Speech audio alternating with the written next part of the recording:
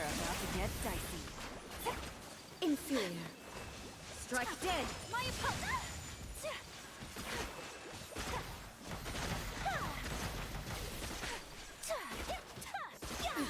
Absurd.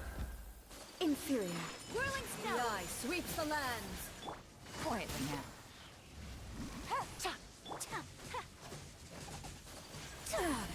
Shattered.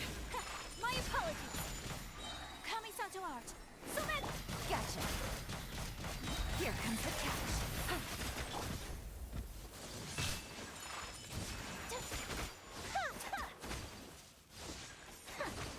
Lightning falls on the land of eternity.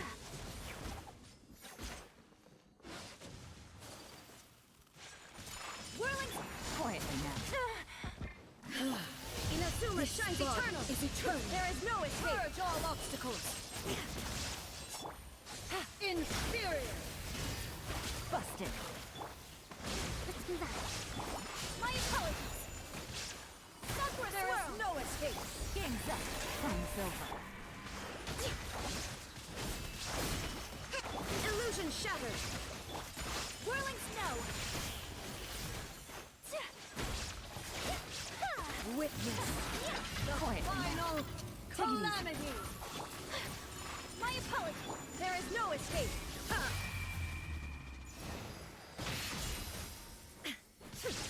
Inferior.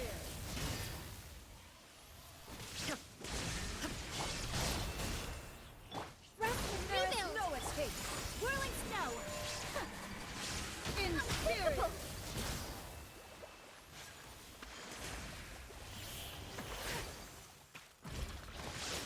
Eternity is in my hand.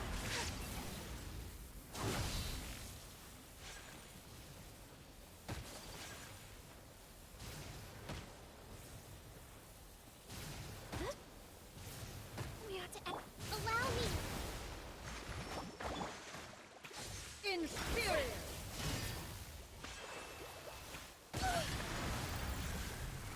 Perish. My Busted. Things are about to get dicey. Coming to art. Surrender! Take flight! Yeah! Yeah!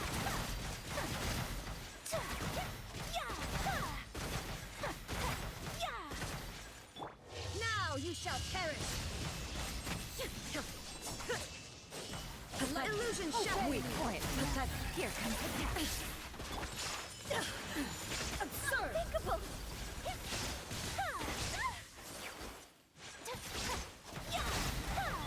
Gotcha.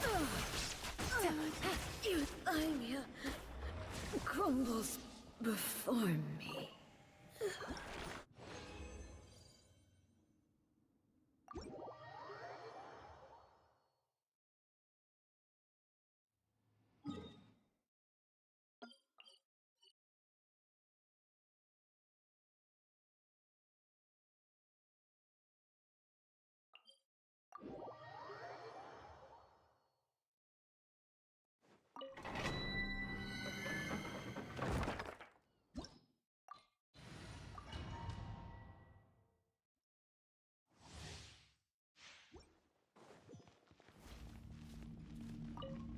Hold the line!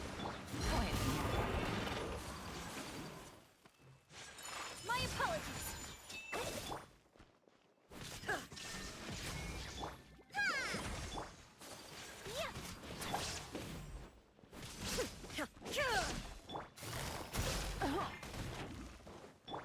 Take flight!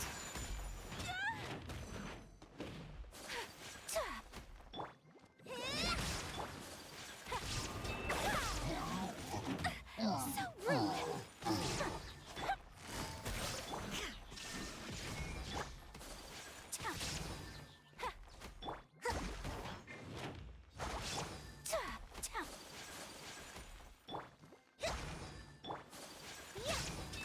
Unthinkable!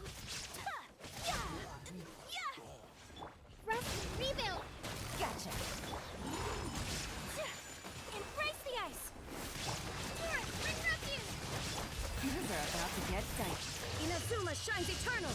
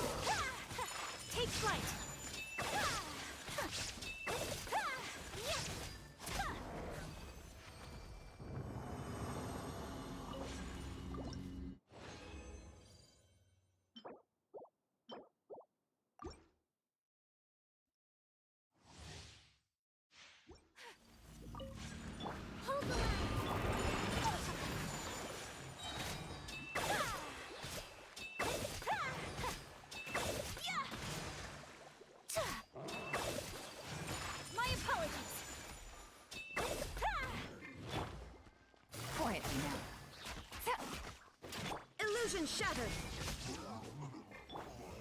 Allow me! Embrace the ice! Whirling!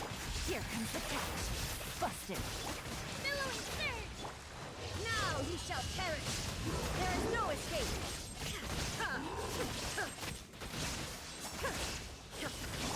Gotcha.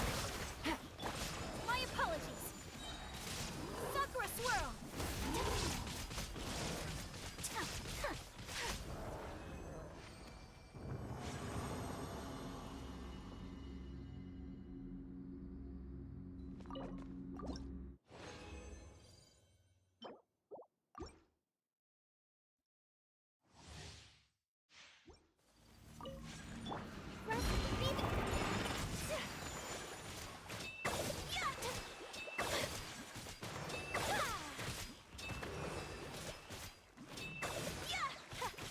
Take flight!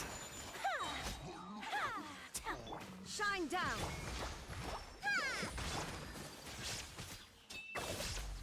So rude! Hold the line!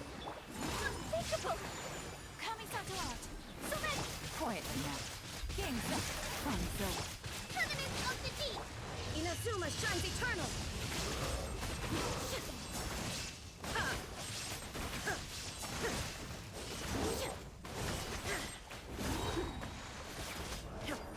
Gotcha. Sakura swirl!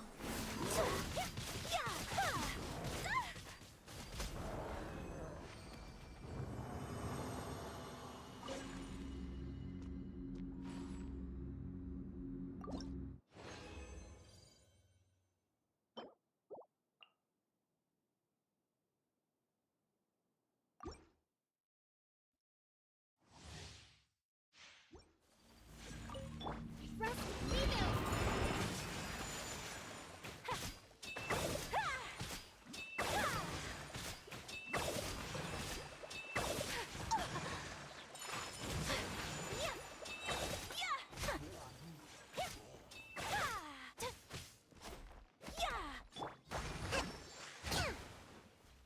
Allow me! Embrace the ice! Quietly now. You are about to get Turret, bring refuge! Now you shall perish!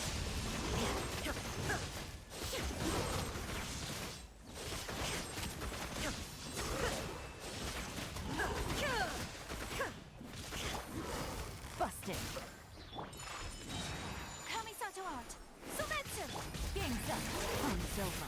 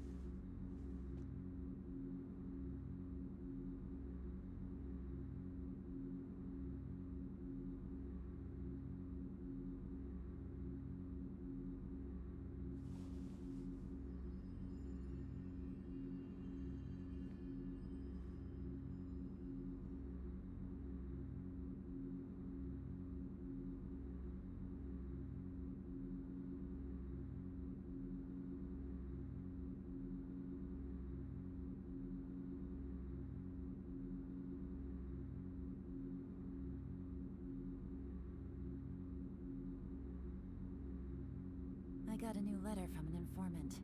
Looks like the situation has changed again.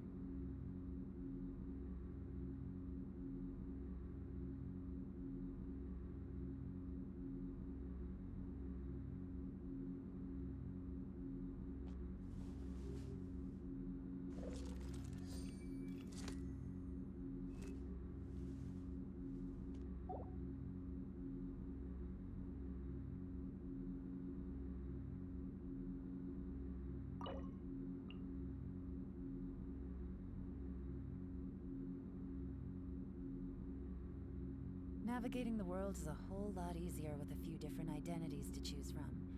Need me to come up with some for you?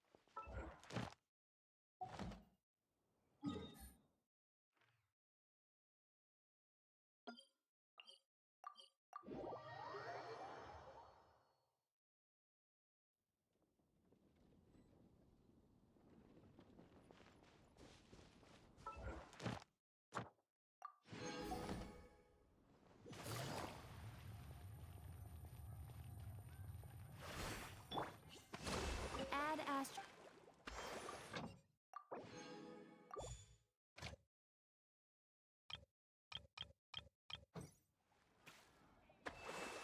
Add astro.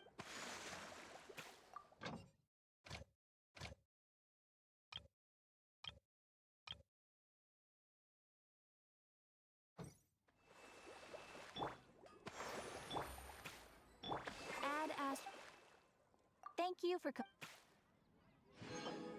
When you're high up, everyone can hear your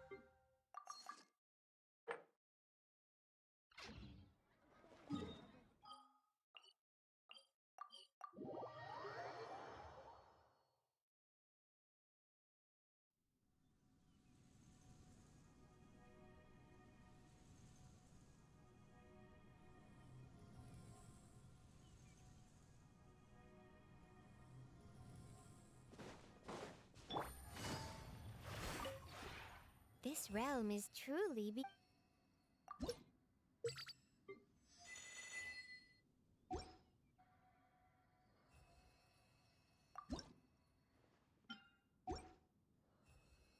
If you ever...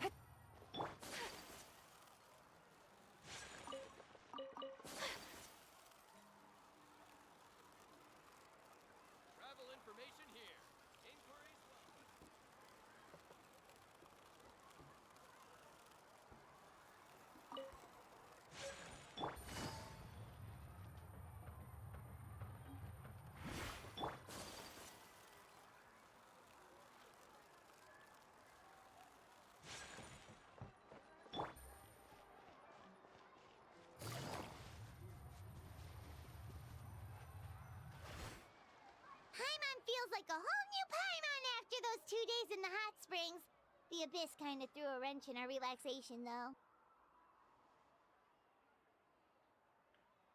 Still, spending time here really has felt like a vacation.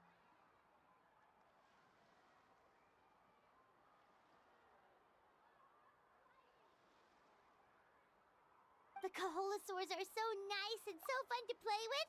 Their bellies are super bouncy. Oh, and Atea's snacks were so delicious. She gave Paimon some for the road just this morning, actually.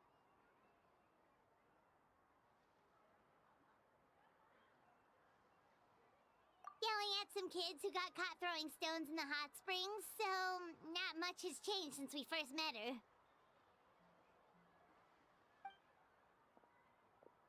Hey, you guys. Sleep well last night? Yep, this area is so nice. Glad you like it. I was thinking of taking you guys out to do some sea fishing. Later tonight, we can eat whatever we catch. Fresh fish is absolutely delicious right off the grill. Hey, Mualani! Yeah? What do you need? The team sent out to fight in the Night Warden Wars has returned. And Kachina? Is she back as well? Kachina fell in battle. But don't worry, the team was victorious, so the Rite of Resurrection will be held in the stadium soon. That's a relief. The Abyss is cunning, and it was her first time. Mistakes are bound to happen. Exactly. She deserves to hold her head up high. All right, thanks for letting me know. We'll head out in a bit. Jeez, she sounded a little anxious there. Had me thinking it was bad news for a moment. Mualani, you said the Abyss was cunning just now, but it seems like the Abyss just wants to destroy everything. Like, think about all those monsters that attacked your tribe. If there really was some sort of cunning plan, wouldn't it make more sense to send them to attack Kachina and her small team? Not that Paimon wants them to be in any more danger, it's just... Relax, I get it. The Abyss is difficult to understand, that's for sure. At a glance, it certainly seems like the only goal is total destruction. The Abyss isn't a living entity after all, so what capacity for logic or planning could it possibly possess? But through our long history of fighting the Abyss, we've realized things aren't quite so simple. 500 years ago, the Abyss invaded Tevat. You know about that, right? That's right. Conria suffered greatly during that time. But so did every other nation in Tevat. And Natlan was the worst affected of all. It took the combined efforts of the then Pyro Archon and heroes from every tribe to finally repel the Abyss. Even so, the effects of the invasion lingered for hundreds of years, only able to be reversed little by little. Our tribe's waters were contaminated. The Children of Echo's territory was overrun by dangerous sludge surging from underground. Unrelenting black winds tore across the lands of the Flower Feather clan. It was like each disaster was designed for a specific tribe. Exactly. We once thought that the Abyss's desire for destruction was a sort of primal instinct, but its methods are, in truth, marked by intelligence. We now believe the Abyss has invaded the Night Kingdom, and has the capacity to read the memories of this land at any given moment. And that's how it became so dangerous and cunning. Almost like it knows you inside and out. Yes, and that's why we've been unable to fully eradicate it, even after all this time. Luckily, the problems left behind by the Abyss have been successfully addressed by the various Pyro Archons we've had over the years. Now every tribe is prospering and things are looking up. I mean, just look at what we managed to do a few days ago. We totally fought them off.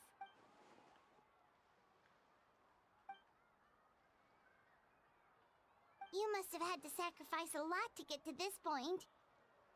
Every battle, every sacrifice is in pursuit of a future where we get to stop fighting. Responsibility, duty, unavoidable burden. Everyone in Natlan views the war differently. But I believe we will be rid of the Abyss one day. And the efforts of all who fought against them will become a story for the ages. To think that my name could survive in ballads passed down to future generations, it's kind of romantic. Everyone has something that drives them forward, you know? We have to. Not only for ourselves, but for our future. Anyway, let's head to the stadium. Our fishing trip can wait until Kachina's back with us. The sea's not going anywhere.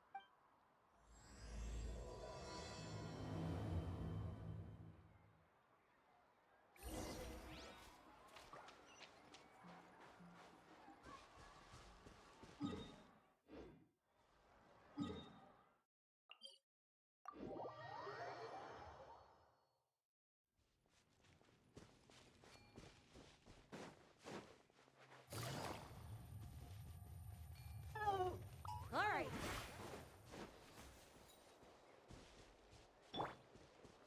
Illusion shut! Hold the line! Whirling snow! Here comes the catch. That was quick. Let's finish this next time.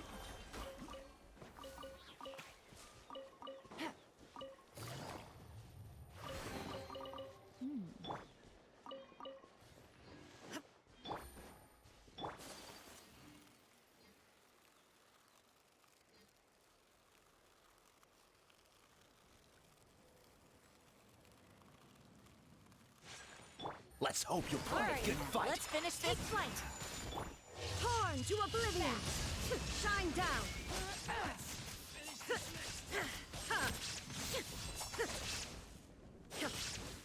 That was quick.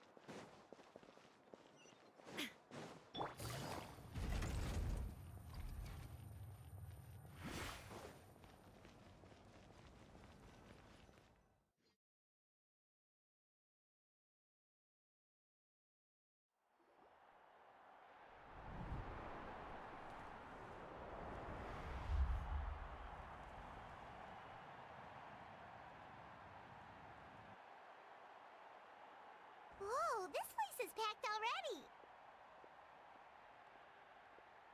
Of course.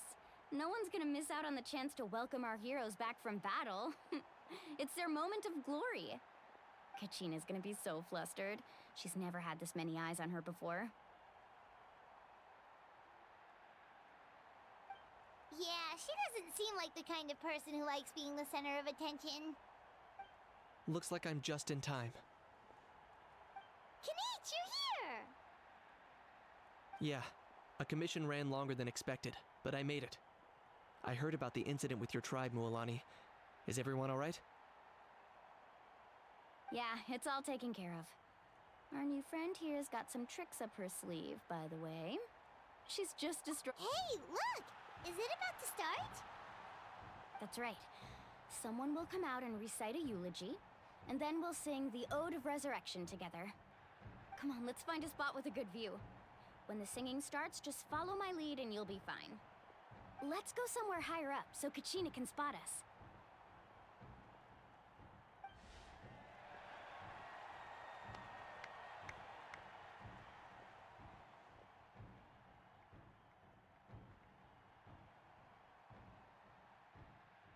Warriors of Natlan, heed the call of life.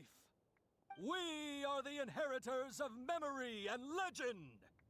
Those who grew alongside sun and wind. Those who forged our own destiny and future. That is Natlan's fire, the lifeblood of our nation.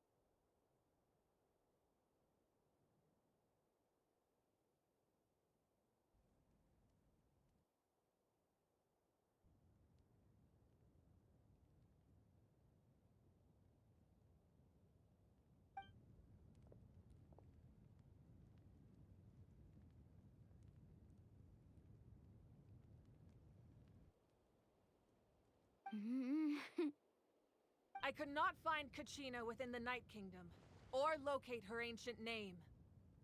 What? What does that even mean? Usually, once the ode is complete, the Pyro Archon and resurrected person will emerge from the flames. But something went wrong. What's going on? This has never happened before. Well, I think it's pretty obvious. Clearly, the team sent to fight the Abyss didn't win after all. Think about it. The Ode rekindles all victors. We've witnessed it countless times. Since the Archon couldn't find Kachina in the Night Kingdom, that must mean there's more to this victory than meets the eye. Hey! You just haven't gotten over the fact that Kachina beat you in the pilgrimage! Pathetic, the both of you. Your wild guesses are misplaced. We completed our mission. Maybe you did, but who's to say whether that little girl even contributed at all? Maybe she got scared and ran off. Why would the YAB recognize someone like her, even if she was on the winning team? How dare you insult a hero of Natlan like that? Kachina sacrificed herself to repel the Abyss. She doesn't deserve to be subjected to your vile rumors when she's not even here to defend herself. Calm down, Mualani. There's no point in arguing with the likes of them. I can't just sit here and let them slander her like that. To insult a hero of Natlan, the person actually has to be a hero. You... Think about it, everyone. Who do you think is really at fault here? A girl who never should have even gone to war? Or the great Pyro Archon? Why would the rules of our nation suddenly stop working? That's true. If she wasn't revived, it must mean she failed to achieve victory. Maybe the YAB interpret victory in different ways? I mean, that girl didn't look all that strong to me.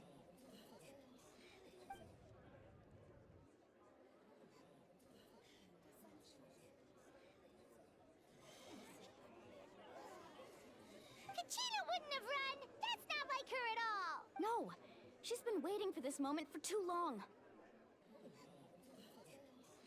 No matter how daunting the situation, no matter how scared she might feel, she's always the first person to stand up and face it head on. We don't even know what happened, so don't you dare try to use this as an excuse to vent your anger or slander her reputation. Fine. We'll find out what happens soon enough. Then, we'll see who truly deserves glory. That's enough. There is no doubt about today's victory, or Kachina's part in it. She is a hero worthy of our admiration and celebration. However, the failure of today's ceremony is undeniable. Kachina has not been rekindled, and I offer you all my deepest apologies as I continue to investigate this matter. To prevent further casualties, I have decided to suspend the pilgrimage until this matter is resolved. What? No one is all-knowing. No one is infallible, not even myself. But doubt is a means by which we seek the truth, not a weapon we wield against others. I didn't mean it that way, Archon. If there are things you wish to clarify, then ask me directly. Doubt my answer if you wish, but now's your chance. You have concerns?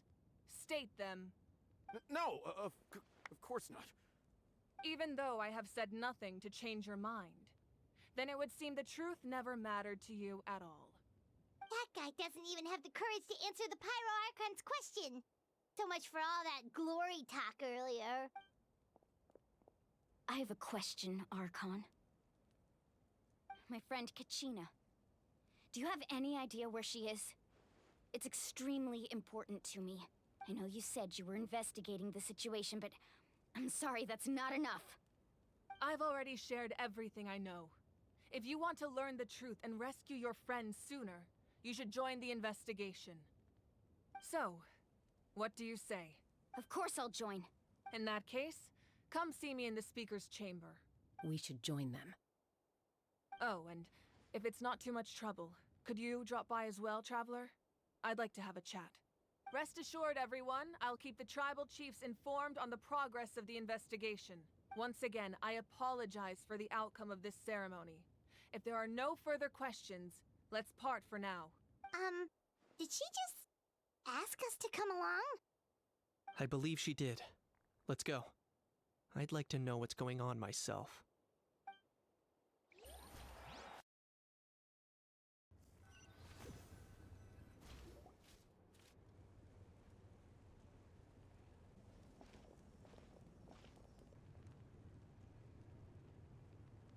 The situation is urgent, so I'll get straight to the point.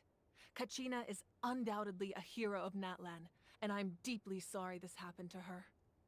There's been unrest in the Night Kingdom, but I don't know what's causing it. As a result, I've been unable to track down her location. Until we find and address the cause of the unrest, the Ode of Resurrection will continue to be ineffective. And that means Kachina won't be able to come back? That's correct. Not until the problem with the Night Kingdom is resolved. How long will that take? It's hard to say. Kachina always dreamed of fighting the Abyss. Of doing her part to defend Natlan. She wasn't afraid of death because she knew, if it came down to it, the Pyro Archon would be there to bring her back to life. Whenever we sat down together, exhausted from training, she would always hum the Ode of Resurrection. She was supposed to come back to us. We were supposed to hug her and celebrate with her and share her joy. We supported her every step of the way, but what are we supposed to do now? Sit peacefully and wait for her return? Lose ourselves in grief over her death? Tell me, are we her friends? Or her murderers? That's not fair, Mualani. It's all right. I understand your rage and your grief. Kachina's life means a great deal to me, Mualani. Believe me, I want to bring her back as soon as possible. I would give you that peace of mind if I could. But please, hear what I have to say so I can at least give you a broader picture of the issue we are now facing. Considering the recent attack on your tribe, I believe the Abyss has found a new means of undermining the rules of our nation. You mean... The Sacred Flame. The foundation of our resistance against the Abyss. If we continue to hold the pilgrimage and send teams to fight the Abyss, there will likely be more casualties. But if we stop altogether, the Sacred Flame will only grow weaker. The Abyss will scale up their attacks, and the tragedy we saw with the people of the Springs will only be the first of many. If we compare the two choices, the former seems to be the lesser of two evils. Sorry. I know that may sound harsh, but I bear the name Malipo. Weighing the costs is my duty. The raw truth can be cruel, but we need to understand it if we want to approach this rationally. But what would you say, Mualani? This is personal for you, and unlike Kanich, I dare say it's not a simple case of weighing up which course of action is less painful, is it? No. I can't choose between them, and I don't want to. Saying that one is preferable over the other is disrespectful to the people who suffered. You're saying it doesn't matter whether I suspend the pilgrimage. The consequences will be equally painful. Yes. What happened to Kachina breaks my heart. But I couldn't bring myself to sacrifice other people for her sake. And that is the crux of the problem. It's not simply a matter of choosing the lesser of two evils. Either way, there will be people who suffer. And the end result will be the same. Belief in the pilgrimage will waver. Once doubt has crept in, the people will no longer unite in battle against the Abyss. And that is exactly what the Abyss wants. Their ultimate goal isn't to break the rules that make the Ode of Resurrection work. It's to destroy the people's faith in them. To prevent what happened to Kachina from happening to anyone else, we need to suspend the pilgrimage. So that is my current plan. And in the meantime, I've made efforts to strengthen each tribe's defenses. Then, we have to find another way of strengthening the Sacred Flame to keep the Abyss at bay. This won't be easy. I'll need time to figure out the best approach. I understand your anger, Mualani, But I hope that provided some clarity, at least. Wow. Paimon thought things were gonna get heated for a second, but the Pyro Archon took the time to explain everything so patiently. I owe you an apology, Archon. I let myself get carried away earlier, and I'm sorry. You're right. We need to focus on finding solutions. We could always hold the pilgrimage without sending a team to fight in the Night Warden Wars. That way, we would still be able to fuel the sacred flame. I've considered that, but the two events have nearly always been linked. Without the chance to fight the Abyss, pilgrimage rankings lose their prestige, and competitor numbers will drop. With fewer participants, the amount of contending fire produced will decrease, and the vicious cycle will continue indefinitely. So, essentially, the Abyss is taking Kachina hostage. You've learned about the concept of ley lines during your travels, yes? The Night Kingdom is something similar. Staying there for a short period of time shouldn't have an effect on the person. But with the Abyss in the picture, it's a different story. Your sense of self will be devoured, until eventually you become one with the Sea of Souls. Imagine pouring a cup of water into a rushing river. You can try to scoop up another cup, but there's no chance it will be the same water you had before.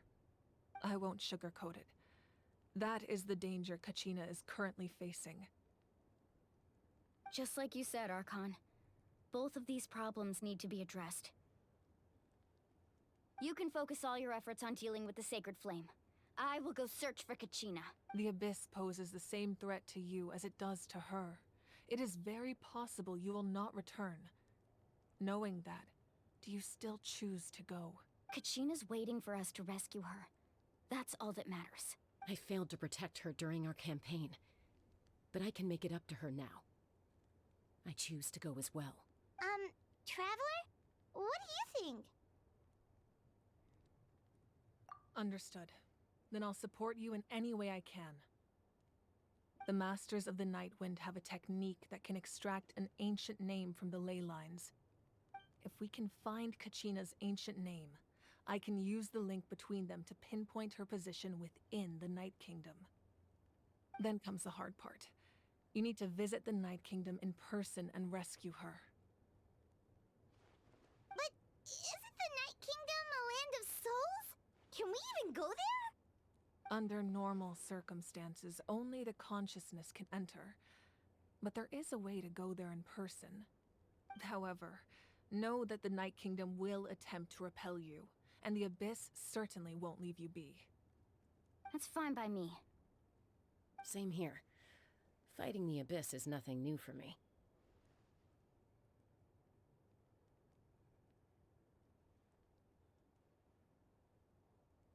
So, Paimon's the only one who's scared?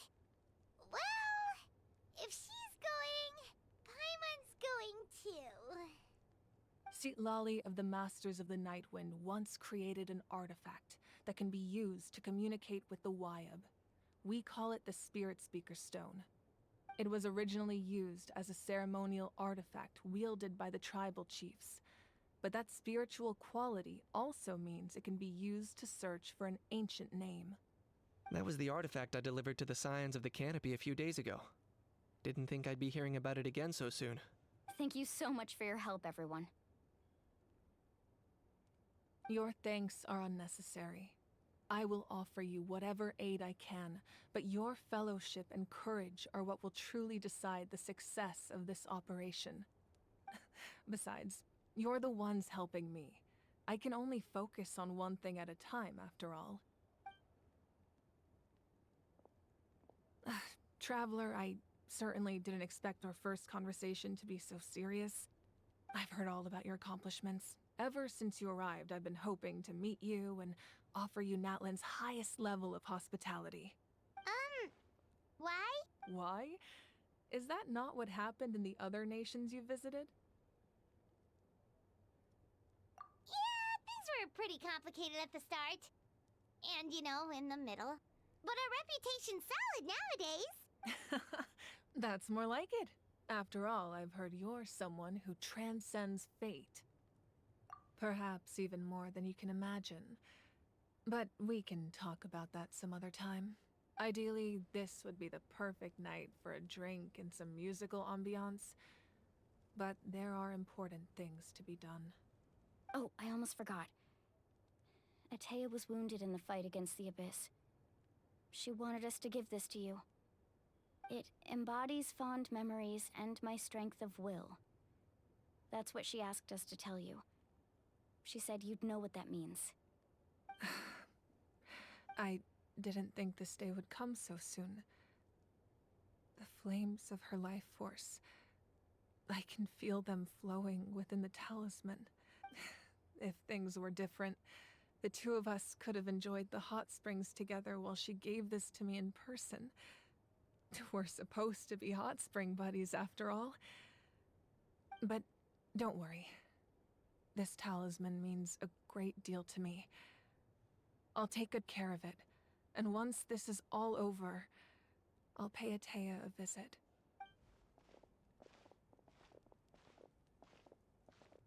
You said you didn't want to jeopardize the production of Contending Fire, but that's not at all why you decided to suspend the pilgrimage, is it? You're right.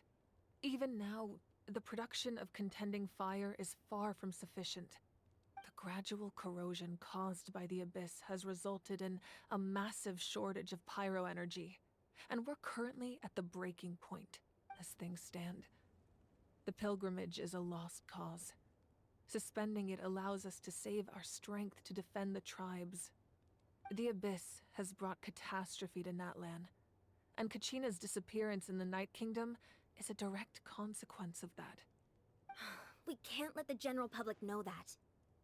No.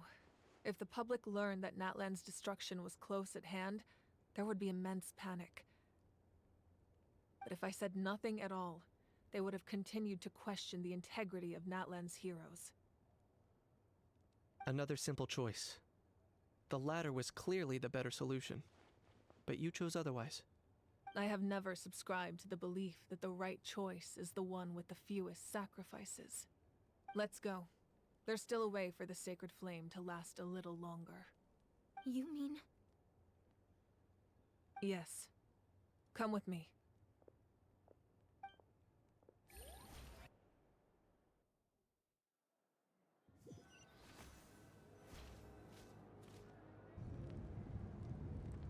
The sacred flame must never go out. Not only does it strike fear in the Abyss, but it's also the pillar of Natlan's stability. So until our heroes are ready, I will sacrifice my power to keep it burning. But that can only last so long. I think we should focus on the remaining ancient name-bearers. Don't let desperation cloud your judgment. Those chosen by the Wyab have already embarked on their destined path. It is for them to decide how that journey ends, not us. All we can do is support them. Even so, for you to make this sacrifice, it's not right. If not me, then who? No other is capable of sustaining the sacred flame. I possess great strength, but I'm not above my people. This is part of my duty.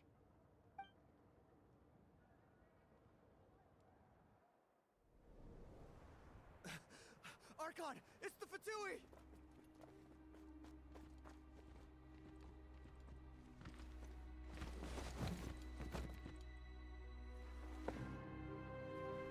The Archon of Natlan. A force to be reckoned with. The secret of the ley lines is no secret to me. Long have they been destined for ruin. And since the oath made 5 centuries ago remains unfulfilled, what use is the Gnosis in your hands? I don't know what you mean. But it sounds like this is about more than the Tsaritsa. In times of crisis, someone must pick up the mantle of salvation. Your plan has reached an impasse, and now it falls to me to create new rules for Natlan. But before the dawn of a new age, The old must be destroyed.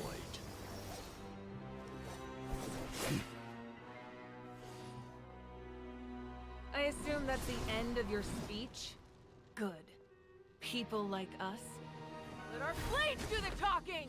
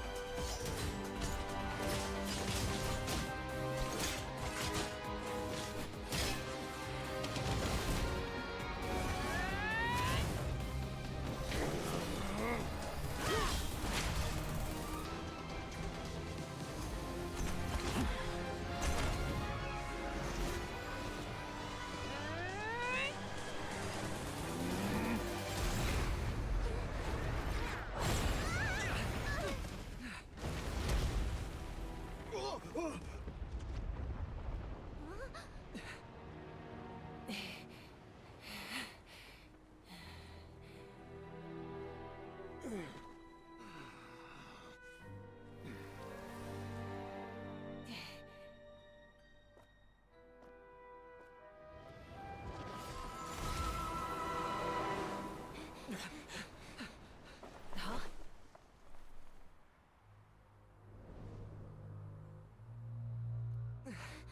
Masters of the Night Wind. Send word. The captain and his followers must be apprehended.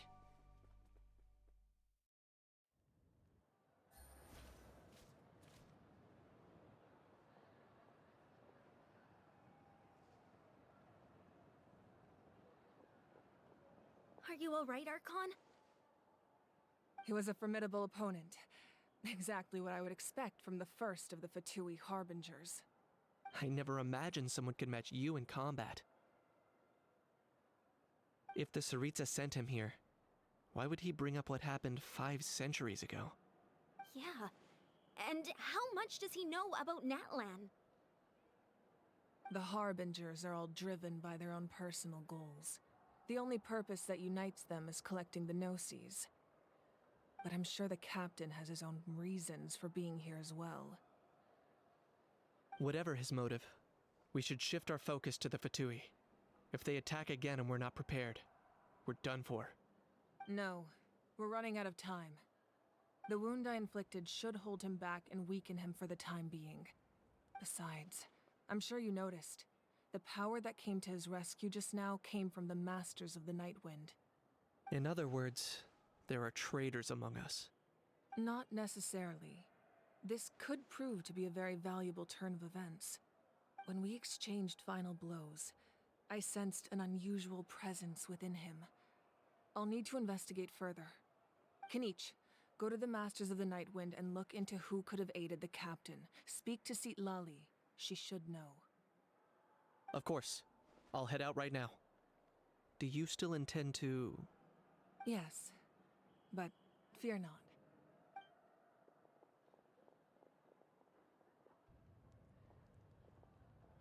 Natlan's strength has never rested solely in its Archon.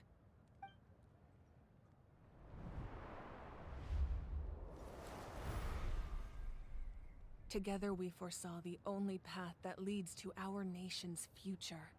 We must trust in that vision now.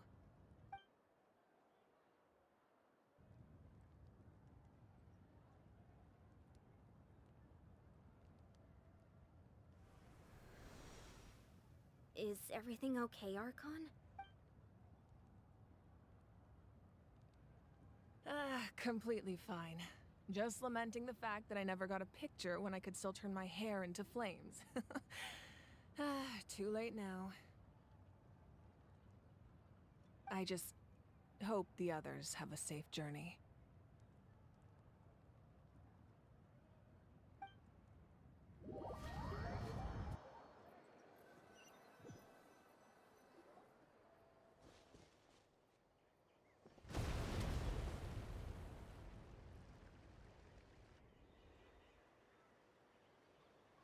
What's happening at the stadium? Did something explode? It feels like the Archon unleashed her power. She must be fighting a formidable opponent. Should we go back and check what's going on? Have faith in the Archon. She wouldn't lose in a one-on-one confrontation. Once we find Kachina's ancient name, we'll head right back. Okay, let's just keep climbing. Emon really hopes nothing goes wrong.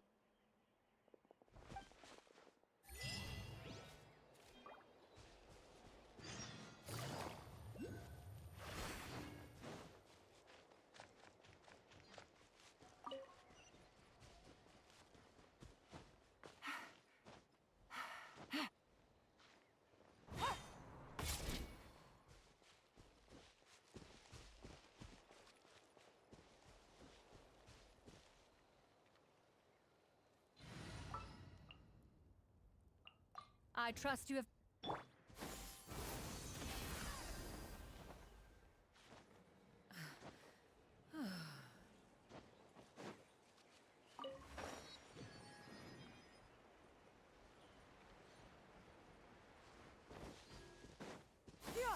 Skyward! Scatter!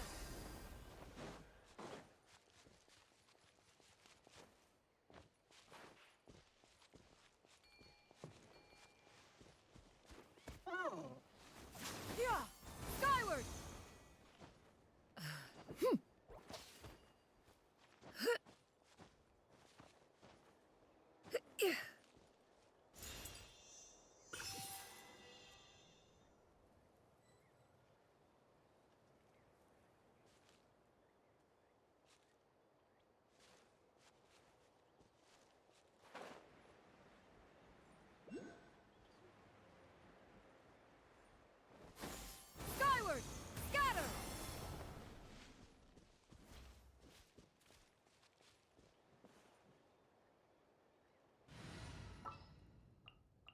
Take heart.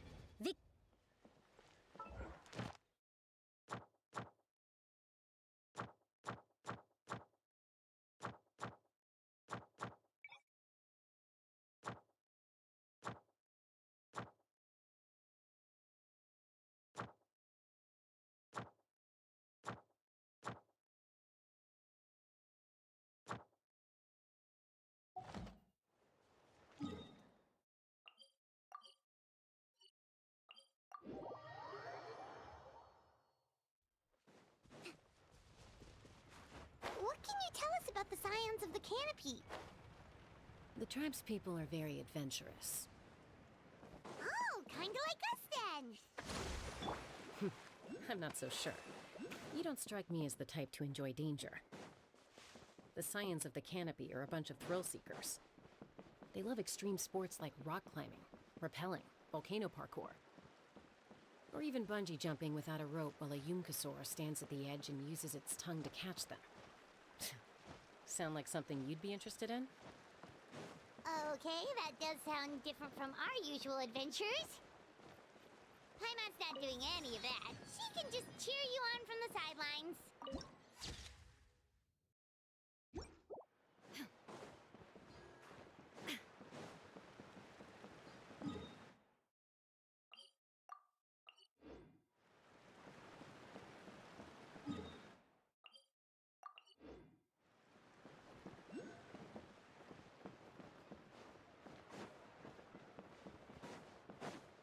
That's Waina, the tribal chief. Let's head over to him.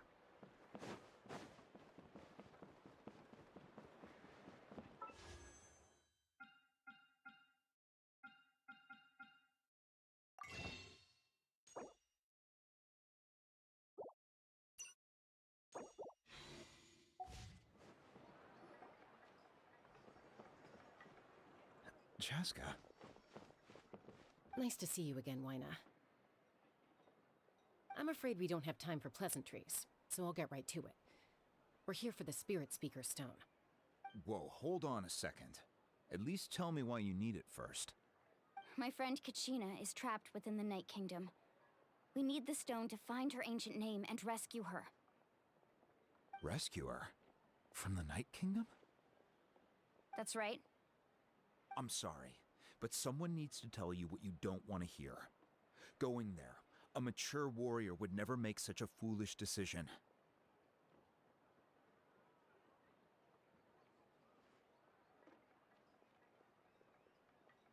The nature of battle is unpredictable. You never know how it's going to end. Losing a friend is tragic, but when that happens, the best thing you can do is focus on how to prevent further casualties. I appreciate what you're trying to say, Chief Wyna.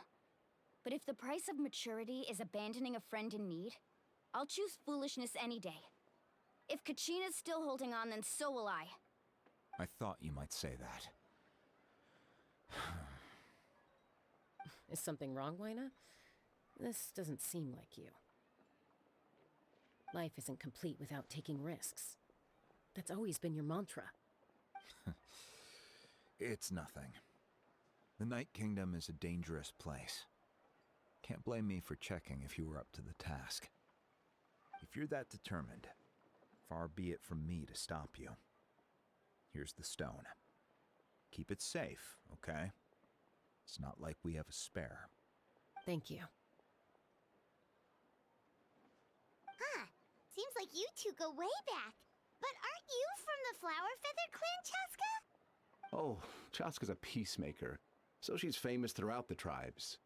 She's always the one people call to resolve conflicts, so we slowly got to know each other that way. Her younger sister Quichi's always hanging around our tribe, too. She's helped us out a lot in the past. Oh, you have a younger sister?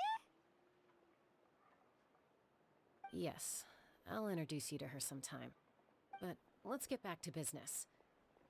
Wyna, how do we use the stone?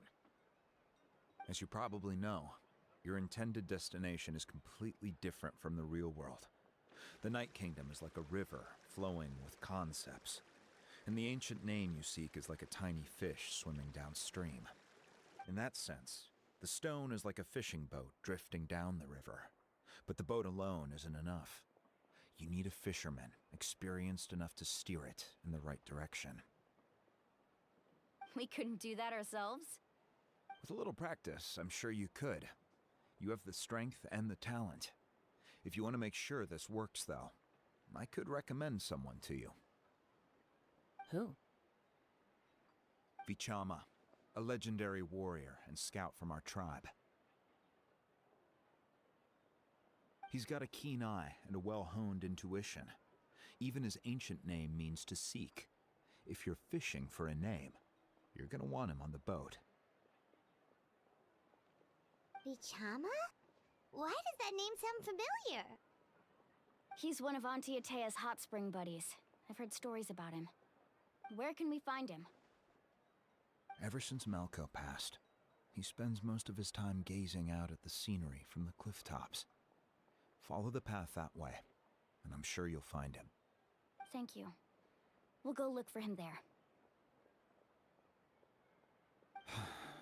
Good luck. I hope everything goes well.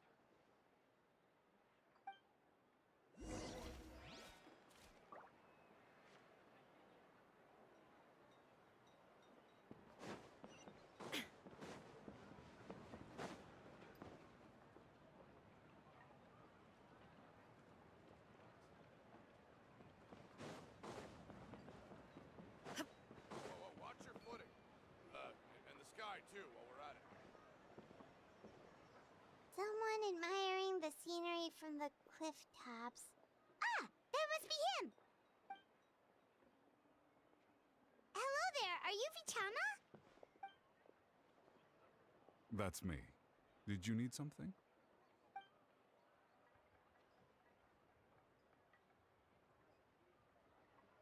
What? You're saying you can bring someone back from the Night Kingdom? How is that even possible? No, If you really think about it, anything's possible in that kind of place. But that would mean... Are you okay? You don't look so good. Everything's fine. I'll help you, but I do have a small request. After I help you find Kachina's ancient name, I want to use the stone to look for my friends as well.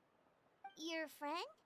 Oh, why not mention someone named Malco? Is that who you're talking about? Yes, but I'd rather not get into it if it's all the same to you. That's not a problem. We agree to your request. Yeah. Since you're helping us find Kachina's ancient name, it's only right that we return the favor. Then we're agreed. Can I have a look at the stone?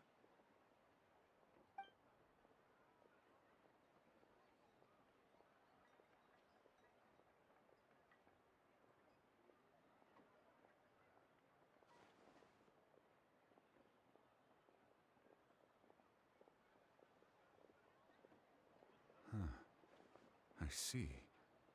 From what I can tell, it functions almost like an abyssal pylon.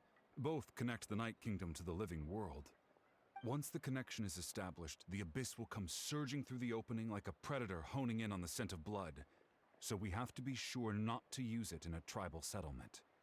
Wow, you got all that just from looking at it? I just picked up on the basics, really. I still have no idea why it works. You said someone named Lali invented this. They must be a genius. I'll go find an open area and start setting things up. In the meantime, I need you to get 2 things for me. We'll go right away. What do you need? First, I'll need some hook ropes. Pretty much every store around here carries them, so no need to go anywhere special. Oh, and I need to build a net out of them, so make sure you get a good amount. Wait, are you saying you're going to use a real net to catch Kachina's ancient name? How does that work when one's tangible and one's not? By creating something tangible in our world, like a net, we can create a connection to a corresponding concept in the Night Kingdom. Basically, I'm going to use the concept of a net to catch something equally intangible, an ancient name. Oh, I see. What about the second thing you needed? Right. I need 2 chunks of obsidian. Once we bring the ancient names into our world, we'll need a place to store them. Normally, you can only get obsidian from the Children of Echoes, but I heard there's a traveling merchant from that tribe around here somewhere, so maybe you can try your luck there. Gotcha! Alright, let's split up. See that clearing? Let's meet over there when you're done. Oh, and you can send someone with me if you want. In case you're worried I might take the stone for myself. What do you think, Chaska? There's no need. Lena spoke highly of you. That means you're trustworthy. I appreciate it, even though that doesn't mean much to me anymore. Anyway, it'll take some time to set everything up, so no need to rush. I'll see you in a bit.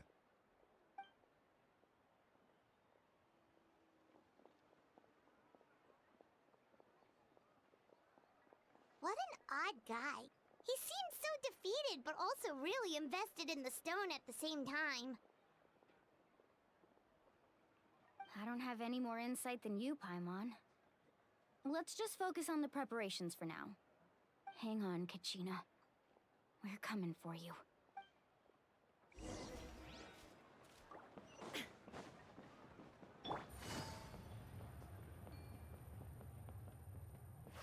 Take it.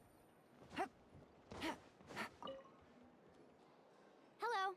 Do you have any hook ropes for sale? Hook ropes? As in rock climbing equipment? Yes. How much for your whole stock? Oh, the whole thing? Let me see.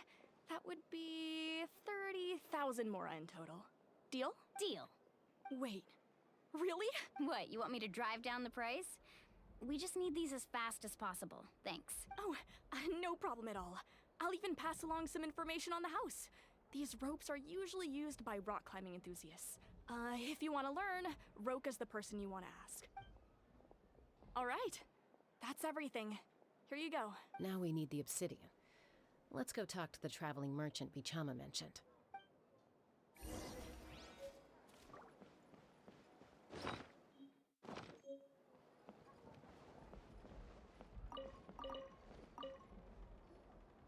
Excuse me, do you sell obsidian? Why, yes.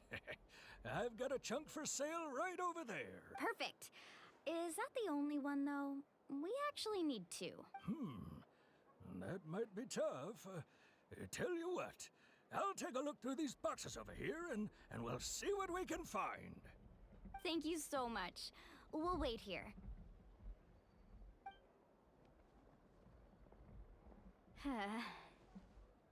Relax. Everything's going according to plan. I know, it's just... I could tell Vichama feels the same way about his friend that I do about Kachina. I hope this chunk of obsidian isn't the only one. Kachina always carries all sorts of shiny stones with her. If I was the one trapped in the Night Kingdom, she'd have a whole pile of obsidian ready in a heartbeat. Well, would you look at that? I did bring an extra. Here you go, young lady. How does it look? Perfect! Thank you. How much do I owe you?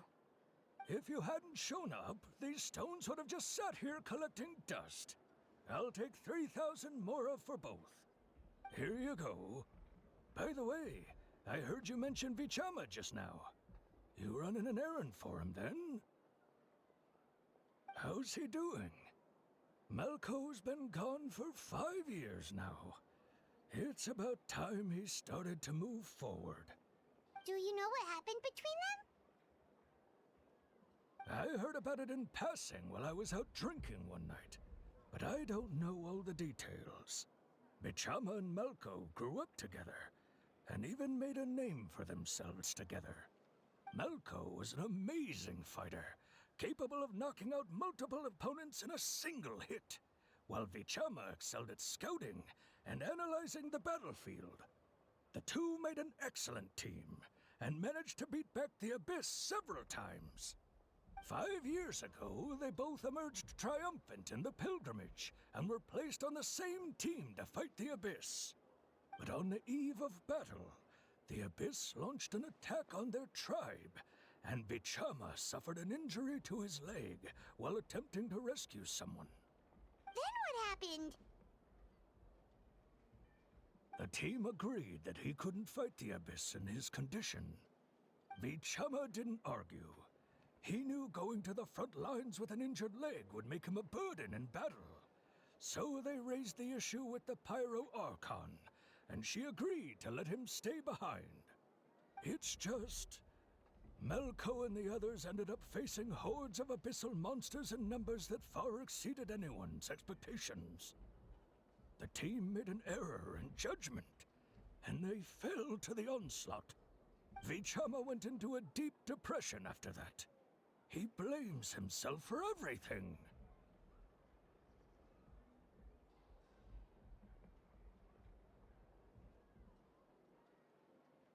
Oh, you're not wrong.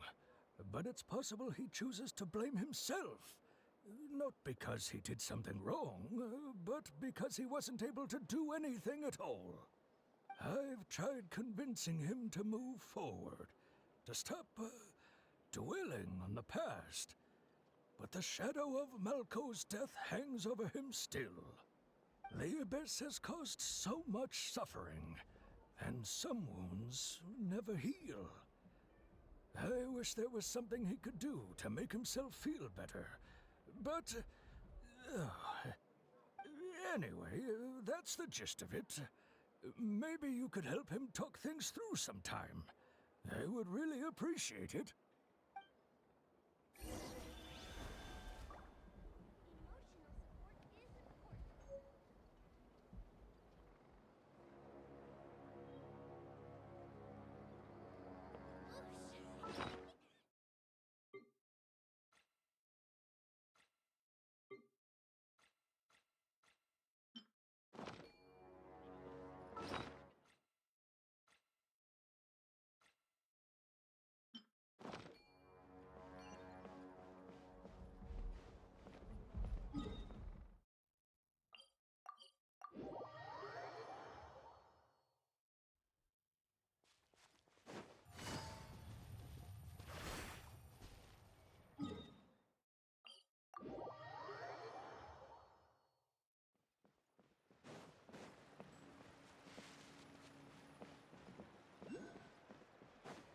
Take it easy.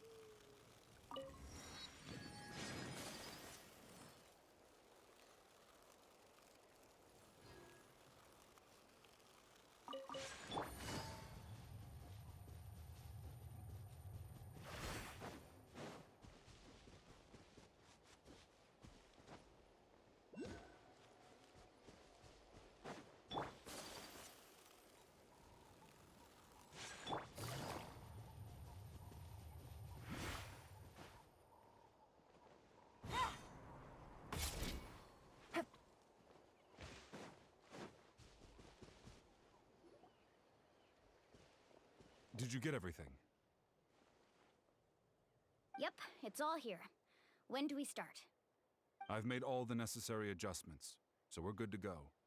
As agreed, I'll help you find Kachina's ancient name, and then you return the favor. Go ahead. Yes, after Malco fell, I scoured the battlefield to see what happened. It turned out he wasn't bested by some impossibly powerful foe.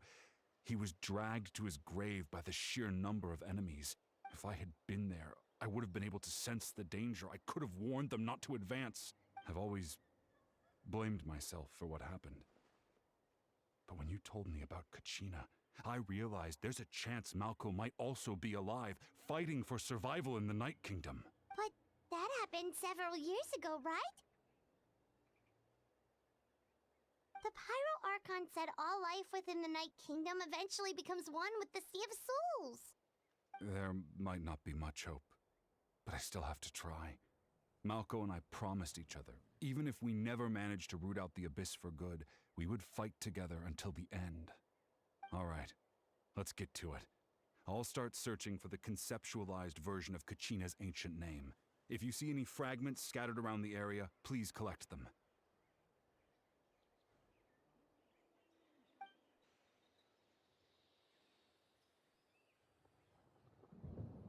Make sure you prepare yourselves for battle. As I said, the stone will link the mortal realm to the Night Kingdom. The Abyss will likely emerge in response. Look at that golden thing. It must be one of those fragments Vichama mentioned. Let's get closer.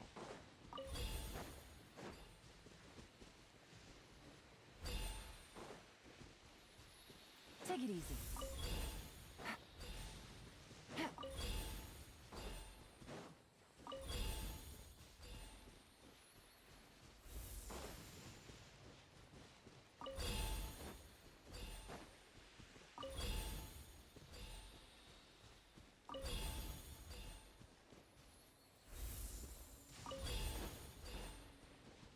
Whoa, monsters incoming! Watch out, everyone! Get sight. Whirling snow! Embrace the ice!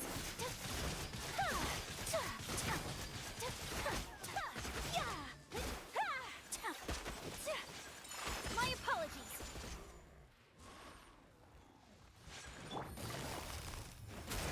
Allow me! Inazuma shines eternal! Illusion shattered! Quietly now. Whirling snow! How much longer, Vichama? Not long! We're getting close!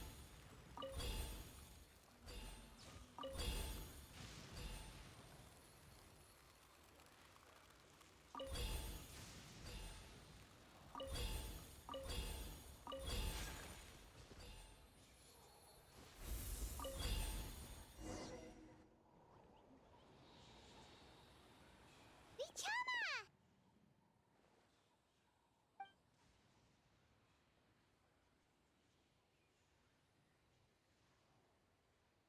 Quick! Take it!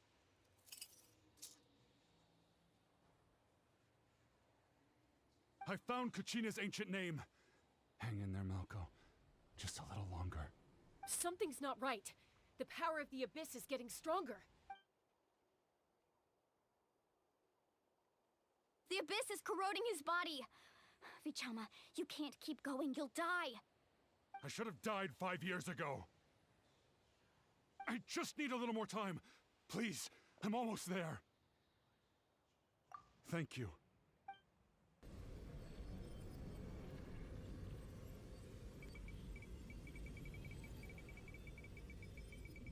Whoa, watch out! The power of the Abyss is strong.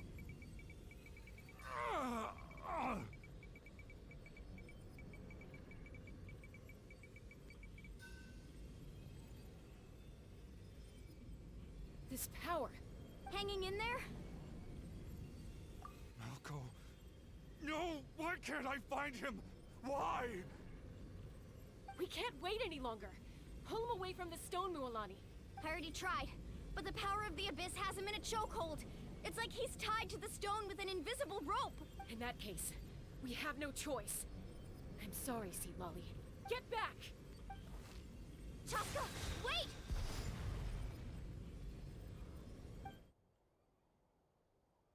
Ouch! What happened just now?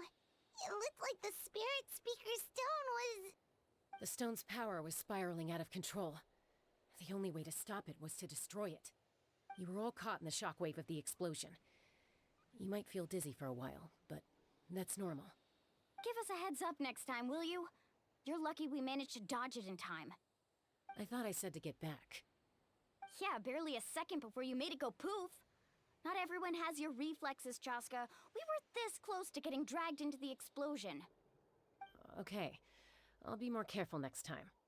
At least Kachina's ancient name is still in one piece. Wait, where's Vichama? Vichama! Vichama! I couldn't find Malko's ancient name. It must be completely gone by now. Once your ancient name disappears, there's no coming back.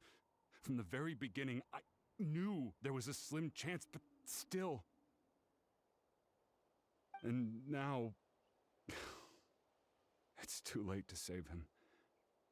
From the minute he left that day, it was already too late. Vichama. I'm sure he's heard enough condolences over the years. Let's just give him some space. Huh? What's that in your hands, Vichama? It looks like something's glowing! Huh? This is...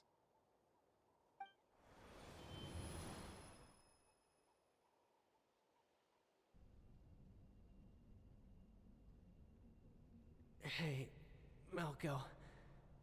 Got any strength left? Not enough to swing a sword, but to say a few last words?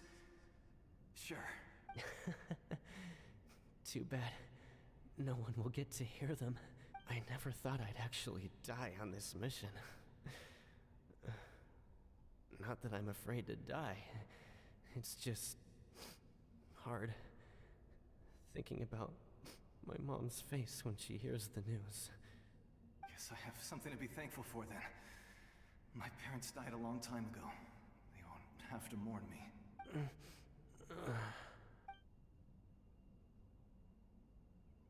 Pisak! Always had to beat me at everything, didn't you? Right to the end, you were never one for goodbyes. Maybe you're right. Maybe no one will get to hear our last words. But just in case, Vichama, I'm so glad you didn't come with us. Don't be sad. Just keep on living. For the both of us.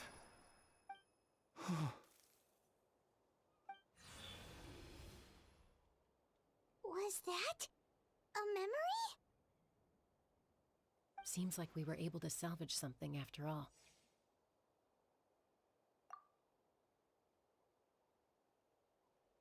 Of course. Seeing him, hearing his voice again, it makes me unbelievably happy. But it also brings with it an even deeper pain. A deeper pain? Why? Malco was always the type to put on a brave face. But in that memory just now, his hands were shaking, and his smile was forced.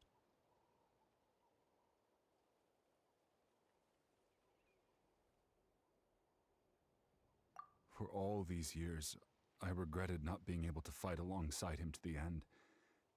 And now I know, at the end of his life, he was thinking the same thing. Vichama. I'm fine. Actually, I heard Chief Wyna wasn't really on board with your plan to go to the Night Kingdom. When you asked for my help, I hesitated too.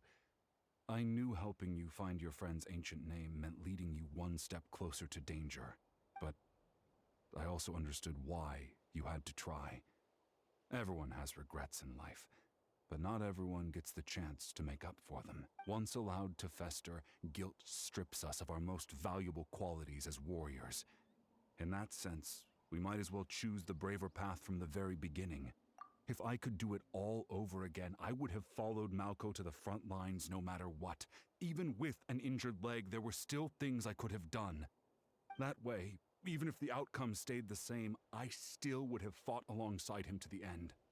There are critical junctures in life, and if you don't seize the chance to act, there's no going back. That's something I had to learn in hindsight. But you're still at the crossroads of your journey, so I hope you can walk away without regrets. Thank you, Vichama. I feel even more determined now. Kachina will come back to us. I'll make sure of it. I promised I would find her, and I intend to keep that promise. That's good to hear. Strange. My body, it's... Once abyssal corrosion enters the body, a portion will fuse itself to your internal organs. Even though the Traveler possesses powers of purification, the corrosion can never be fully eradicated. Thanks to her, though, you were only briefly exposed.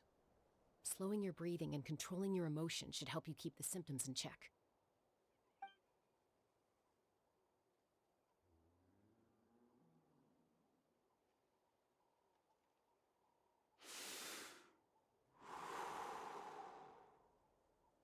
Just speaking from experience, that's all. Anyway, we've recovered Kachina's ancient name, so we're off to a great start. Let's get Vichama back to his tribe and tell Wina the good news. Oh, and apologize for destroying the Spirit Speaker Stone. We had no choice, though, so he'll probably understand. Right?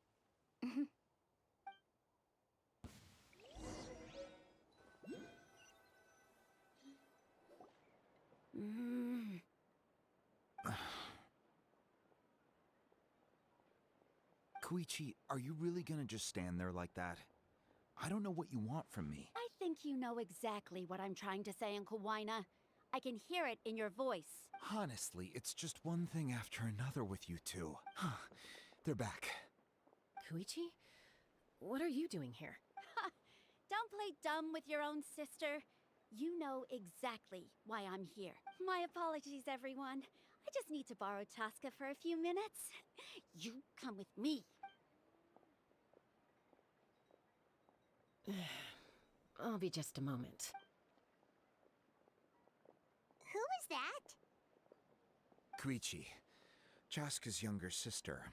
Although the two aren't actually related by blood, it's kind of a long story. It's not really my story to tell, but I guess it's not a secret. You see, Chaska was actually raised by cuckoo sores. She was afflicted with a rare disease when she was a child, and abandoned in the wild as a result. The Abyss found her out there, all on her own, and tried to devour her.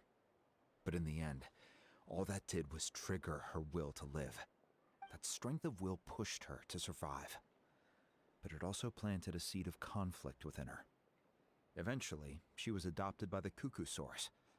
Wherever they went, she followed, getting into fights right and left. For some reason, Paimon can totally imagine that. Well, when Chaska finally returned to human society, it was Koichi's parents who adopted her. At the time, Chaska still had a habit of getting into fights, so Koichi was always taking her around, apologizing to everyone. Ah, I remember those days. One of those fights was definitely with me. But, you know, kids. You're fighting one minute and your friend's the next. Eventually, she found a way to rein in that desire to fight. And now she's who people call to resolve conflicts. She's known as the Peacemaker. It sounds like she still argues with Koichi, though. Don't siblings usually stop fighting when they get older? That's partly my fault. Koichi asked me to stop Chaska from doing anything dangerous, but you probably know by now, once Chaska makes up her mind, there's no changing it. Oh, I get it. No wonder you tried to talk us out of going to the Night Kingdom. Chaska even said that wasn't like you. I'm all for your adventure. You need to take risks when you're young, because by the time you're my age, you couldn't attempt something like that even if you wanted to. Better try now than live with regrets later. That's what I say. Still, I can understand where Koichi's coming from. In the end, nobody wants to sit back and let a loved one put their life on the line.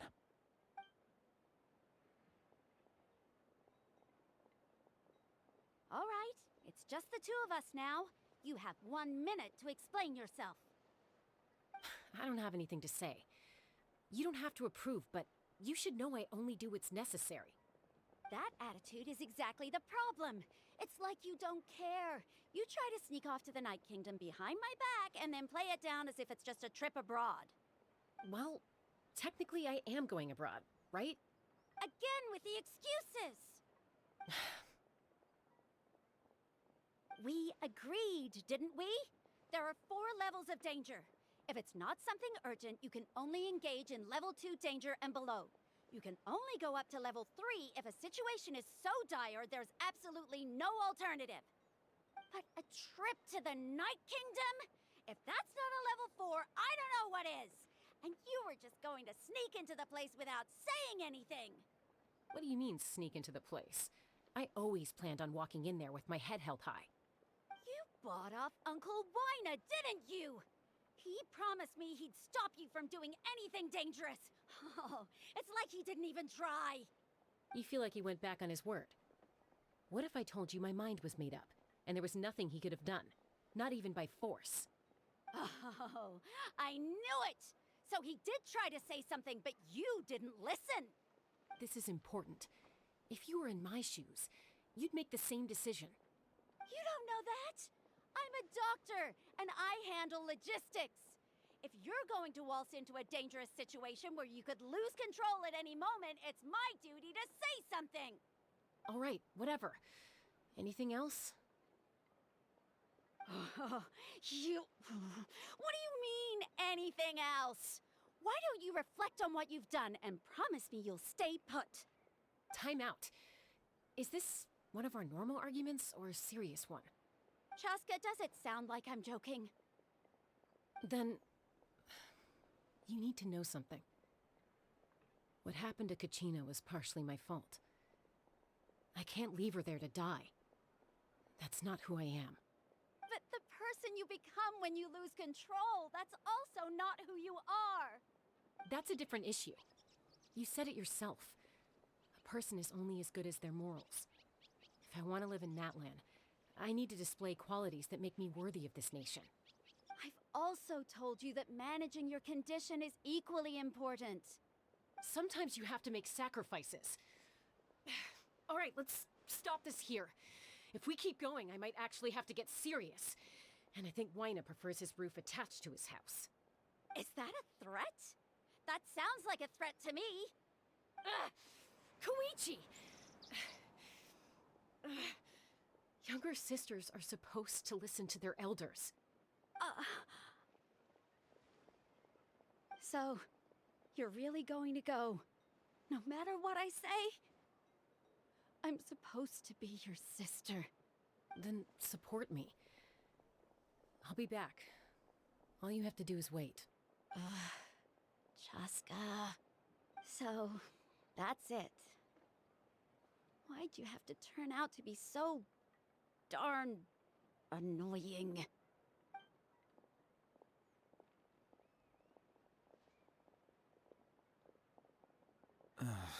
You two are something else. Something you wanted to say? I know you aren't related by blood, but you two sure are similar. Really? You know, I said that very thing to Koichi not too long ago, and she reacted the exact same way, down to the very tone of voice. It's not my place to get involved, but I will say this. Try to spend a little more time with your sister. You're tough kids. That doesn't mean you have to go it alone. Thank you. Anytime. All right. If you're done with the Spirit Speaker Stone, you might as well hand it over. According to Kinich, it's an important ceremonial artifact, so it'd be safer to keep it with me. About that... If only Tonegif Bard was here, he could have repaired it just like the Holy Liar. The Spirit Speaker Stone might be 2 stones now. Huh?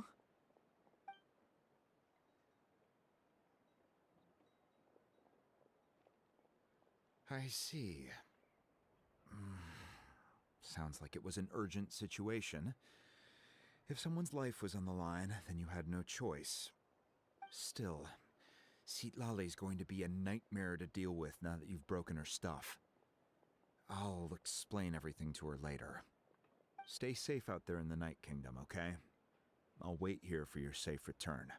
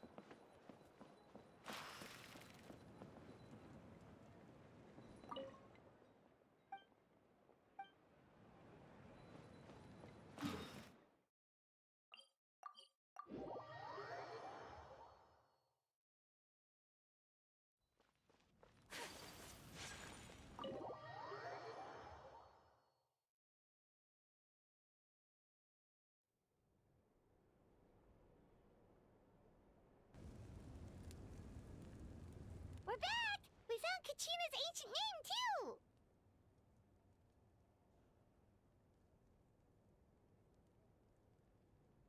Well, it's fairly complicated. Let me give you the condensed version. The Fatui again? We can't go anywhere without them causing trouble. But what if the Fatui finds out you've lost your power? Won't they try to take advantage of the situation? That's why it has to be our little secret. No one else can know, or we're asking for trouble. Look, I wish I could offer you some sort of consolation, but I won't lie to you. With multiple factions closing in, there's nothing comforting about the situation we're facing. Still, all you need to do is focus on your goal. You can leave the complicated matters to me. I can also step in on the Pyro Archon's behalf. There's a limit to what I can accomplish, but I'll help you however I can. There's no need to be so modest, Yan-san. Your incredible strength has long been a well-known fact. You're the pride of your tribe. Archon, I'm sorry about before. You have so much on your plate, so much that you have to worry about. But all I could do was focus on my own feelings. You have nothing to be sorry about. We all get overwhelmed by our emotions, myself included. Your reaction to Kachina's disappearance, I understand that feeling very well. Well, now that we have Kachina's ancient name, let's go track her down. Follow me.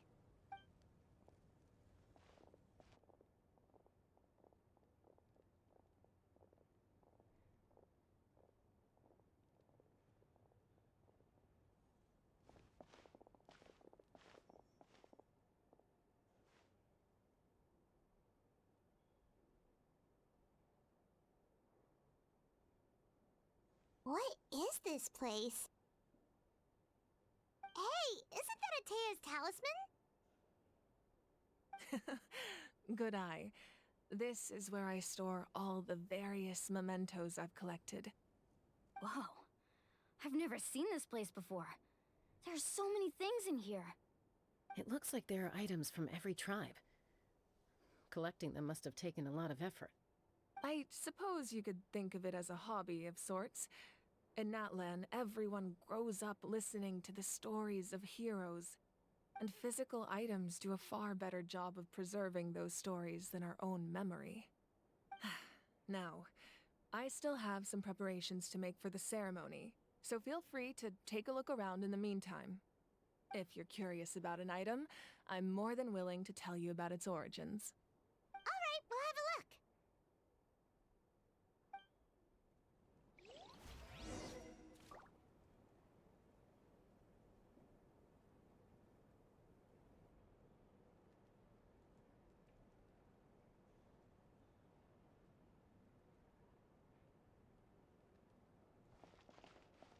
This flower looks like it's thriving.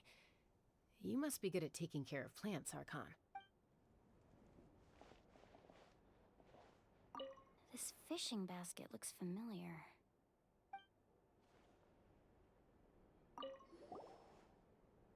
Hey, there's a fishing rod here. It must have belonged to the people of the springs. That's right. It belongs to a legendary fisherman named Matavaru. I have his entire set of fishing equipment, actually. He and I met in a tavern. He told me about a particular kind of giant fish and his meticulous plan to catch it. In his eyes, I saw a hunger and a strong fighting spirit. To him, the sea was the battlefield upon which he staked his honor. So, did he do it? The next time I saw him, he was covered in scars. It turned out the fish he sought had been corroded by the abyss. He managed to kill the fish, but sustained a serious injury in the process, which meant he could never go deep-sea fishing again. Can a fisherman claim victory if he fails to bring back his catch? That's what he asked me in the end. Well, Paimon thinks he won. That was my answer as well. The experience was far more valuable than the prize itself. In the end, he didn't want his tools to go to waste, so he gave them to me. Wait, that means you also know how to fish. Maybe we can go head to head sometime.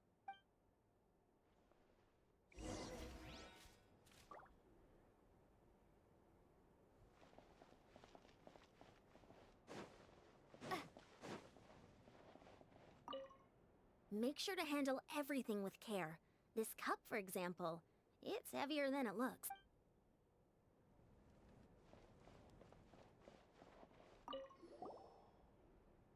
Whoa, that belt is bigger than Paimon's head!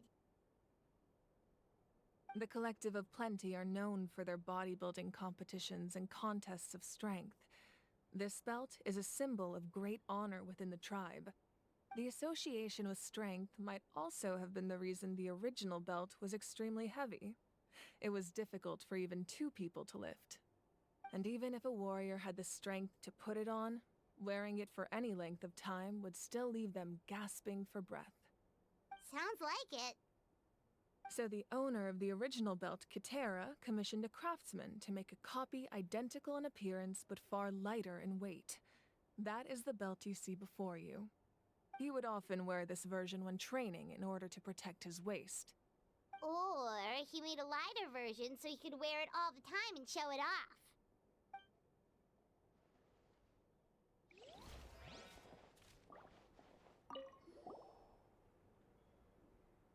There are so many jars and potions around here. Do they have anything to do with alchemy? No, those belong to the Masters of the Nightwind. They're ceremonial tools used to amplify the ability to communicate with the Night Kingdom and the Wyab. Yamaya is an expert in this field, and she taught me a lot. Even though she appears stoic and serious, she actually has a keen sense of humor. The tools you see here are quite traditional. Her students found them outdated, so she passed them on to me. The contents of the jars aren't all that special. Oh, except the big jar in the middle. That's what she really wanted to give me. Ooh, must be something really cool. What's inside? Grape juice. Huh? It's quite tasty, although probably expired by now.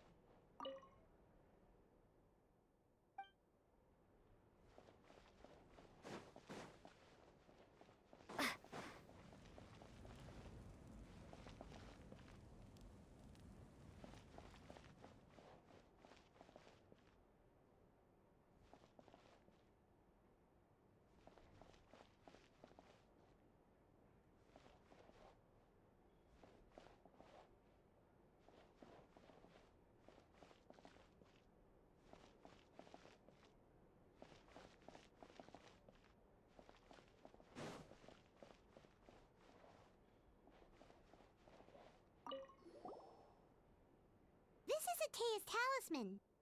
I'm sure you're familiar with this one already. Atea was rarely ever without it. The talisman brought her a lot of luck in battle.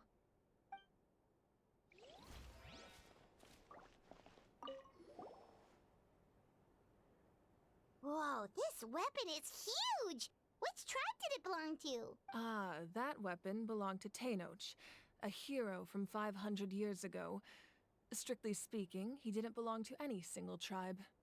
That's because even before the disaster with the Abyss broke out, he had already been exiled. Exiled? It was a punishment imposed out of necessity, but he accepted it all the same. He believed it was what he deserved. When the Abyss attacked, the tribes found themselves in urgent need of a powerful figure to lead them into the battle, and there was no one more courageous or resolute than him. He united the 6 tribes and accomplished great feats throughout the war. Ultimately, he perished, and because he had already lost his ancient name, the Ode of Resurrection was unable to bring him back.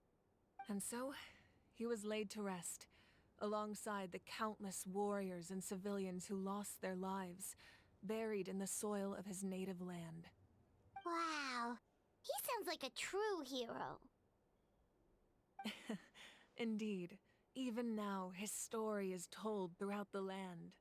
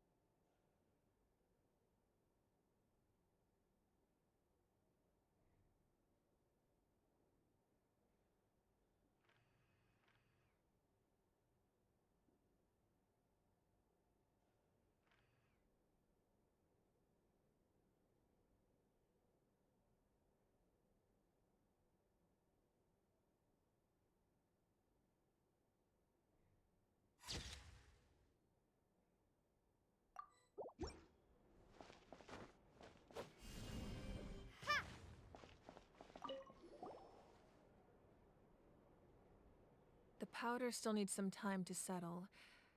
So let's wait a little longer. Well, what do you think of my collection? Do you feel like you have a better understanding of Natlan's culture now? Yeah, if each item represents a different story, seems like Natlan's really been through a lot. Does every item hold a special memory, just like Atea's talisman? That's right. The items in my collection actually serve a similar purpose to the ancient names passed down among the tribes. They demonstrate the true shape of time. The shape of time? Most people perceive time as a linear concept, almost like a straight line that can only move forward. We cannot change the past or predict the future. But there's also a different theory, one that I believe to be closer to the truth. Namely, that the past, present, and future all exist at once. At once? Paimon's not sure she understands. Let's say your journey ended right now. Thinking back on your experience in each nation, which one would you say was the most important? Exactly. Even at the end of your journey, the things you experienced along the way don't cease to exist. They become part of who you are. Take out a portion of that journey, and you would likely make very different decisions, and eventually arrive at a very different destination. The future is the same way. It exists even though it has yet to come to pass. We just lack the means to perceive it. Of course, there are those with the power to foresee the future. They simply call it by a different name. Fate. You're quite familiar with that concept, I would imagine. That does kinda make sense. The future hasn't happened, but already exists. Humanity excels at living in the present, but too often we forget the past and neglect the future.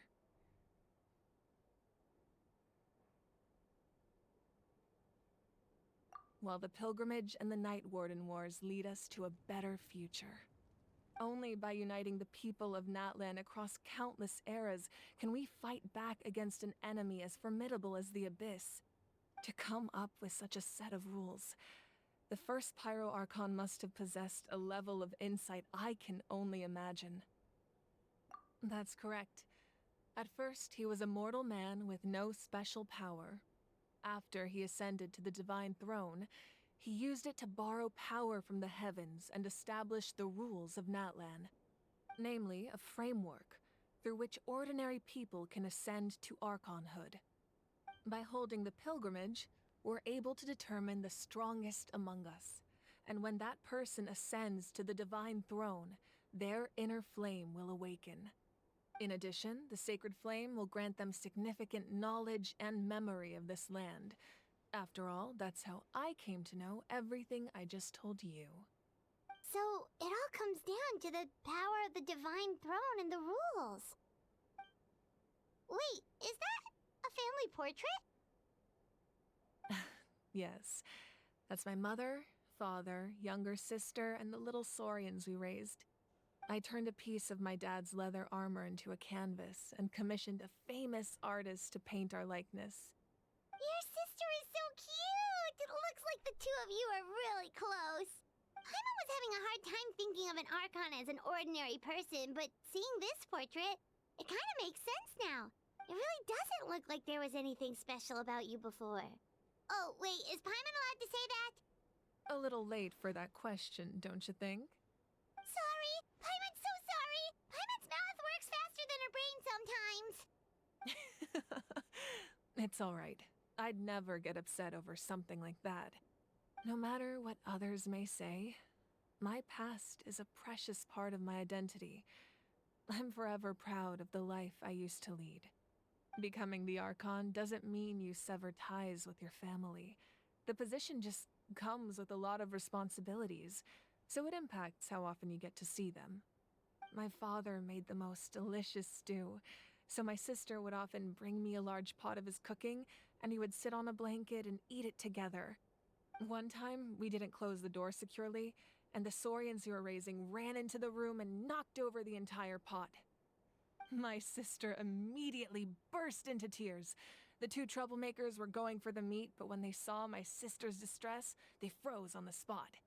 I still remember the way they laid there, sulking like a pair of children, even after making such a mess. It was frustrating, but in the end, all I could do was comfort my sister and move on. Wow.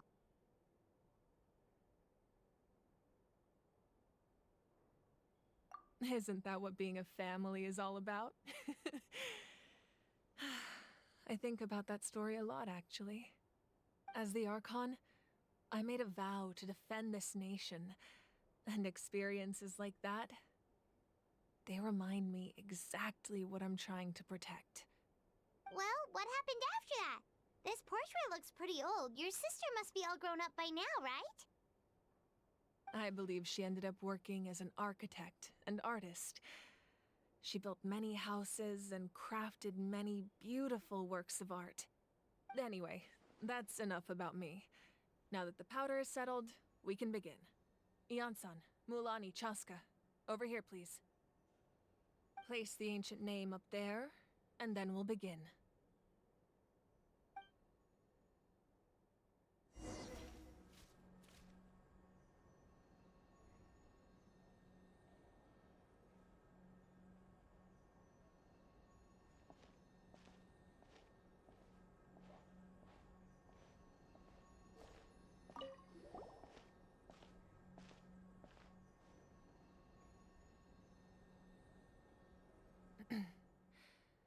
Surely as the echoes of life resound through heaven and earth, so too shall our stories remain eternal. Ancient name, take us to your fated bearer. Allow her to answer our call.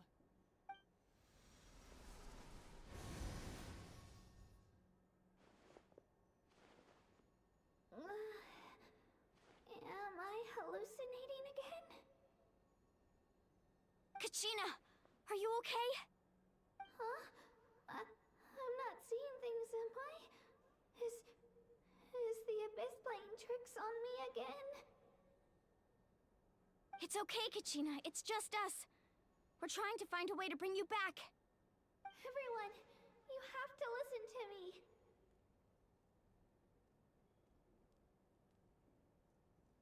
I've been investigating the Night Kingdom this entire time, and I figured out what's wrong. The Wyab is being affected by the Abyss. I was waiting for the Wyab to send me back, but then this really strong monster came in and it almost killed me.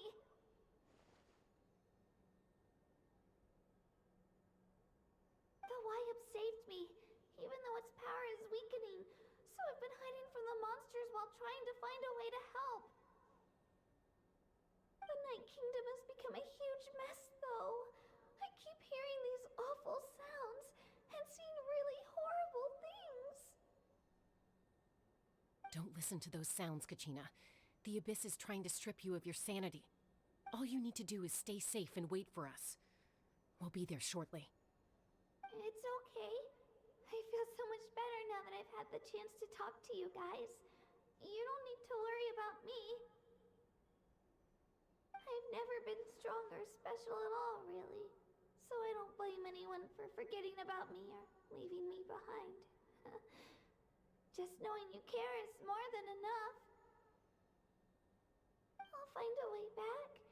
You don't have to put yourselves in danger to come rescue me. You're always like this, Kachina. Now's not the time to act tough. We're coming for you, and that's final. I don't know what lies the Abyss has been feeding you, but I'll tell you something right now. Nobody here sees you as a burden. You're a victor of the Night Warden Wars, a hero of Natlan. All you need to do is wait for us to rescue you, and you'll get all the applause and recognition you deserve.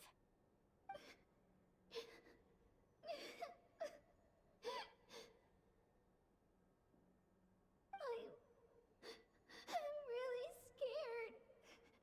Everything's so dark and creepy here. And I want to go home.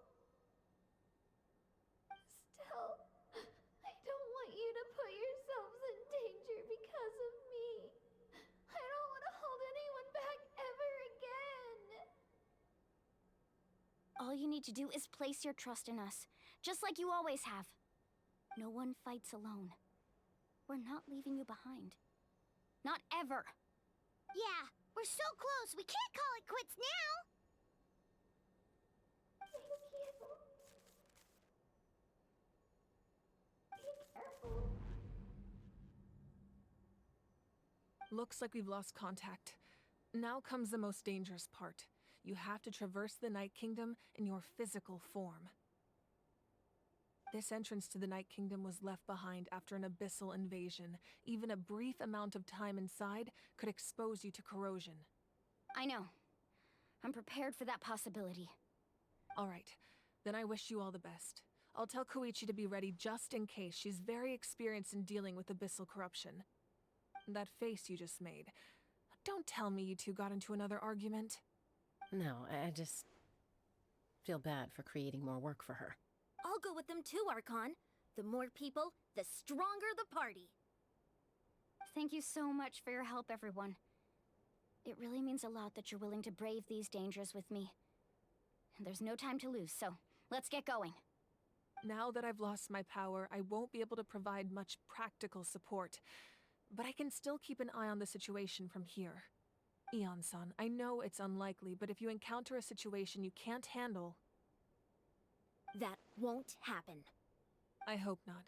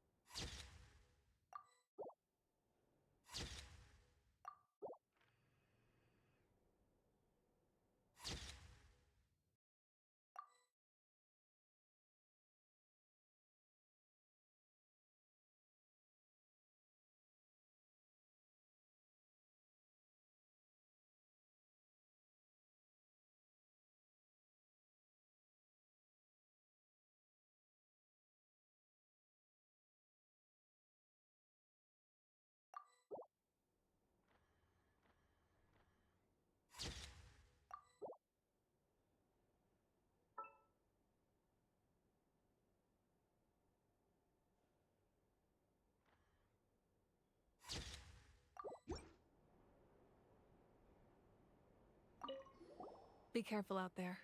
I'll observe the situation from here.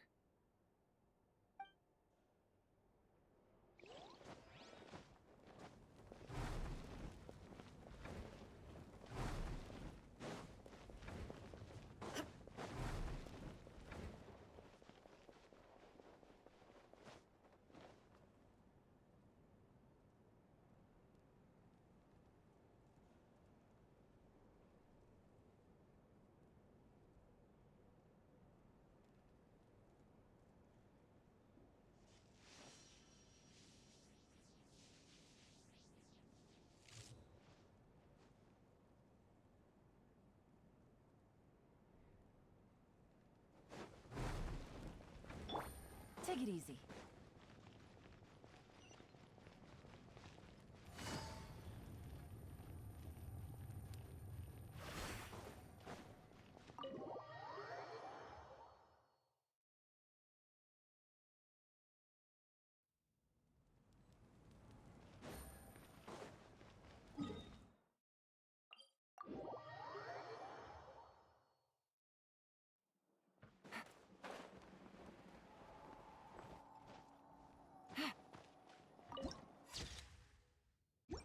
Take it easy.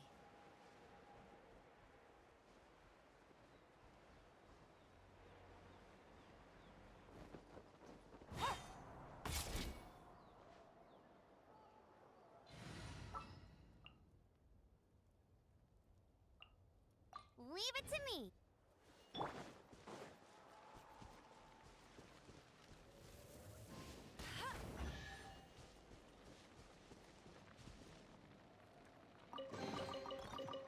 chest is like unwrapping a gift.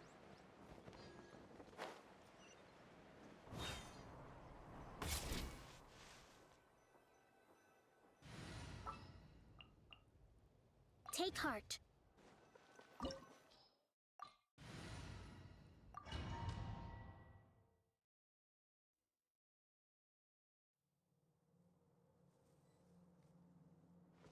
Let's move out.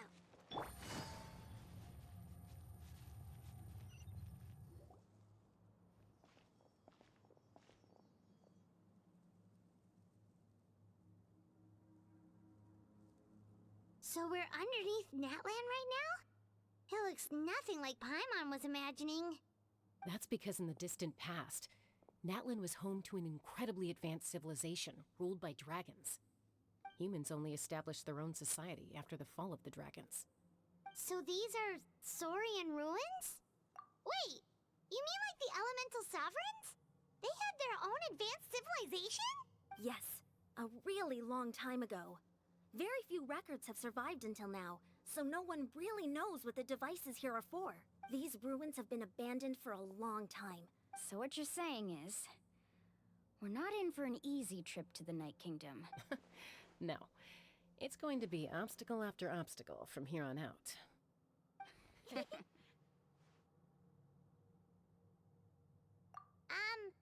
are you all laughing like that?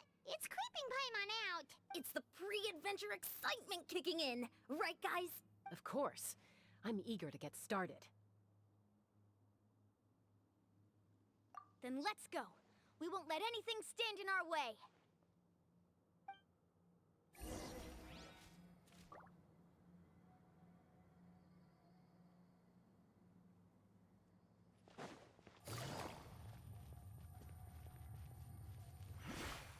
Seems like the road ends here. How should we get across? As a professional trainer, I think you could stand to build up your endurance, Paimon. Professional trainer? Paimon thought you were a warrior from the Collective of Planning. Well, that goes without saying. But I actually work as a sports coach. I provide professional guidance for many of Natlan's popular sports. And I don't just mean physical training. I design nutrition plans as well. So basically no sugar, no soft drinks, no grilled meat. Yeah, we'll be here all day if you list them out one by one. It's much faster to just focus on what's good for you. Such as? Vegetable juice. Want some? You know, Ian-san, those guys look familiar. We've fought them before. Let's go. Show no mercy.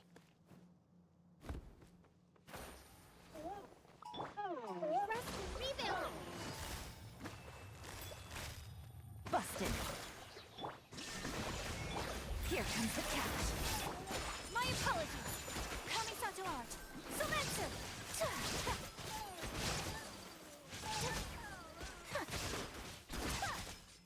Whirling snow!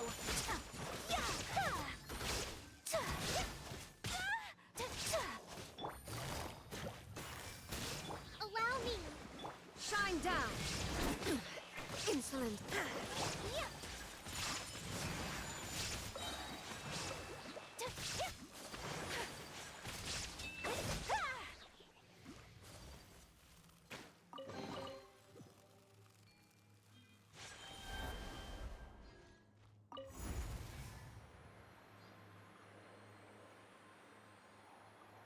Whoa, the place we need to go seems really high up.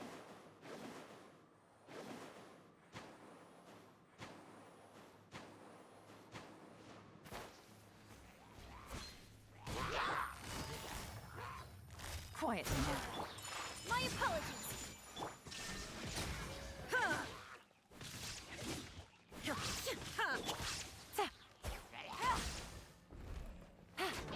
Things are about to get dicey. Whirling snow! Sakura swirl!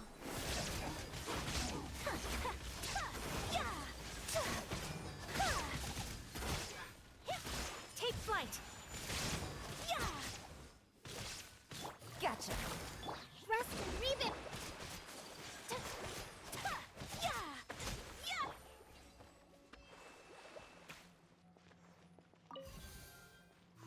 Take it easy.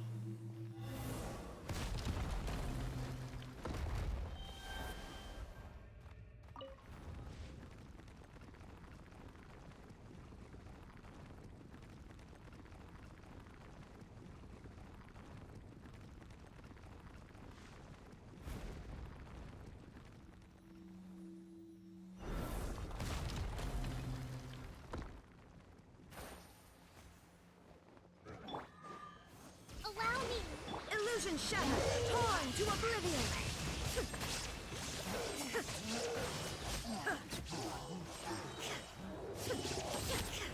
Shine down! Quietly. Here comes the catch. Whirling snow, Kamisato art, Sumetsu!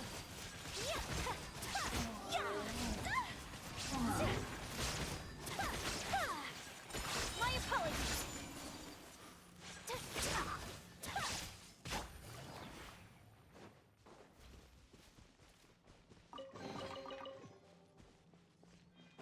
Take it easy.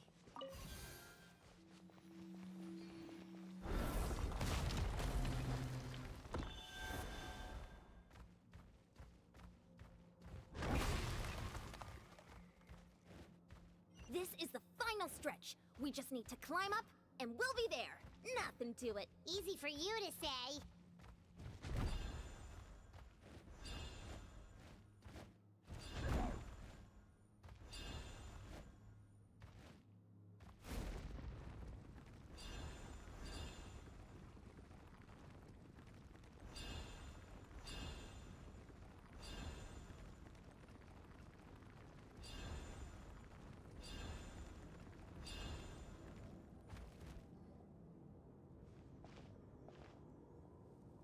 This must be the entrance the Pyro Archon told us about.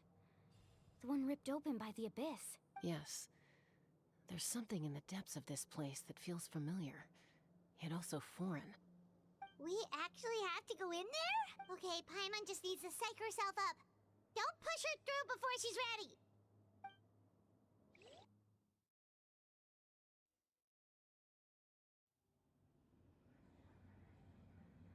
Hey! You don't have to drag Paimon! You're pulling too hard! Looks like we made it. This is the Night Kingdom.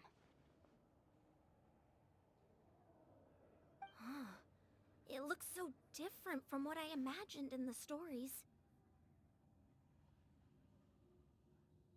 That overflow of energy is probably what trapped Kachina here in the first place. From this point forward, everything we know about the real world no longer applies. Anything can happen here. Paimon's more worried about how we're gonna make it out. We obviously can't go back the way we came. Do you see that patch of light on the ground? It's shining down from that fissure in the sky. Oh yeah, right in front of us. So that's coming from up there? Oh, it's so high up.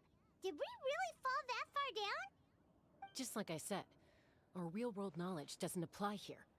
We fell all this way, yet came out completely unscathed. If this was the real world, we'd have to climb our way back up to the entrance. But here, all we have to do is stand underneath the light and offer a prayer. That's it?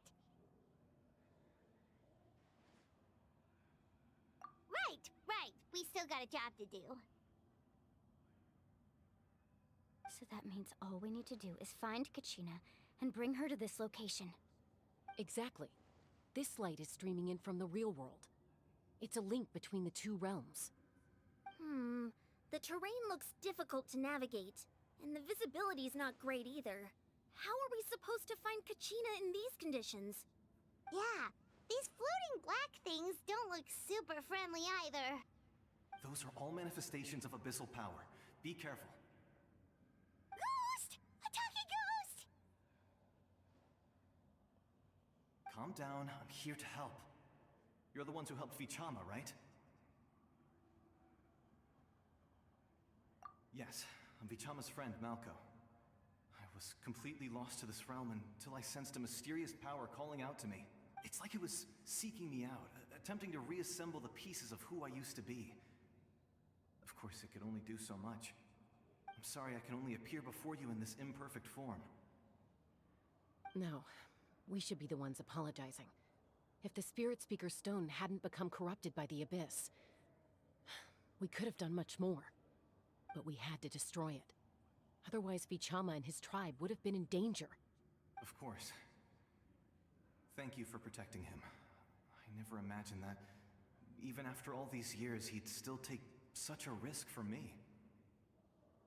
Under the power of the stone, it felt like our souls were connected. Turns out even our regrets were exactly the same.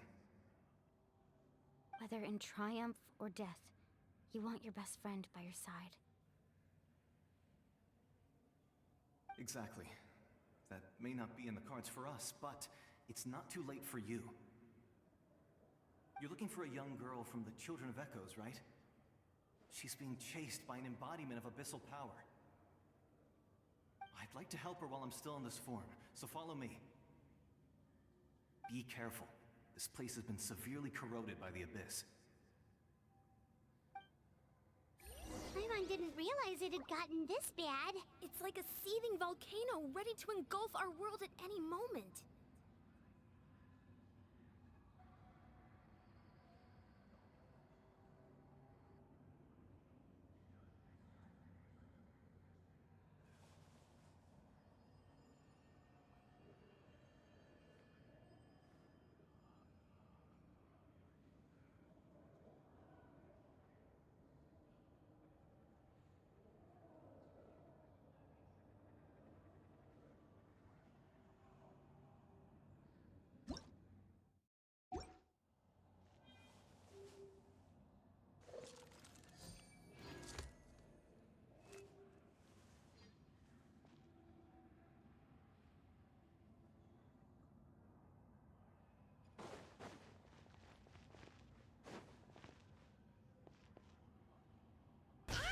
Quick, get back here!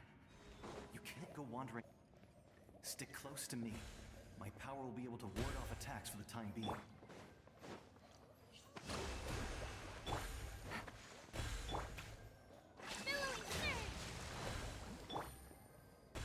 We won't be able to keep this up. Let's try another route. This way.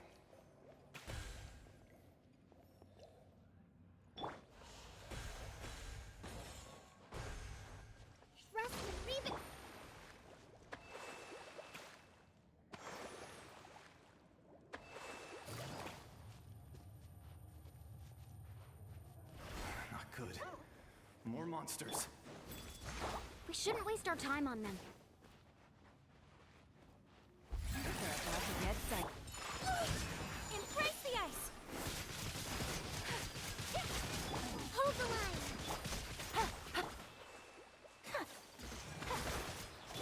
Busted!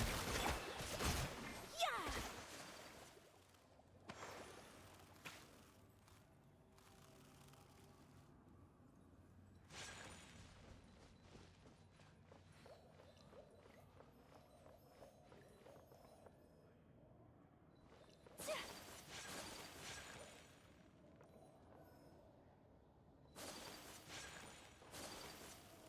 Oh, Paimon can't see anything! It's easy to get lost here. Just stick close.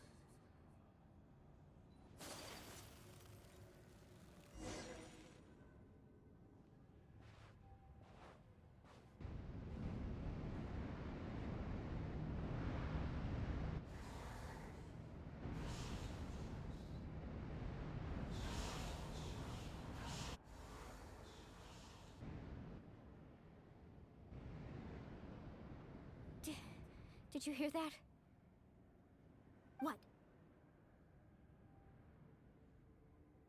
Never mind. It was probably just my imagination. Don't scare Paimon like that! I heard it too. It was a voice from the Abyss. What did it say? Doesn't matter. It certainly doesn't harbor good intentions.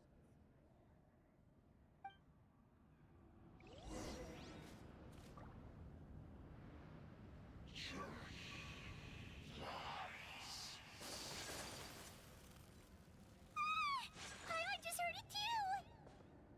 Let's keep going. Paimon wants to get out of this place!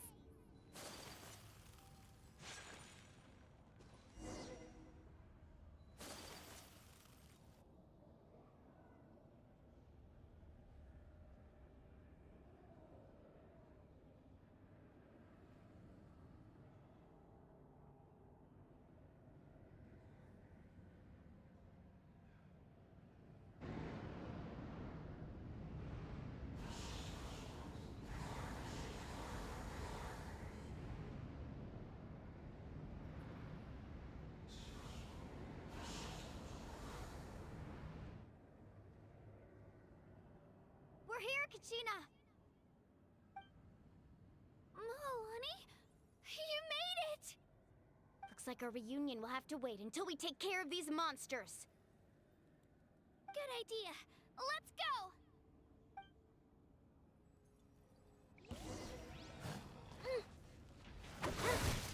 Let her rip!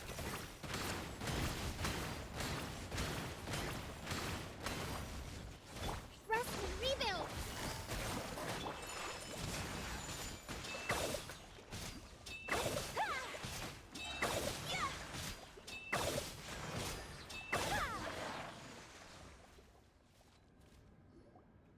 You're here. You're finally here. Thank you so much. That monster can appear from anywhere. It almost caught me a bunch of times. The Wyap's power helped keep me hidden, so I just tried to stay out of sight until you got here. Had a girl. You did so well. And most importantly, you weren't hurt. Should we start heading back then? Actually, I have a request.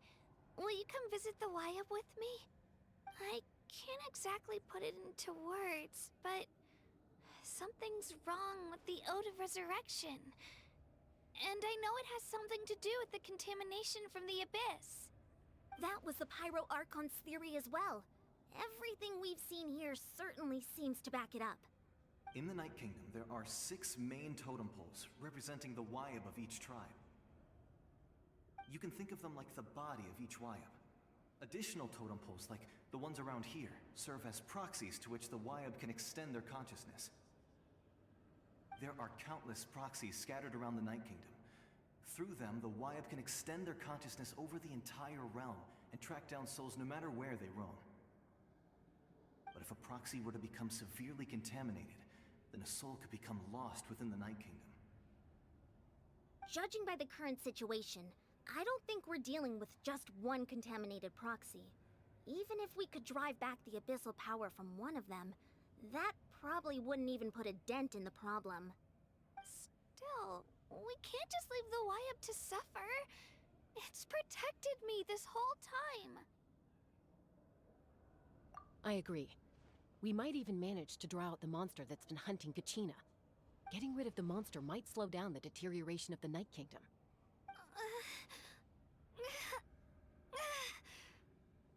Kachina? What's wrong? Nothing. Just a headache. And that voice again, telling me to abandon the Wyap and leave this place. Maybe we really should leave. Kachina's already been here for too long.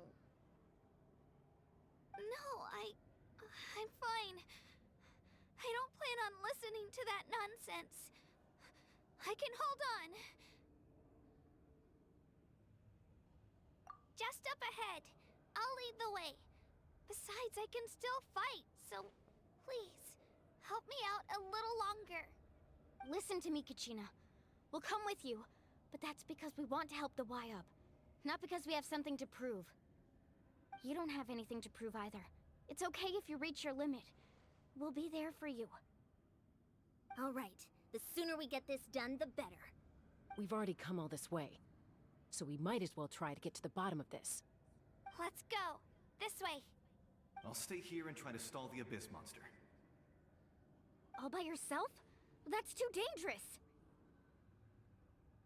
It's all right. I may not be as strong as that monster, but I'm definitely more familiar with the area. Besides, I don't have much time left. If you're anything like my friend, I'm sure you're not particularly fond of goodbyes. So go. Achieve your goal, and return to the world where you belong. Thank you for everything. You're a true hero. Thank you. No one fights alone.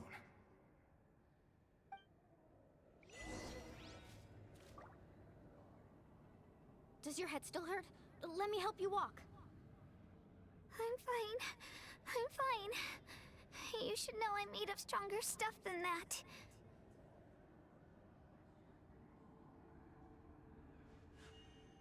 A blade embraces...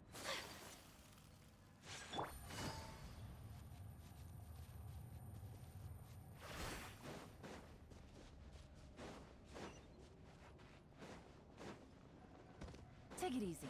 Allow me.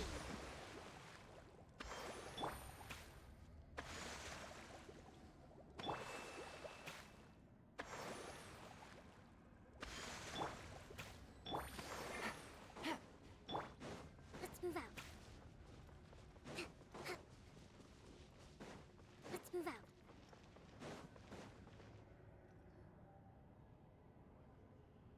Wyabb? Wyabb!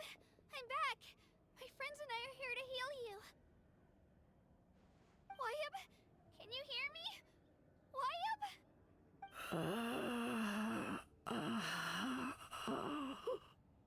So we were right. The contamination is already too severe. It's preventing the Wyabb from answering our calls. All right, get ready, everyone. Time to purge the abyssal energy from this place.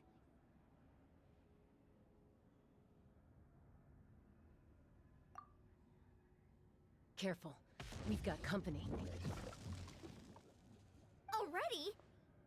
You really think that puny soul could slow me down? Courage in the face of futility is pure folly.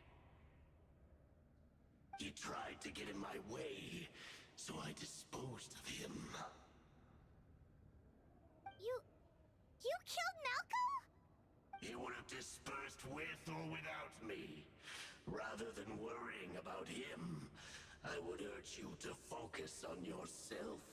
You may have defeated others of my kind in the past, but underestimate me now, and it will be to your peril. No, the power of the Abyss is intoxicating. The destruction it seeks captivates like a masterful work of art. I strive only for the opportunity to see it up close. I thought this naive little girl was an exception, but it turns out humanity is full of lambs willing to offer themselves up to the slaughter. That is the tragedy of your short lives. You understand nothing of all-encompassing power. Ancient names, pride, friendship, all empty ideas invented to give you a false sense of self-worth. They possess no power at all. The Pyro Archon created those grandiose ideals out of pure selfishness. Anything to avoid sharing power. Anything to avoid handing over the primordial gift to ordinary people like you. Don't believe me? Then ask yourself, why is the Pyro Archon strong beyond measure, while you, Kachina, remain so pathetically weak?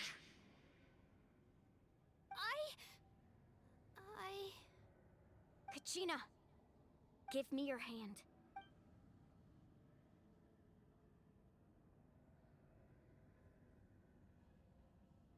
Feel that?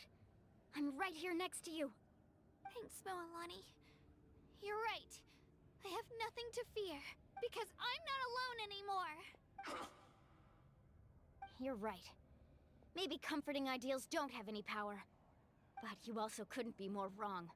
You've never had to work for your own strength, so you will never understand the true source of our power. What? The courage we have to stand before you and not back down? It comes from our friendship. The power lies not in the ideal itself, but in our commitment to upholding that ideal, and in our decision to stand together and fight!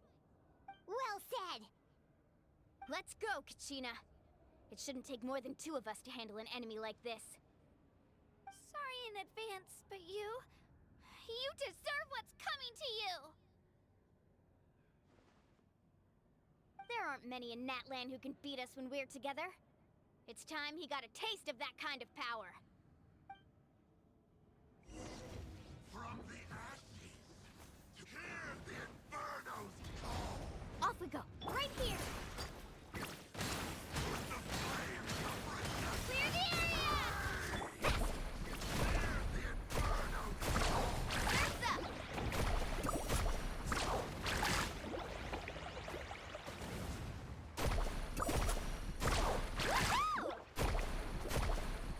Check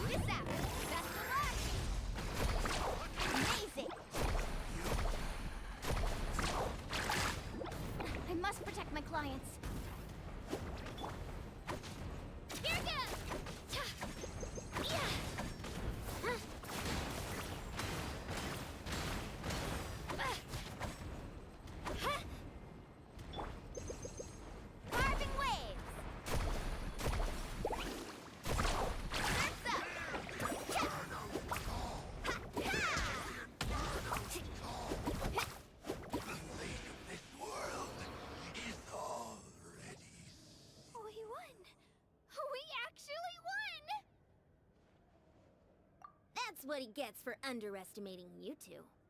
Fantastic work, Kachina! Absolutely fantastic! This makes me so unbelievably happy. I'm happy too, Mualani. Together we really are unstoppable.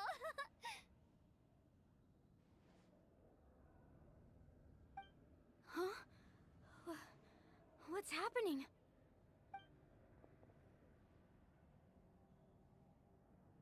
My ancient name is glowing? But I thought I didn't bring it with me. It's probably a projection from the real world. But that doesn't explain why it's glowing all of a sudden. Wait, does that mean you're...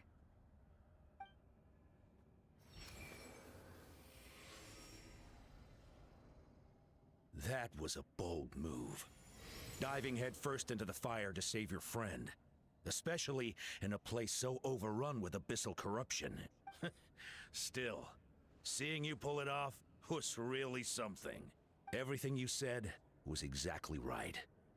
As isolated individuals, we stand no chance against the power of the Abyss. It took years' worth of scars, and lots of unnecessary suffering, for me to understand that for myself. The Pyro Archon's plan will unite us as one. Everyone has a part to play. Only then will we have the power to defeat the strongest of foes. Who are you? Tupac, a warrior from the people of the Springs. I fought against the Abyss during the invasion 500 years ago. I've heard that name before. You were the giant who saved all of Natlan. Since you were able to awaken my words from your ancient name, that means you have fully embodied the aspirations of the Wyab. Under the name Umoja, you shall unite the tribes and save Natlan from its impending doom. Me? As long as blood still runs through your veins, even the tiniest spark of steel against stone can ignite a flame. Its blaze will become one with the gaze of all Natlan. Even amid everlasting darkness, our bonds remain eternal.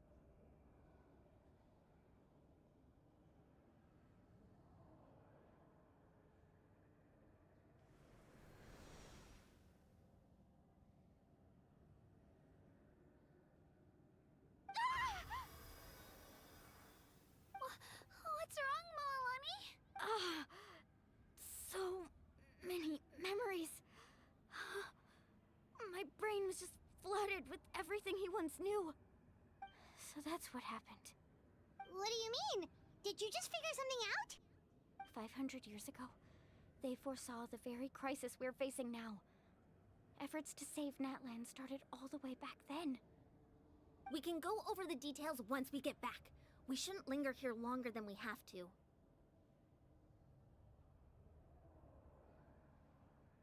I know bits and pieces, but I had no idea Mualani was also part of the plan. This sounds like something that's going to need a lot of explaining. Let's focus on saving the Wyab first.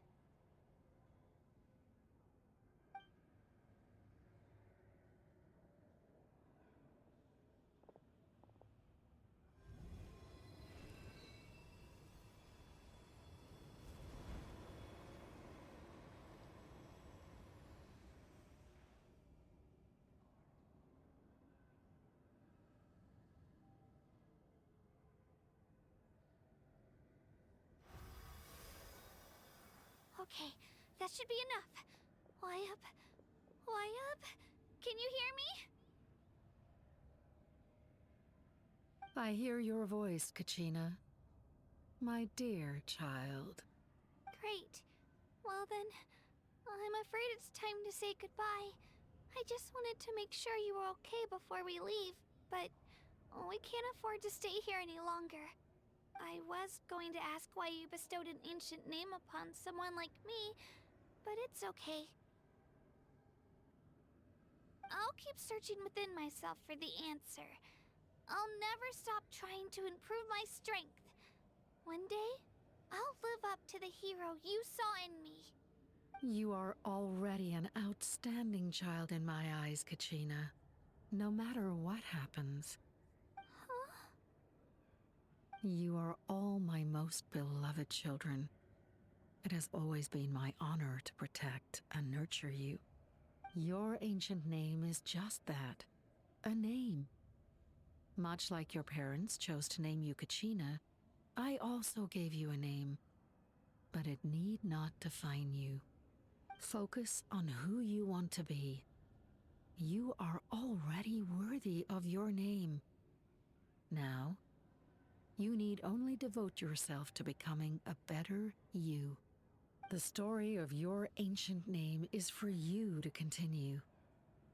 Just like your parents, my love for you will never change, no matter what the future holds.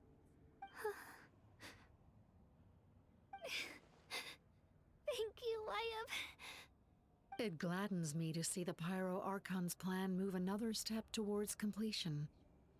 But it's time for you to leave this place. The situation here is getting worse. Go now, my children. Save Natlan on behalf of all you hold dear. I know we've never met before, Wyatt, but I just wanted to say thank you for encouraging Kachina. It was exactly what she needed to hear. Whoa! What's going on? An earthquake? We're out of time. It's the power of the Abyss. Quick, we need to run!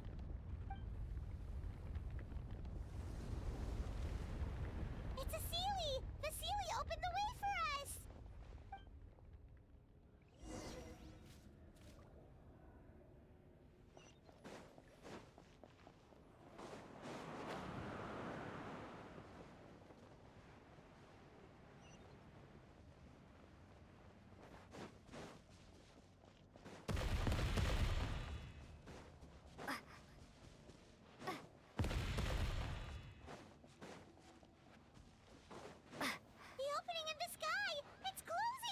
We need to hurry, or we'll be stuck here!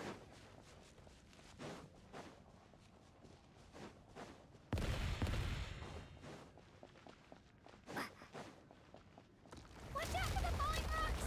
Quick, through the middle!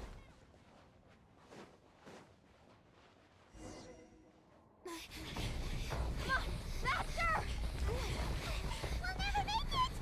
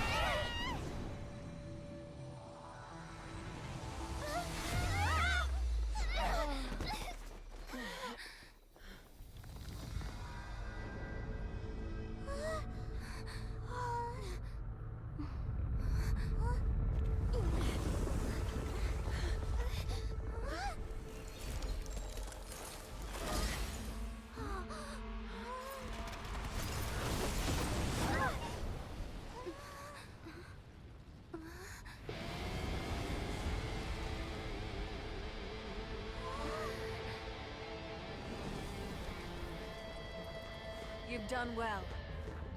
Now come home.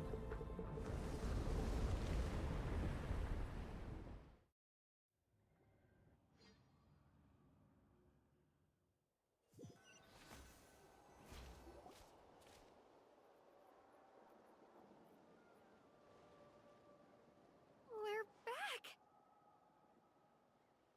The Pyro Archon saved us. But she's not here. Yeah, didn't she say she used it all up? She's still in the Speaker's Chamber. What we saw in the Night Kingdom was just her consciousness. So you're saying her consciousness did all that? Every great display of power comes at a price.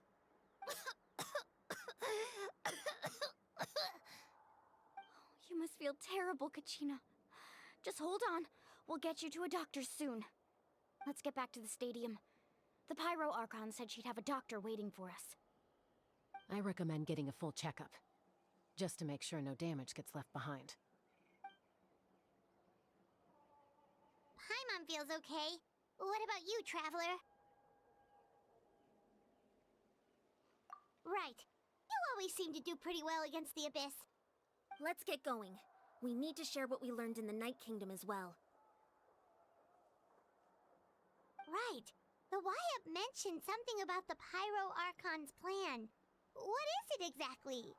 I'll let her explain everything. We're all a part of the plan now. Every move we make from here on out will decide Natlan's ultimate fate.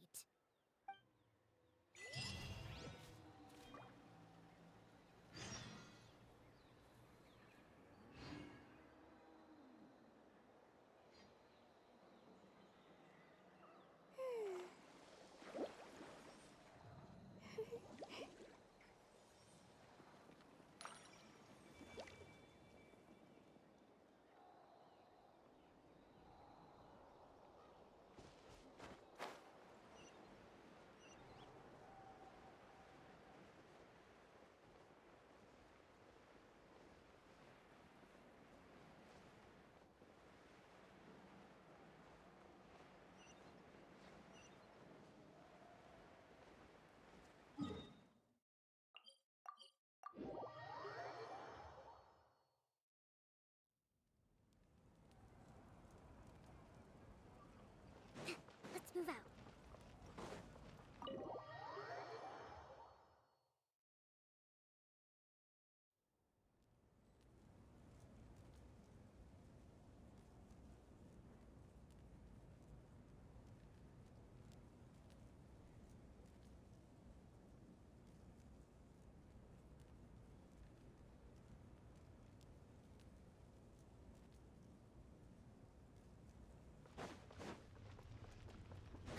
Thrust and rebuild!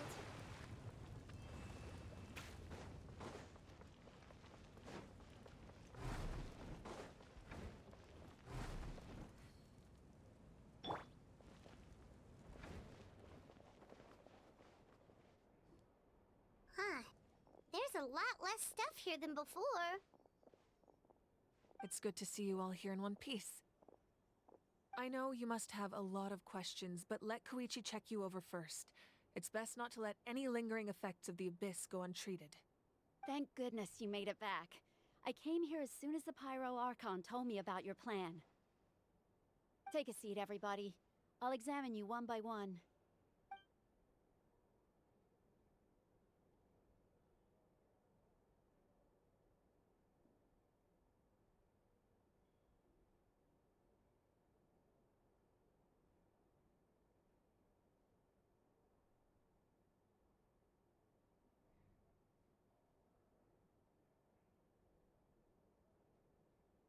All right, that should do it for now. But just to be safe, I'll perform another checkup in a couple of days. I have to say, though, I've never seen anyone react to the Abyss like you, Traveler. It's like you're completely immune to its power. She's always been special like that. She can even purify its power. Wait, now that you mention it, Paimon doesn't think she's affected either. Given the current situation, that ability will likely play a great role in the events to come. Of course. I still have patients to see, so I'll head out. Thank you, Koichi. All right, all right. We might not see eye to eye, but we both had good intentions. Just give it time. I'm sure we'll figure things out between us one day. Yeah.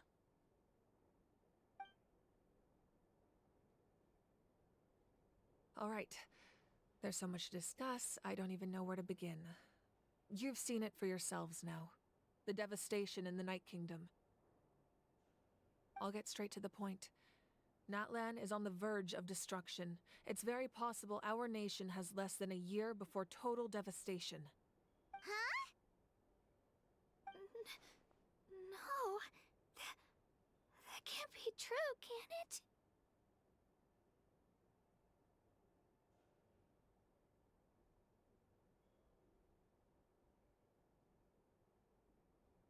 That's right. But I've only ever disclosed that fact to the handful of people working with me to save this nation. Our looming destruction is not a recent development, but the inevitable conclusion of the disaster the Abyss initiated 500 years ago. Mulan told us a little bit about that. 500 years ago, all the nations of Teyvat were invaded by the Abyss. Unlike the other nations, Natlan never had stable and deep-rooted ley lines, so we suffered the worst of the invasion. The battle against the Abyss was exceedingly long and brutal. In the end, victory came at the cost of our civilization and countless lives. Even then, it took centuries of solving the disasters caused by the Abyss to finally achieve the peace we know today. And still, this is but a superficial victory. The forces of the Abyss have merely been driven back underground. Their threat to Natlan remains as real as ever. I'd never have guessed. The problems plaguing the Night Kingdom are all the more complicated because that realm is essentially functioning as Natlan's ley lines. Immediately after the war, our calculations estimated that we would have a maximum of 500 years before the Night Kingdom was completely lost to the Abyss. But at that time, we were a nation of the destitute. Our people no longer believed in victory, nor did they hold hope for the future. Our civilization was dying, our faith crumbling, and the line of power passed down from the Wayab nearly severed. If we didn't bring the nation back together, it would be foolish to even dream of defeating the Abyss in the future. So, the Archon had a long and involved discussion with the heroes of each tribe, and finally came up with a 500-year-long plan to save Natlan. So that's what happened. After finding Kachina, I encountered a strange figure who gave me a series of new memories. Since the plan was mentioned in those memories, I guess I've been chosen to play an important role in it. But there's still something I don't understand. Those memories showed me the Pyro Archon from back then. And it was you. Huh? But that doesn't make any sense. The Pyro Archon is supposed to be human. It's impossible for a human to live that long. That's right. The hardest thing for humans to overcome has always been time, or rather, the natural limitations of our lifespan.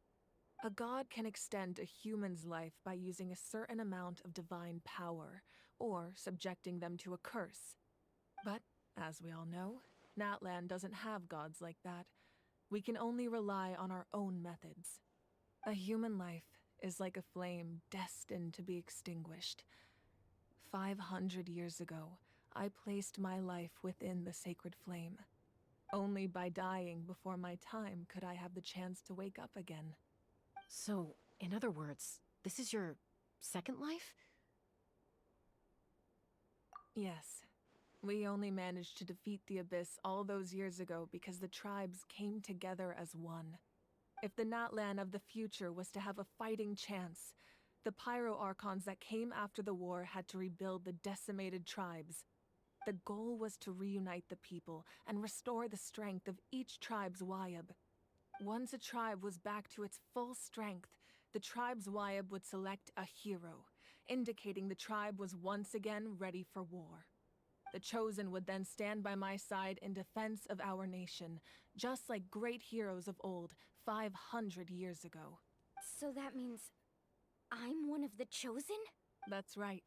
You bear the ancient name Umoja, the same one held by the hero from your tribe after your adventure in the Night Kingdom. I trust you've come to fully understand the meaning of that name. That's right. You bear the ancient name Umoja, the same one held by the hero from your tribe 500 years ago. It means unity. So in other words, you always knew who the Wayab were going to pick from each tribe? Yes. According to the plan, each tribe was supposed to have been fully restored by the time I awoke. But something went wrong along the way. The 6 heroes successfully inherited the ancient names from 500 years ago, but the intel regarding the plan wasn't passed on to them. Once again, it comes down to the deterioration of the Night Kingdom. Communication between the Sacred Flame and the Wyab has been blocked. Just like how the Ode of Resurrection failed to bring Kachina back. Exactly. It's just another tactic the Abyss is using against us. The Abyss may not possess intelligence, but its methods certainly aren't easy to counter. If we want to unblock that information from being passed on, my presence alone isn't enough. The ancient name-bearer must establish a greater connection to their name. So, I've tried my best to help them from the sidelines. Currently, Shilonin of the Children of Echoes, Kinich of the Scions of the Canopy, and Iansan of the Collective of Plenty have all been acknowledged by their names. During your adventure, you too earned the acknowledgement of your Wyab, Mualani. In the process, you gained the memories stored within your name. But we have less than a year! Yes, but we have no choice. We cannot start the plan until all the heroes have been gathered. That's also why I haven't been able to take action despite the urgency of the situation. But if you knew this whole time, why didn't you just tell me about my role in all this? Wouldn't that make everything go a lot faster? Perhaps, but the opposite could also be true. Knowing your destiny too early could mean failing to realize your full potential. Just like your determination to save Kachina, I hope your commitment to this endeavor comes from your own strength of will, rather than a sense of obligation. So I suppose you're not going to tell us who the final two heroes are then? That's right. Their time is yet to come. Putting pressure on them beforehand will only hinder their development. I can only trust in the judgment of the Wyab. I have never believed I could solve this crisis alone. In fact, it was precisely because I chose to trust and rely on others that we managed to get this far. Natlan's salvation lies not in its Archon or any singular individual, but in us all. You're quite perceptive, aren't you? I thought I might get away with avoiding the topic. Huh? Oh, right! All the stuff you stored here before, where did it all go? Even though I sacrificed my power, I still needed a contingency plan to ensure you would make it back from the Night Kingdom. After all, I was the one who allowed you to take that risk, and Mualani has an important role to play in my plan. In addition to their sentimental value, the items I stored here held a much more important purpose: fuel. Fuel? Ah, so back then, that's why you... Yes. The stories embodied by those items are certainly important, but there's an even more significant trait they all share. Every item belonged to a hero of Natlan. Over time, they became imbued with a certain amount of contending fire from being carried in battle. On their own, each item's power is limited, but together, their combined effect can prove quite useful in a dire situation. By burning those items, I was able to activate the contending fire stored within them to open the boundary between the two worlds. It was a rather crude approach, so all their power was depleted in an instant, as you can see. But weren't they all precious treasures? What about their stories? That's exactly why I dragged you all here. No matter what, I never wanted the Pyro Archon to have to use that power. Oh, I'm so sorry. You have nothing to be sorry for. You all deserve my thanks, actually. If you hadn't saved the totem pole, that area of the Night Kingdom would have been forever lost to the Abyss. And then, it would only be a matter of time before the Children of Echoes was met with disaster.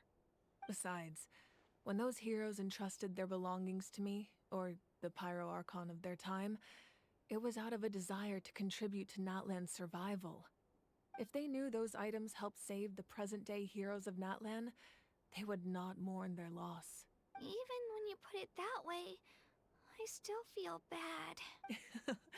There's no need. Remember what I told you about time? The people and the events of the past are never truly lost to us. We simply carry them with us in a different form. In that sense, we didn't lose anything at all. If you still have regrets, let them fuel your resolve in the battles to come. Your deeds will become new legends and nurture new forms of power just like the items once stored here. Well, we'd still like to return the favor. Well, if that's the case, just treat me to a drink sometime.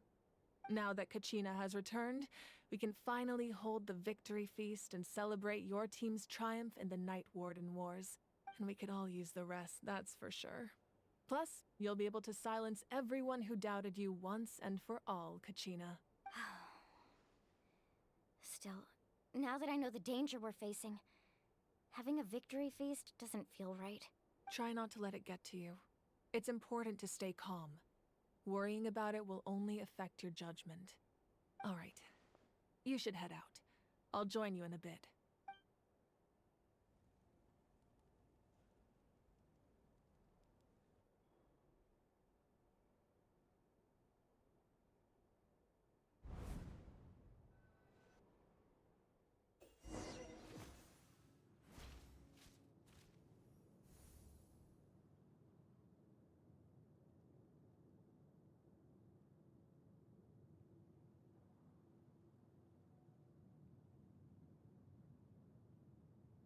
When I was young, I used to sit by the hot springs and listen to the stories of warriors from all over Natlan. They attract people from all walks of life. Friends come easy here, no matter what tribe you're from. The people of the springs have never claimed the hot springs as their own private property. They are there to bring all hot spring buddies together.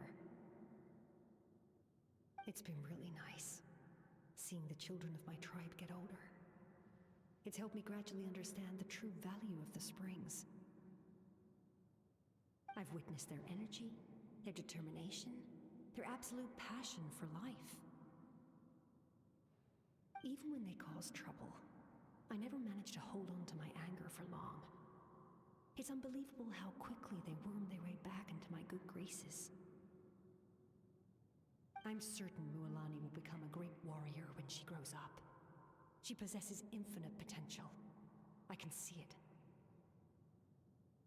One day, when I'm no longer in fighting form, I'll come here and tell stories to all the children, just like those warriors did for me.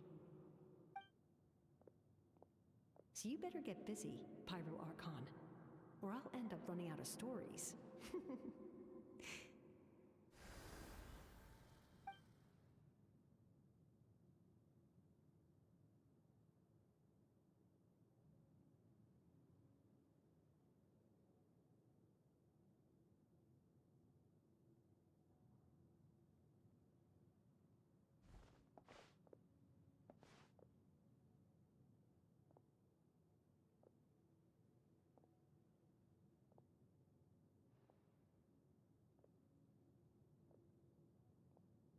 Our nation is engulfed in darkness. Our tribes stand divided, and yet you promise victory in the distant future.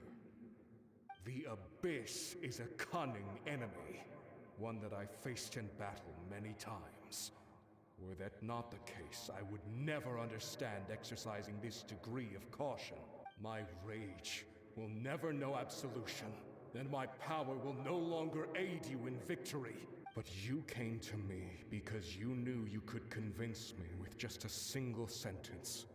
I understand your choice. The heroes of today will forge the path ahead with blood and fire. Just remember to earn us the victory we are owed. Otherwise, rest assured, I'll find a way to collect the debt. For Natlan.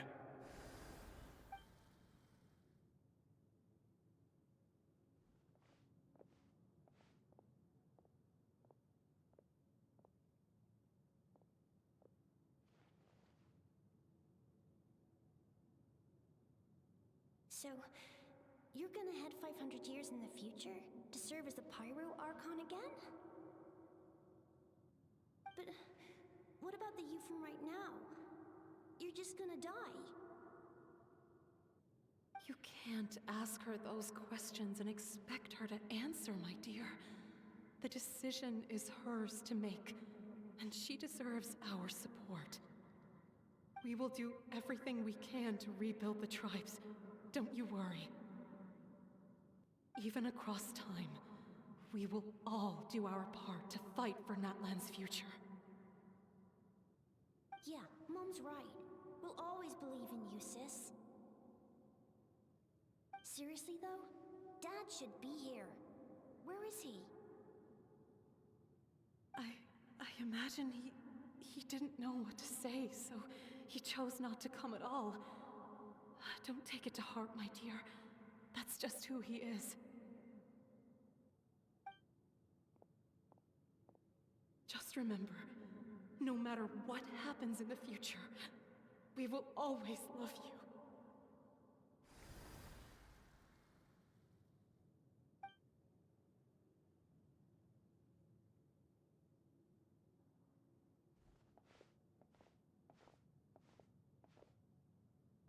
I'll come find you one day. I know I can't live that long, but I'll think of something. There has to be a way for us to meet again one day. If there's an answer out there somewhere, I'm gonna find it. So, don't forget about me.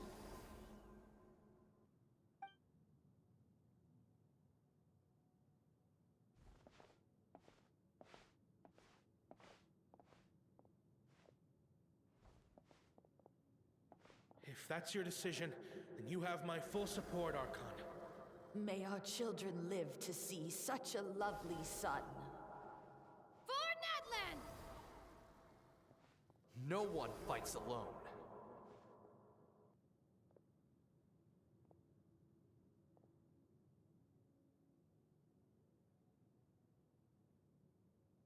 The rules are my legacy.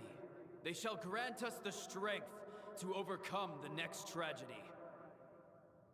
War forged the 6 tribes, taught us how to fight, instilled in us what it means to love. Who will be the one to bring this to an end?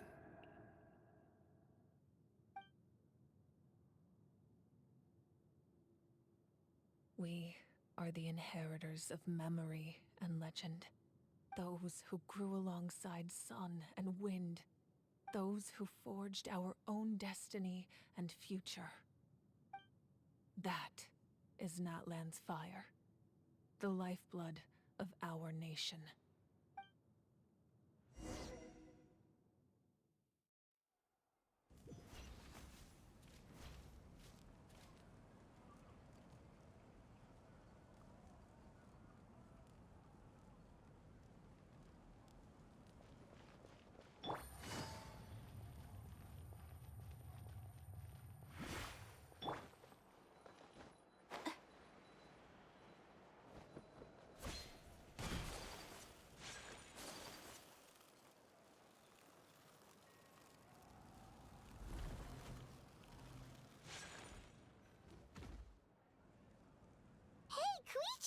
You here for the victory feast too?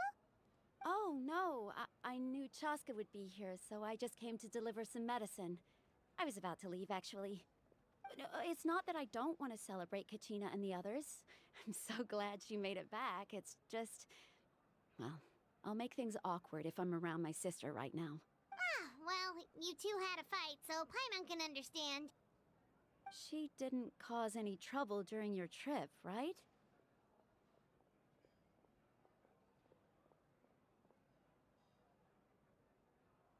Yeah, she was super helpful. She gave us a lot of useful information about the Abyss. That's good. That's all I needed to know. Is there a reason you asked? You were pretty outspoken when we first met, but now it's like you're holding something back.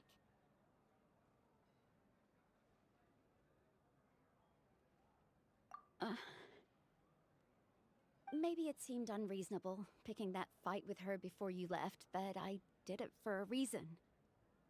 Her impulse to fight is extremely strong. Her mental strength helps her rein it in, but she still loses control sometimes. I had no idea what you might face in the Night Kingdom, so I didn't want to take any chances. So, what you're saying is...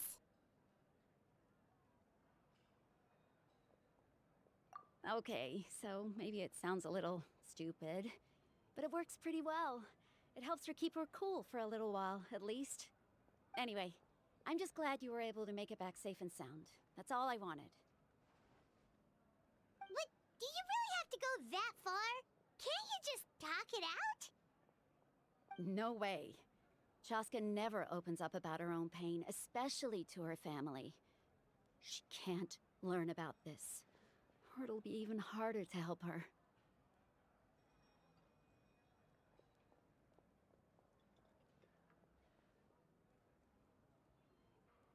I appreciate the understanding, and don't worry.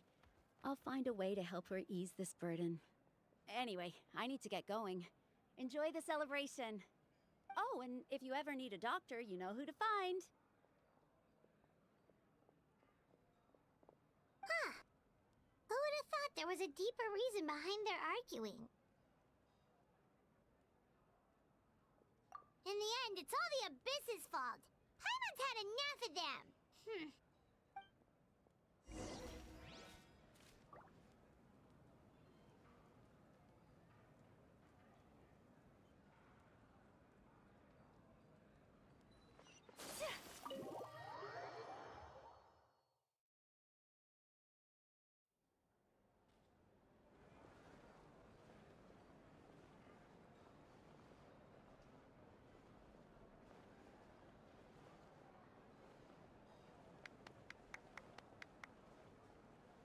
Let's give a huge round of applause to our brave young warrior, Kachina! Woohoo! Well done, Kachina. Thank you, everyone. I'm so glad I finally made it. I always knew you could do it. With so much potential at your age, you have a great future ahead of you. You're one to talk. Don't think I didn't know you were the first person to abandon your team. I'll be dealing with you when we get back. I had no choice. My friend invited me. I couldn't just say no. Oh, really? So you weren't just trying to get ahead in the first round? I wasn't, I swear. I just happened to find that bearer injured in the wild, so I stopped to bandage his wounds.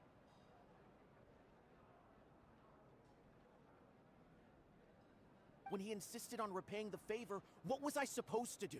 I'm just one person. I figured Kachina would have no trouble replacing me. But the fact of the matter is that after your departure, everyone else started thinking about swapping teams too. I'm really sorry, Kachina. It was wrong of us to abandon you like that.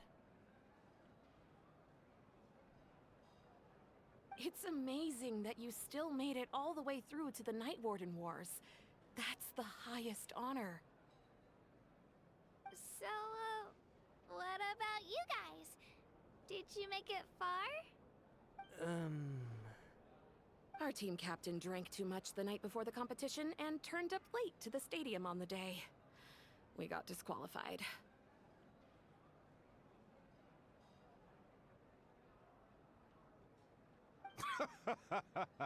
Serves you all right. No sympathy from me. All right. There's no need to be like that, Uncle Pakal. Dear friends, I'd like to say a few words. Firstly, I'm grateful to my friends and our great Archon for helping to bring me back. This traveler and her companion Paimon are some of the strongest people I've ever met. If they were allowed to participate in the pilgrimage, I have no doubt that they'd win the whole thing. They've agreed to let me learn from them. With their help, I believe I can become even stronger still. And let's not forget my good friends, Moalani, Chaska, Kanich, and Dion-san. They all helped the Traveler and Paimon figure out a way to bring me back from the Night Kingdom. They too deserve to be called our heroes, so please give another round of applause for them. Thank you so much! Well said! I'll drink to that. How does it feel being a hero, Kachina? To be honest, it's a bit overwhelming.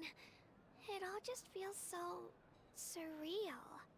Well, you better get used to it. Next up, undefeated champion!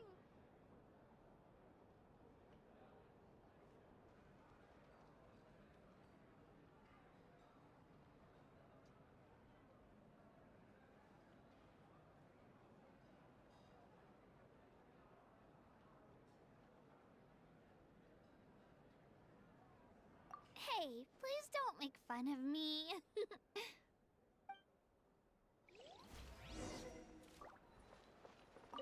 My apologies. I knew more than I let on. Everything comes at a price. And most heroes aren't people who set out to become a hero. If you cling too tightly to your goal, you end up losing things that are far more precious. But in any case, we're now on the same page. I wonder how long before the two final heroes appear. From the Flower Feather clan and the Masters of the Nightwind.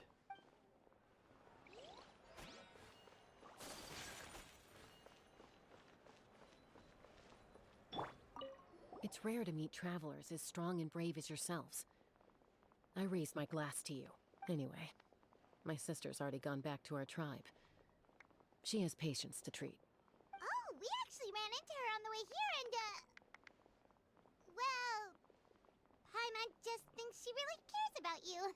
Yeah, I'm planning on visiting home myself in a few days. To tell her and the rest of the family that they need to be extra careful. I just hope they take it seriously. The Abyss has likely sensed your arrival in Natlan by now.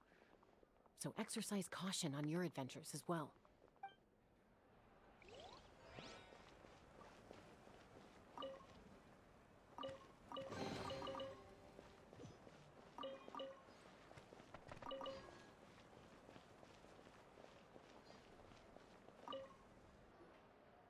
At previous victory feasts, you'd always find me in the crowd singing and dancing. But after what I found out today, it's too much. I'm still trying to process it. It does feel weird seeing you so out of sorts. Is this another pearl of wisdom based on your adventuring experience? Well, Paimon agrees with the Traveler. Everyone's come together to celebrate Kachina's achievements. That's gotta be a first. You're right. Kachina looks really happy. And now I'm being the moody one. Ugh, enough doom and gloom. Time to shake it off.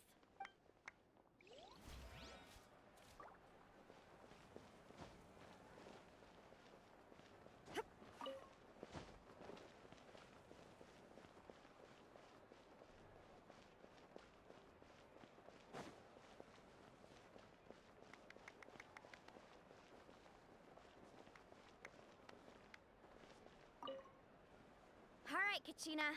Let's party! I'm a little embarrassed. Don't be. Come on, you're the star of the show today.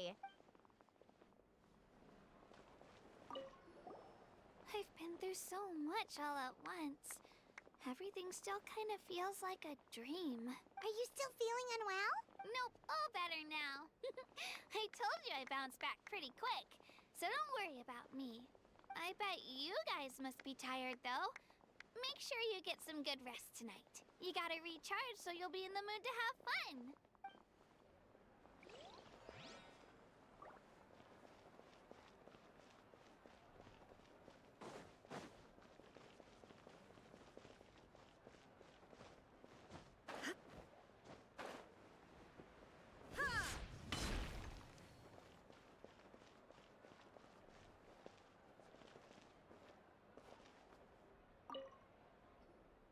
Ah, you're here. Have some fruit juice. I got it specially for you two. How did you know? That's Paimon's favorite! You look like you've still got questions. Ask away. Because they had their own lives to live. The thought of telling them, abandon your families and everyone you love, and come with me to the end of time, for in 500 years Natlan will be destroyed, it seemed too cruel. You could just as easily point out that everything in this world would come to an end eventually. But life is short. And beyond a point, it just doesn't seem real. Imagine if I said, let's leave right now, and go save the sun because it'll flame out in a few million years. It would sound quite ridiculous. I couldn't make them shoulder that burden with me. Besides, every generation will have its heroes, this one included. The plan could still work without them. Or, of course, without me. But since I was the one who came up with the plan, I felt duty-bound to see it through to the end. Paimon's suddenly remembering that portrait in your room. Was that your family from back then? Yes, it was. So when you asked me who my sister grew up to be, the truth is that very little information survives. From what I've been able to piece together, I can conclude with a reasonable degree of confidence that she ended up as an architect and artist. She played an instrumental role in rebuilding the scions of the Canopy tribe, designing and building many houses. But of course, none of her buildings are around anymore. Still, it was an impressive achievement, and I'm very proud of her. You feel loss keenly. It seems to stir up feelings of regret in you. But this is something I have long since come to terms with. This is a war, and there can be no war without loss. I am already far more fortunate than those who lost their lives to the Abyss. The people of Natlan look to me as their Archon, and the weight of their expectations is mine to bear. I must see our fate through to the very end, no matter what I may find there. Yeah, doesn't that mean the way everything ends has already been written, including your plan? I suppose, but so what? Don't forget, time takes many forms. The past, present, and future coexist, and all are equally important. Even if the future ends in destruction, there's still no reason to give up on the here and now. And it's precisely because we humans cannot know our fate that we will never give up on our struggle. This is a pivotal moment. We are still 2 heroes short. Well, 3 to be precise. There's one further hero who I'm hoping to get on my side, whatever it takes. Your resistance to the corrupting power of the Abyss is truly remarkable. It would easily make you an all-important figure in the upcoming battle. If you agree to join us, you will not only gain my full support in your journey, but I will also forge a brand new ancient name for you. Ancient names can be forged? They can. Several strict conditions must be met, but if they couldn't be forged at all, then the number of them in circulation would have long dwindled to 0. Possessing an ancient name would mean that your adventures in Natlan are recorded in full. Your stories would be remembered by our people for all the years to come. The Ode of Resurrection may have temporarily lost its power, but still, take this as my personal guarantee that I shall never let you fall. Just like in the Night Kingdom, I will be there for you.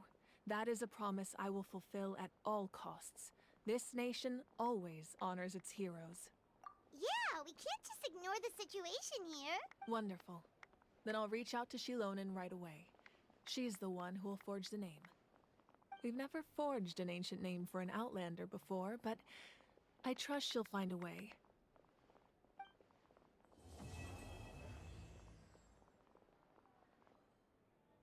My lord, we've received word that the Pyro Archon has lost much of her power.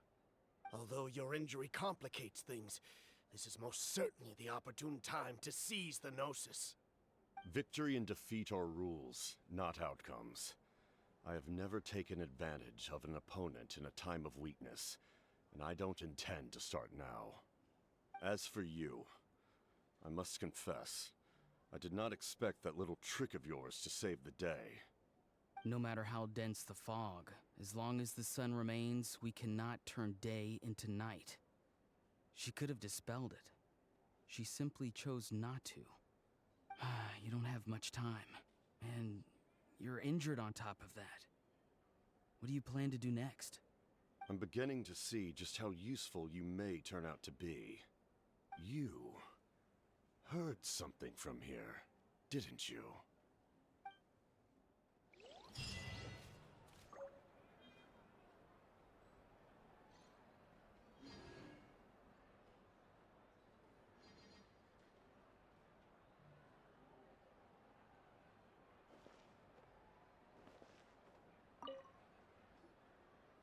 Oh, something else you'd like to ask?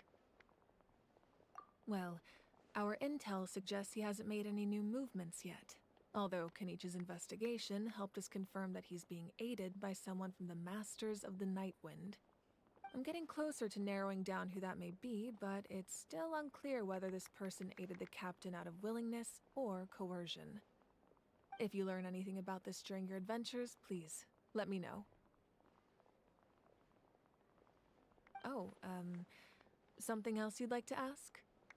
The Abyss is the most formidable enemy in all of Teyvat. In the beginning, it took failure and tragedy to even begin to learn how to fight back. All of the methods you've seen in other nations were developed based on experience and insight passed down over generations. We know them to work, but few of us actually understand why. It's the same for the method we use here in Natlan. Ever since ancient times, elemental energy has been one of our most reliable weapons against the Abyss. As for the principles behind it, I'm afraid you might have to seek answers from someone older than the position of Pyro Archon itself.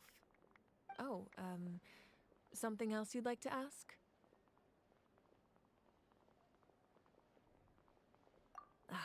That also comes down to the long-standing effects of the Abyss.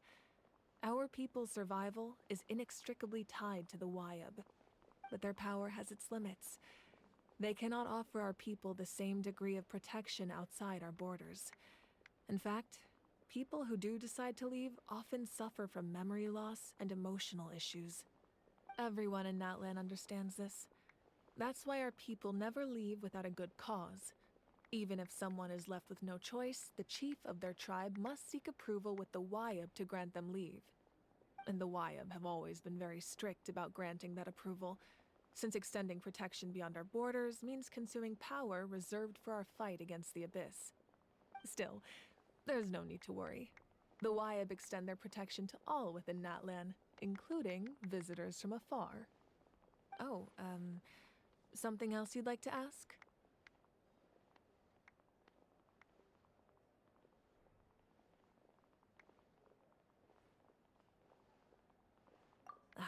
That also comes down to the long-standing effects of the Abyss.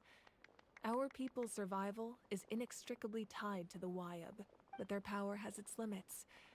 They cannot offer our people the same degree of protection outside our borders. In fact, people who do decide to leave often suffer from memory loss and emotional issues. Everyone in Natlan understands this. That's why our people never leave without a good cause. Even if someone is left with no choice, the chief of their tribe must seek approval with the Wyab to grant them leave. And the Wyab have always been very strict about granting that approval, since extending protection beyond our borders means consuming power reserved for our fight against the Abyss. Still, there's no need to worry. The Wyab extend their protection to all within Natlan, including visitors from afar. Oh, something else you'd like to ask?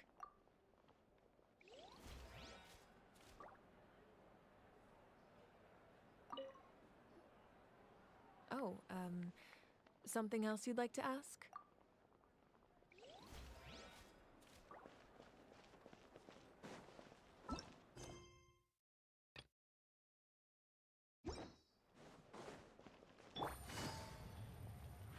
Take it easy.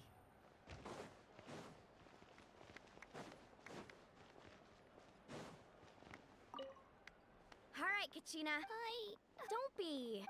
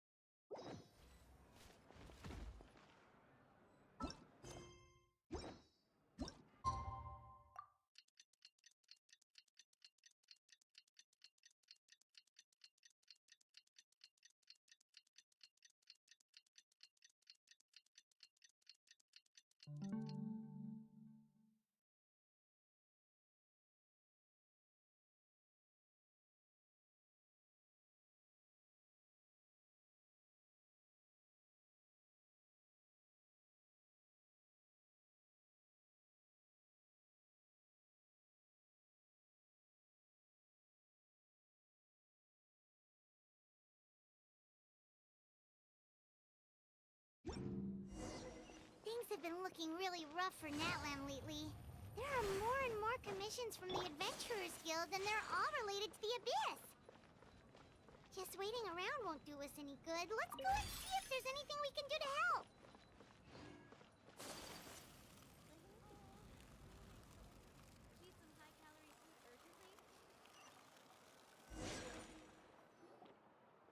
I see. Thank you so much. The Adventurers Guild has been overwhelmed these days. No worries at all. We've always valued the strength of adventurers. Given the current situation, it's vital that we all work together. Since we're facing the same enemies, I'll send you the intel we've collected on the Abyss so far. Then we can take a look at how to coordinate our efforts. All right. Thank you so much. Hi, Catherine. It's us. Got any new commissions? Ah, you two have come just in time. I've got some good news. The Pyro Archon has finished assembling her forces and stationed them all across Natlan. Given how the Abyss has ramped up its activities lately, we can no longer afford to act only after receiving news of an invasion. So the Pyro Archon suggested that the Scions of the Canopy and the Adventurers Guild focus on collecting and disseminating intel. That way, we can stay informed of everything that's happening across the land.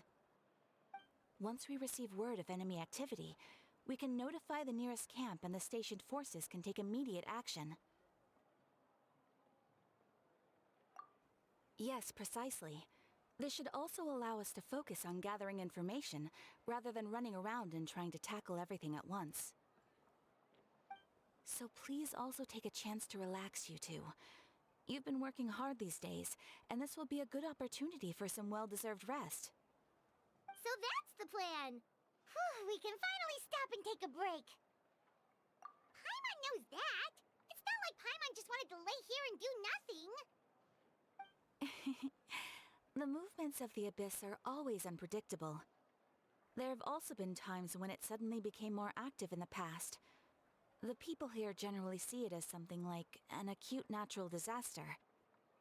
Once the disaster is over, everyone will return to their normal lives. We just all hope that day will be sooner rather than later. Oh, right. Most people have no idea just how bad the situation has gotten in the Night Kingdom.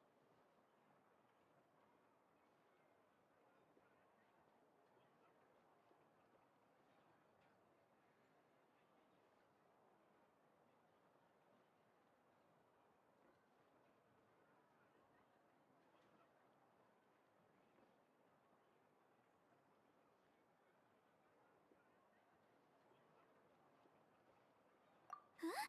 Is that the Traveler in Paimon? Hello, hello! Oh, hey, Kachina! Are you feeling better now? Yep. Now really isn't the time to stay home and recover anyway. I wanted to do something to help. I heard that the Pyro Archon is gathering warriors to be stationed in the more remote areas. So I came here to sign up. Don't think I haven't heard about all the things that you've been doing. With everyone working so hard, I've got to do my part too. Oh, by the way, Shilonen told me that she was ordered to forge you an ancient name. She said that she's all set, and we can head over whenever we're ready. Wow! So we'll finally get to meet Shilonen, the legendary forger of ancient names! Paimon still can't believe anyone could forge those things. Shilonen is a true master. Not only can she forge ancient names, but also all sorts of new and fun things. She's always got a pile of commissions on her plate, so you usually have to wait a while before she finishes something. In this case, though, she's completely cleared her schedule just to work with you. She wants to give your name her full attention.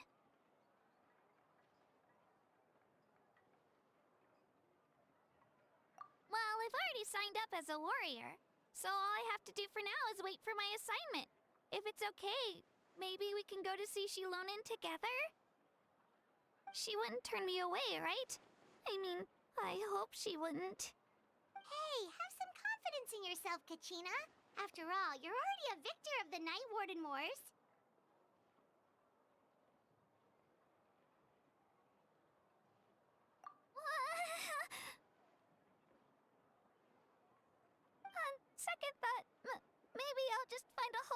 ground to jump into and hide for a while.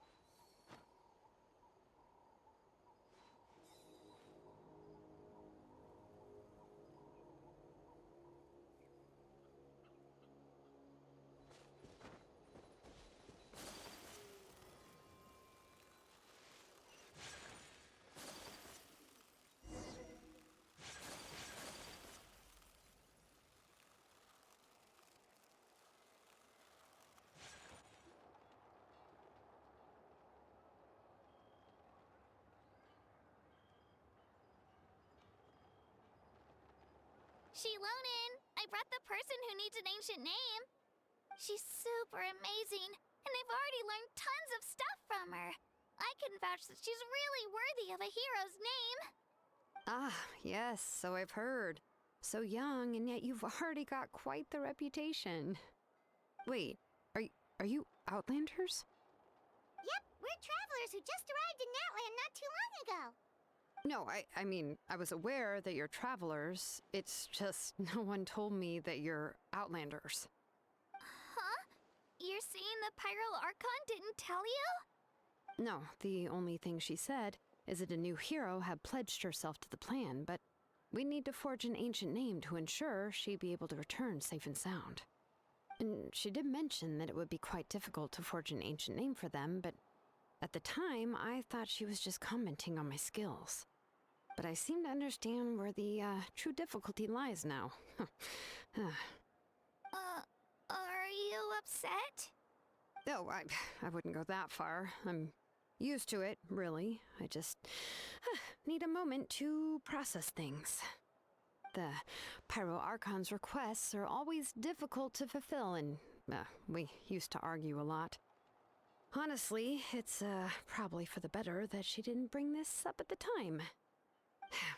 Anyway, I can't argue with her if she isn't here, and it'd be pointless to take my anger out on someone else. But, just because I understand her rationale doesn't make me any less upset. After all, she must have known that forging an ancient name for an Outlander is an impossible task. It's impossible? As you probably know, an ancient name is a symbol of a hero's spirit and glory, which grows even richer and heavier as generations of successors inherit it. We forge ancient names by engraving the heroic deeds of an individual who will become the first hero of that particular name.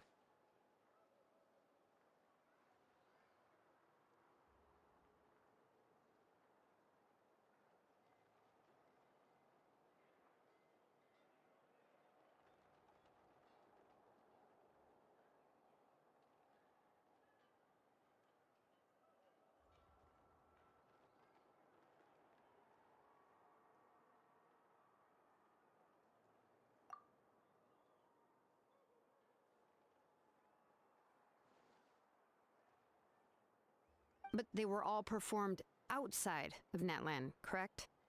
Yeah, that's right. Then those deeds haven't been recorded by the Night Kingdom. To take it one step further, even if you had performed heroic deeds in Natlan, As an Outlander, your actions still wouldn't have been recorded by our lands. Only memories and experiences that have been acknowledged by the Wyab can be used as a basis for an ancient name. Even the greatest of craftsmen cannot create something out of thin air, you know. That's just how it is. Seems the Wyab don't want just anyone to get a name, huh? Mawika, of all people, should know better than anyone, yet she's still entrusted the task of forging the ancient name to me. Oh, Paimon gets it. Nobody's happy being asked to do the impossible. Why do I feel like this has happened before? I think last time, Shilonen just ended up running dozens of laps around the hills nearby. Ugh, don't remind me. Let's just, focus on how we can pull this off. How to achieve the impossible. You mean you're already willing to accept the task? Well, what else can I do? What's happened is already done, and it's not like I can outright defy the order of my Archon. If she gave me this order, then she believes the ancient name is an indispensable part of her plan, and that I'll be able to find a way to make it happen. In other words, the order is an affirmation of my abilities. Whoa, not only has she accepted the task, but now she's looking for silver linings?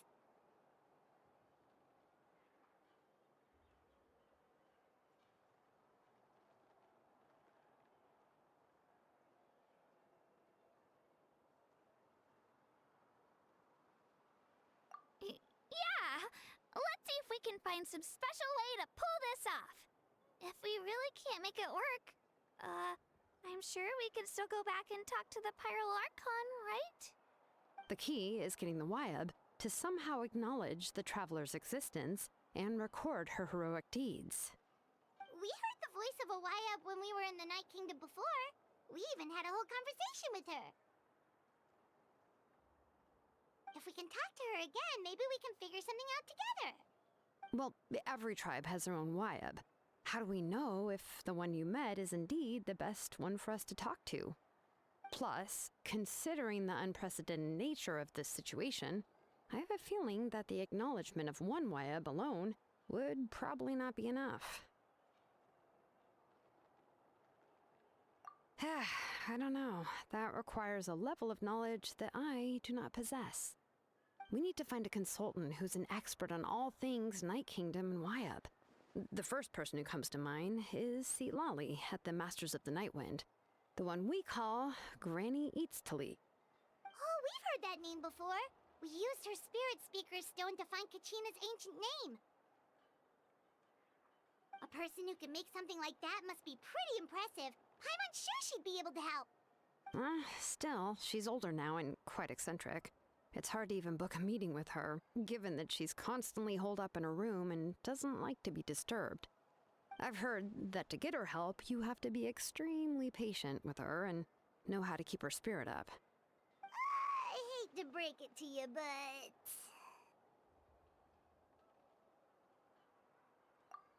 Huh. Why is that? I mean, didn't she already help you before? And you even managed to save Kachina. Well, yeah. At the cost of her Spirit Speaker Stone being split into two. Huh? Great going, Mawika. We're already off to a rocky start here. In that case, I guess your only option is to try to emphasize that this is an important order from the Pyro Archon. Hopefully, Lali would still want to show respect to the Archon. I'll also write you a letter on your behalf. If you can find someone to deliver it and mention some good things about you, then that should help too. Oh! Let's ask Kanich to deliver the letter. He understands the whole situation, and is already a familiar face to her. Paimon sure hopes a Hal won't interrupt when he's talking, though. All right, Kanich is a seasoned negotiator. I trust that he'll know the best things to say. Great! Then I'll go contact him right now. Please just give me a moment to write the letter, and we can meet up near the Statue of the Seven later. Sounds good. We'll take a stroll in the meantime.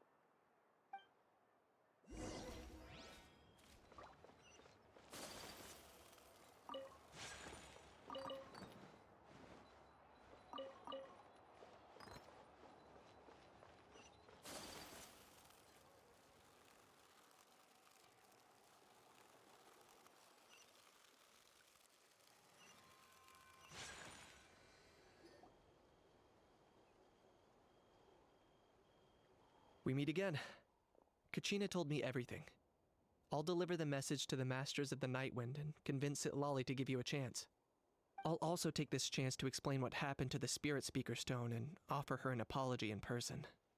I'm sorry to put this on you, Kanich. It's just that you're probably the only person who knows how to deal with her. It's all right. We're all working for the sake of the Pyro Archon's plan, after all. Everyone here understands how dire the situation has become. Oh, wait, so Kachina and the Traveler also know about the plan? Mm-hmm. Because we all saw a hero of the past rematerialize right before our eyes. And then Mualani said that a ton of knowledge and memory suddenly flooded her brain. The Pyro Archon explained everything when we came back from the Night Kingdom, including the reason behind the appearance of the hero, as well as the current state of the Night Kingdom. Right. She mentioned there are 6 heroes and that Shilonen is one of 4 that have already been acknowledged. Oh, well, then I suppose there's no need to keep any secrets between us. Having companions walk by your side is perhaps the best solace when facing such a bleak reality. I have another piece of intel to share. We've pretty much identified the person who rescued the captain in the Stadium of the Sacred Flame. His name is Auroron, and he also hails from the Masters of the Nightwind. However, he spent most of his life living out in the wilderness by himself, away from the rest of the tribe. That's why his disappearance went unnoticed. By the time Sitlali finally realized that he was gone, no one had heard from him for quite a while. Sitlali knows him too? That's right. Auroron was an orphan raised by the chief of the Masters of the Nightwind and many other kind-hearted people in his tribe. Still, he's had something of an odd reputation his whole life. Odd, huh? Given how the Masters of the Nightwind love to babble about dreams and revelations, they're already a pretty strange bunch to most.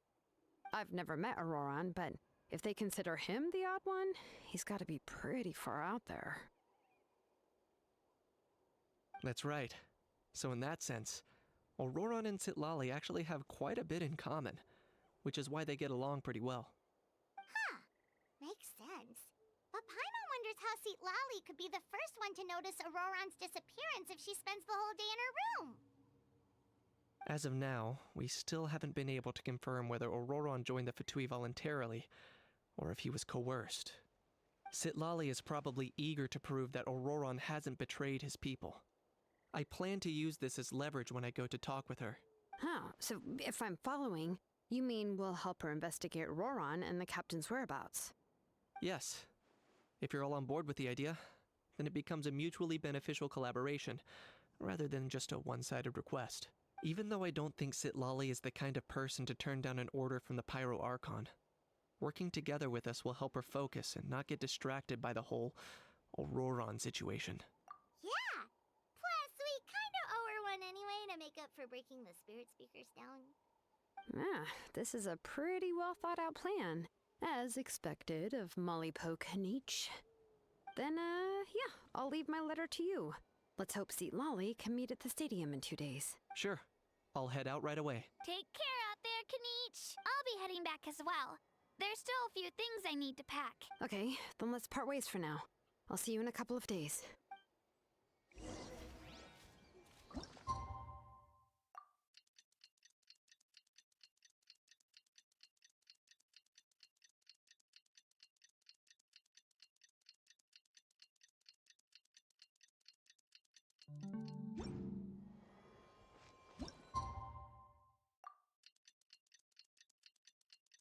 Oh, it's time to meet up with Shilonen. Let's ask her how things have been going.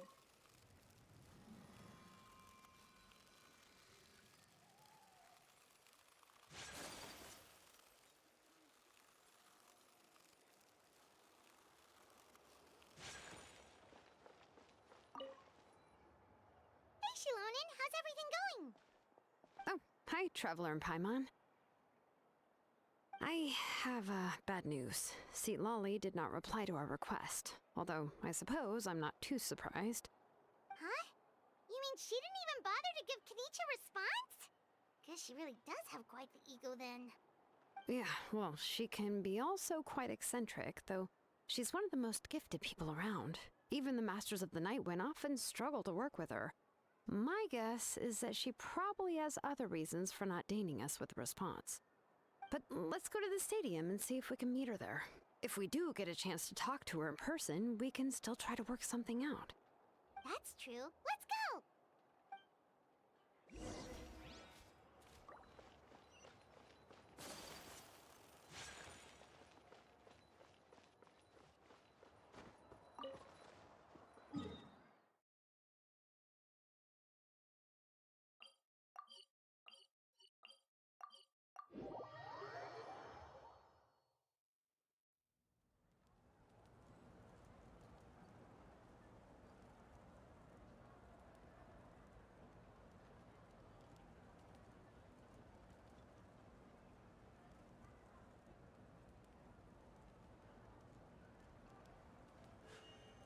A blade embraces its dude.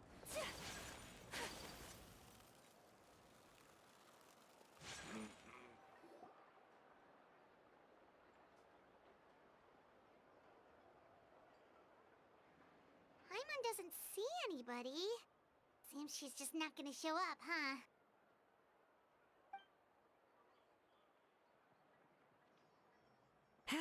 Well, we tried to be as considerate as we could, but she's under no obligation to help. That might be true, but this is still a request from the Pyro Archon, right?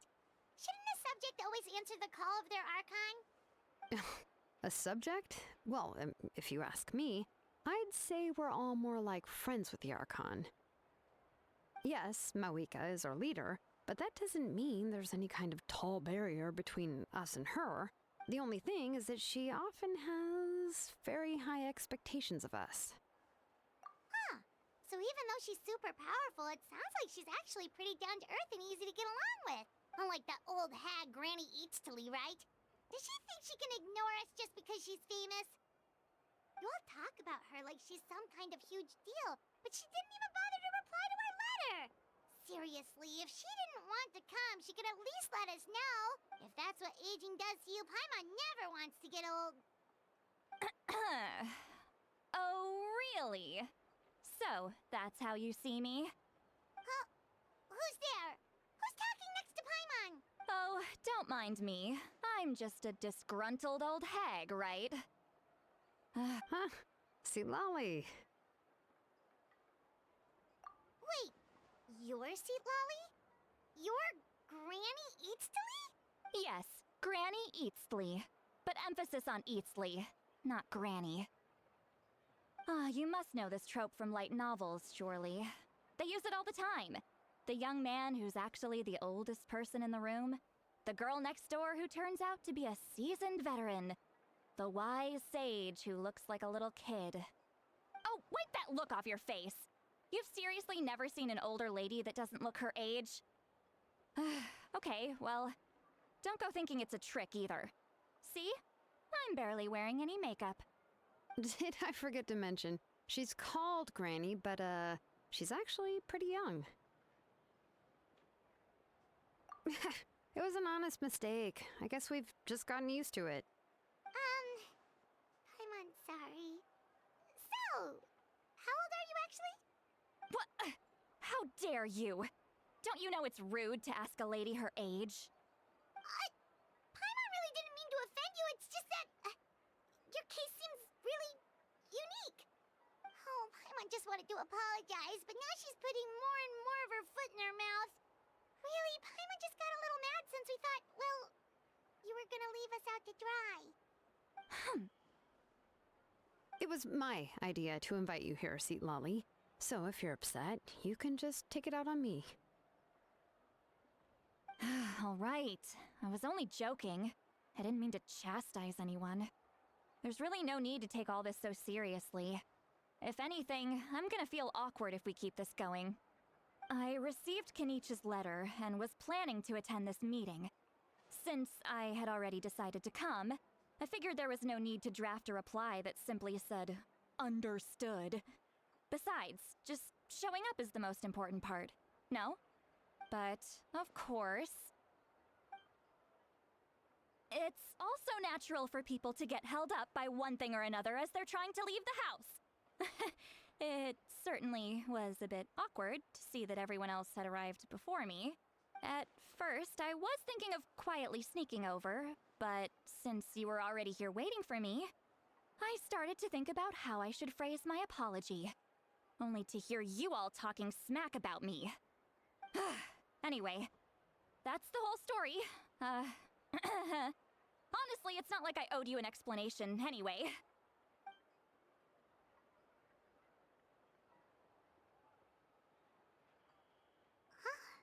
What's with that expression? Was she feeling embarrassed just now?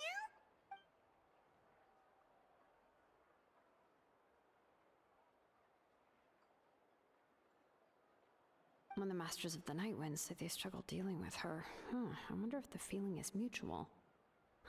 She seems to be pretty awkward herself. Everything she does and says seems a little forced.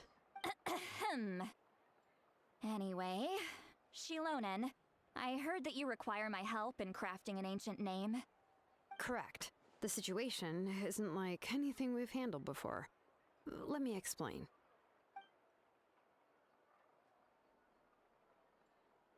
I see. So Mawika has asked you to forge an ancient name for an outlander. Well, that would be a first. And you've also heard all about Auroron. I must say, he's always been a good kid. I can't see him joining the Fatui of his own volition. He must have been coerced somehow. Yeah, that's what we came here to ask you. We'll help bring Auroron back if you help us solve the problems of forging the ancient name. What do you think? I suppose I'll just call you Traveler for now. Traveler, come here. Let me take a good look at you.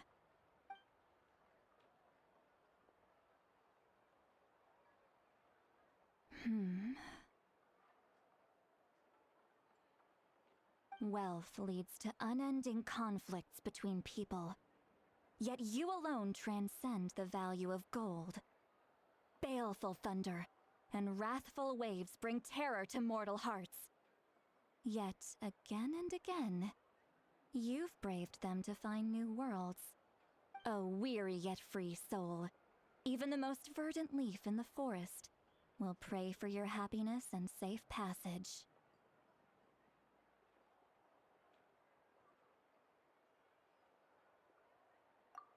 Those are all the things that I could see in you. You've experienced far more than even most mortals could dream of. You possess the heart of a sincere hero, along with the conviction to lift a torch above your head and walk headlong into the night. Huh? Don't move. There's something here. Huh? What thing? Don't scare Paimon. Is the Traveler gonna be okay? Shoo! That should do it. You've just returned from the Night Kingdom, so some fragments of souls were still stuck to your body. No need to worry. I've just cleared out the last of them. Isn't that kinda like having part of a ghost come back with you? It's nothing as serious as that. If left unattended, the most it could do is stir up some chaos in your mind, and generally worsen your mood. Well, in that case, better to get rid of them. It was nothing. Shilonen, let's follow your proposal. Once you've brought Auroron back, I'll take you to see the Lord of the Night. The Lord of the Night? But don't we need to talk to the Wyab of the tribes?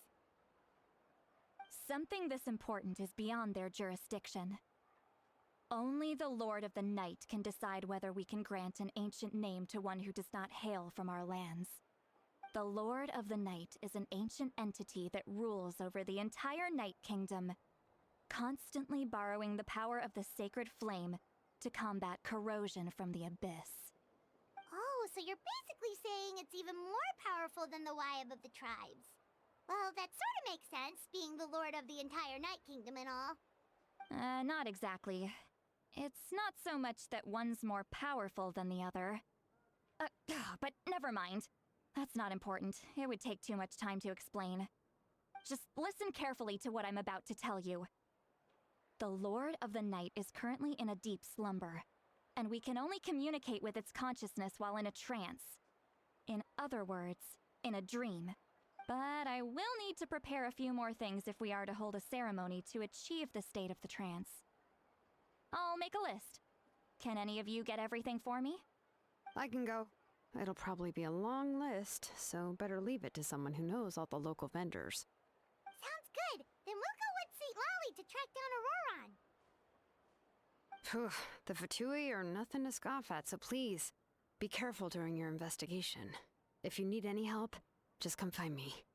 Yep, we'll be sure to play it safe.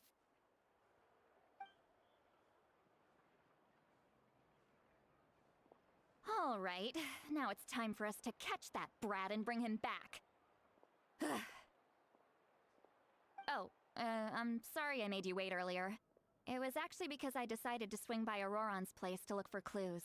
He has always lived alone, and I found a broken jar in his house. There was also something off about his phlogiston aphids, which I assume is because their keeper has been gone for quite some time. And interestingly enough, I saw some slash marks in the house that did not match any of our local weapons. My guess is they were left by Snezhnayan arms. Oh, sounds like the Fatui broke into his house and took him hostage. But why would they kidnap a kid who just spends his days living in the country and raising aphids? He's only in his 20s.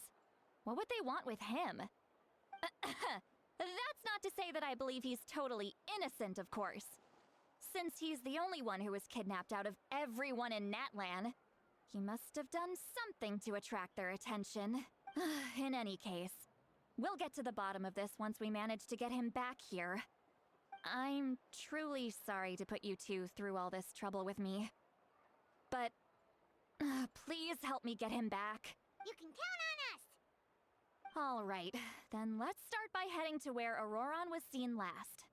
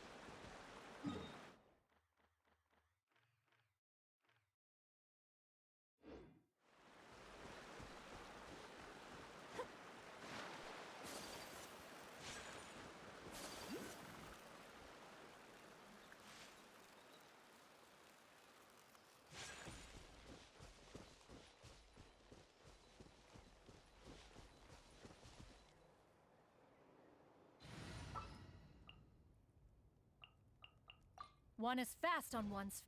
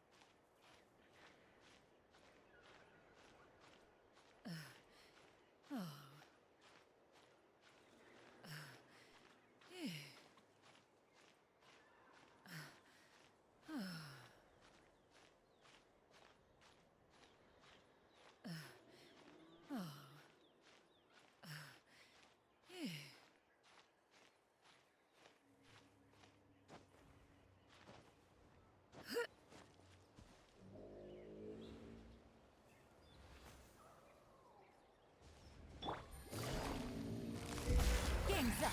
Time's over. Whirling snow! Sakura swirl!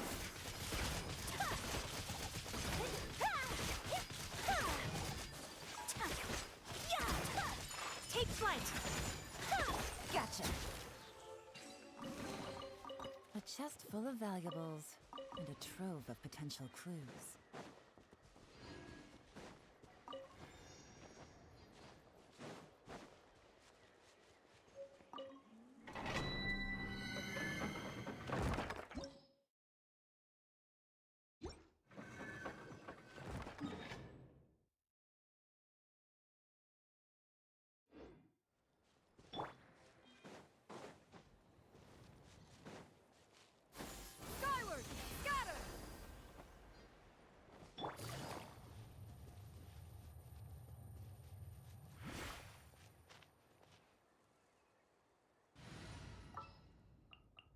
Take heart.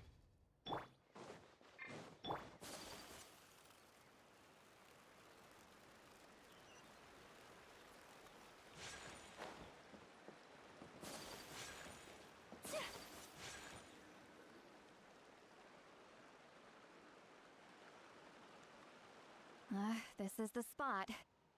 An eyewitness claimed to have seen Auroron speaking to some Fatui soldiers here.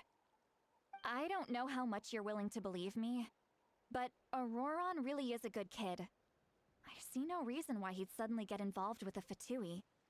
I'm convinced that what the witnesses saw was actually the Fatui coercing him, or perhaps trying to extract information. However, I doubt anyone would believe me, given there are no signs of a fight. Didn't Kanich say that she's a big name in Natlan? Feels kinda weird to see her so frustrated and helpless like this.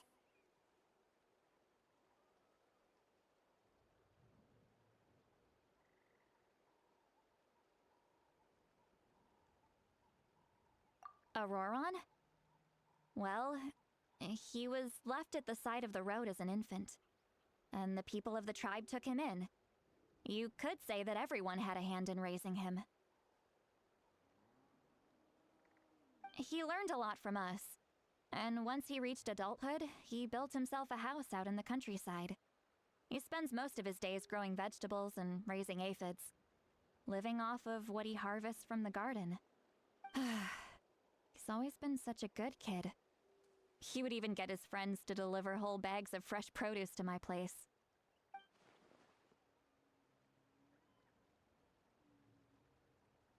Oh well, let's keep looking.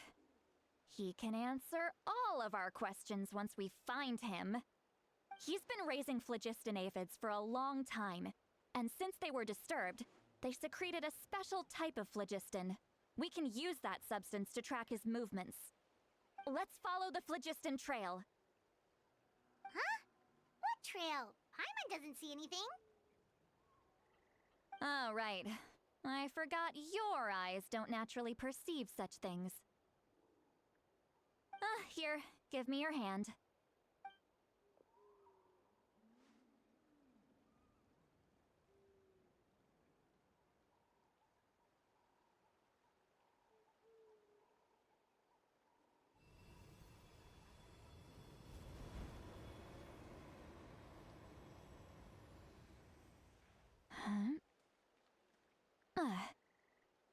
How about now? What do you see?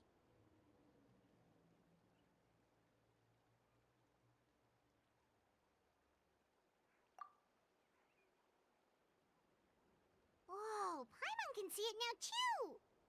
That's right. I used a spell to temporarily transfer a portion of my senses to you. For a short while, you'll be able to see the phlogiston too. Wow, you can even share your senses with us? First time Paimon's heard anything like that.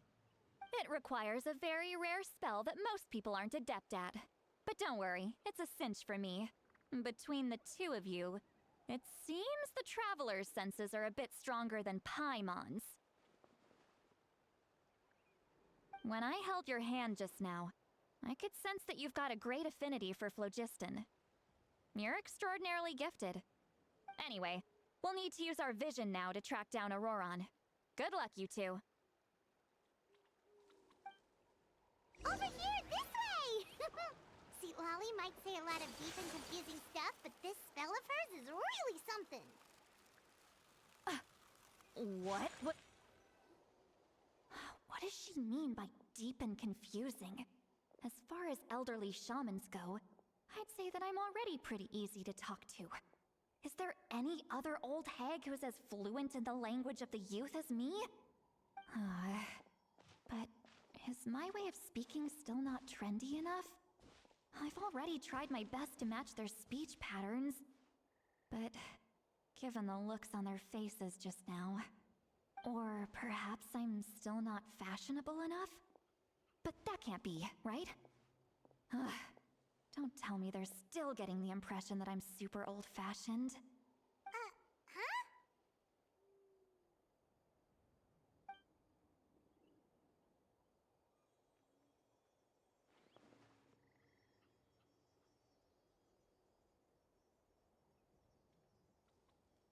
Was that Seat Lally's voice?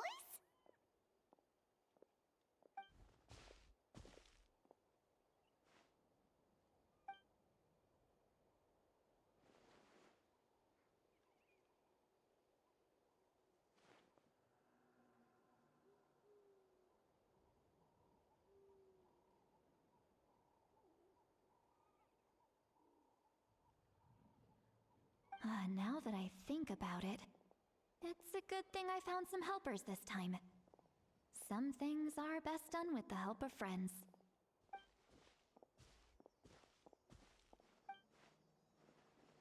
Oh? They appear to be feeling quite confident. Looks like our work will go smoothly.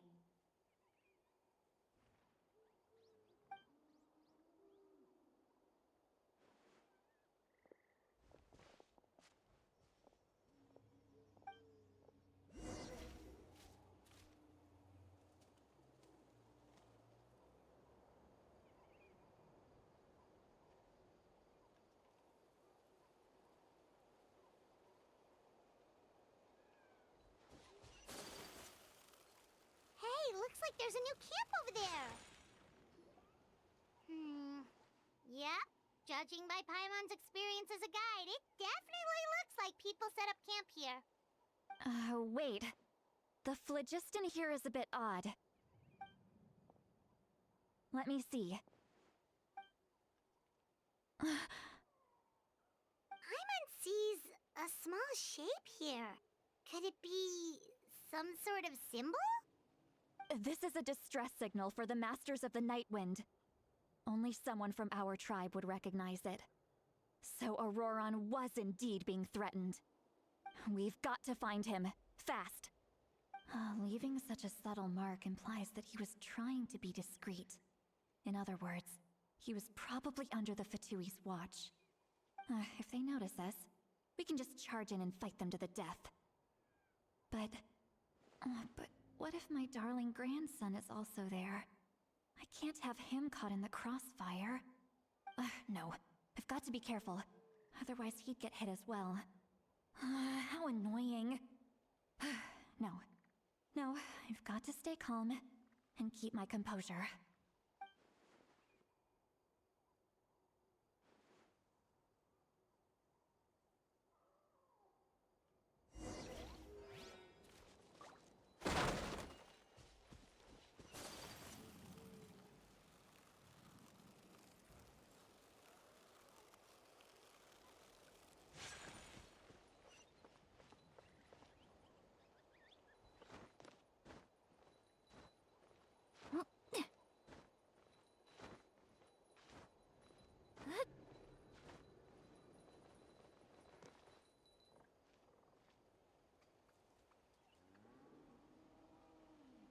Hold the line!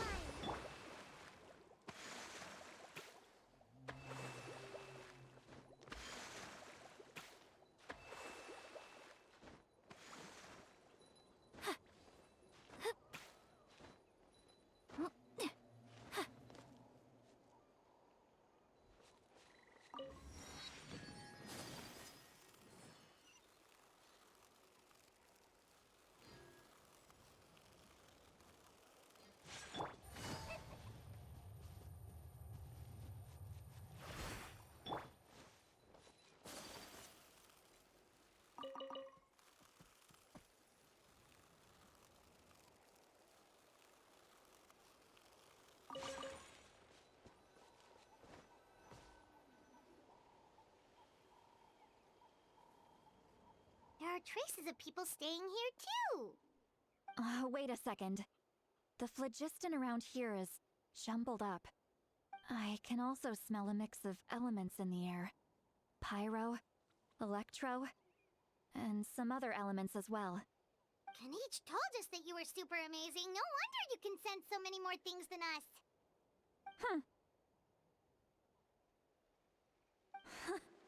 It's about time that little brat said something nice about me. There are signs of a struggle here. Judging from what's left on the scene, there must have been a fight. But after that, the factions seem to have gone their separate ways. Both the phlogiston and the elemental traces in the air support that.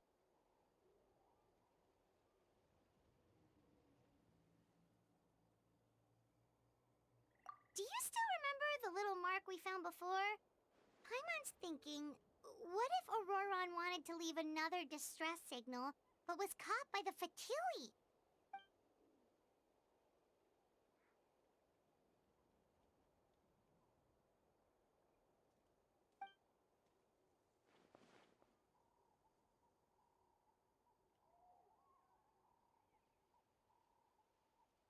Given there are 2 signals leading from here, we should split up as well. I'll take this direction, and leave the other one to you. Let's meet up again later.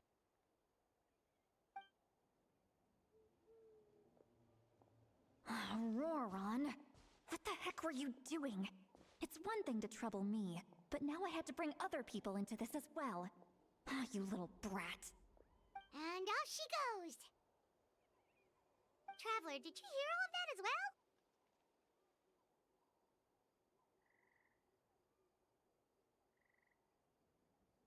Once Lolly left, that voice went away as well. Paimon even tried calling her name inside Paimon's head, but there was no response.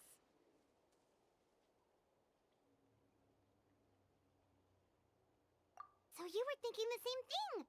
Paimon also thought that if we could hear what she was thinking, then she could probably also hear what we were thinking in our heads.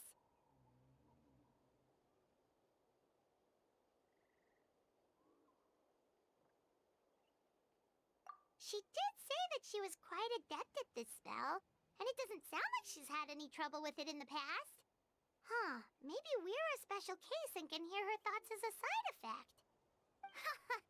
If you think about it, she's really got a lively inner world. It paints quite a different picture from Paimon's first impression of her.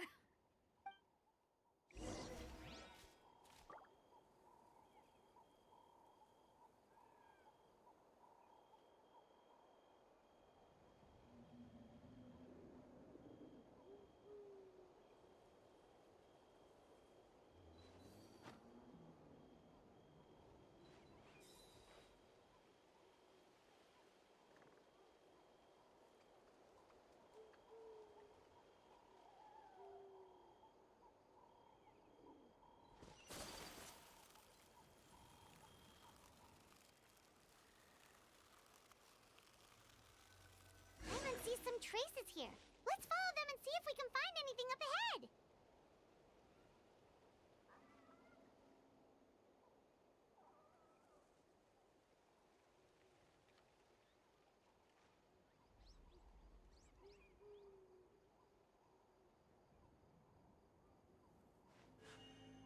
A blade embraces its duty, as a jeweler cherishes their gems.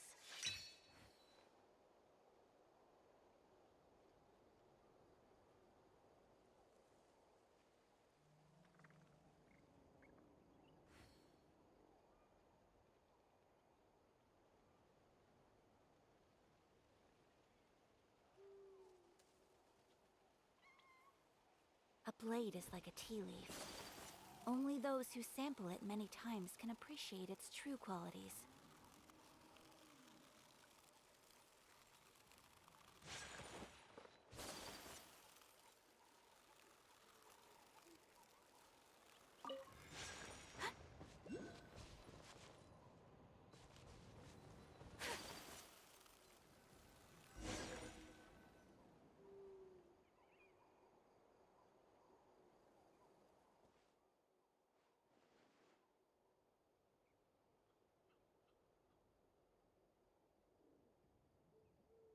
Did you find something?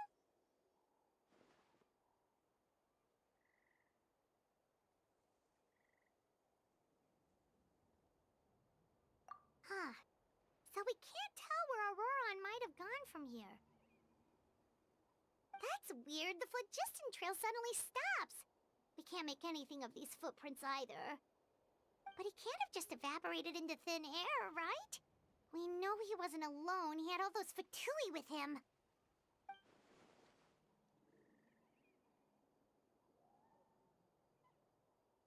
So, you can hear the sounds of the wind from beneath the earth.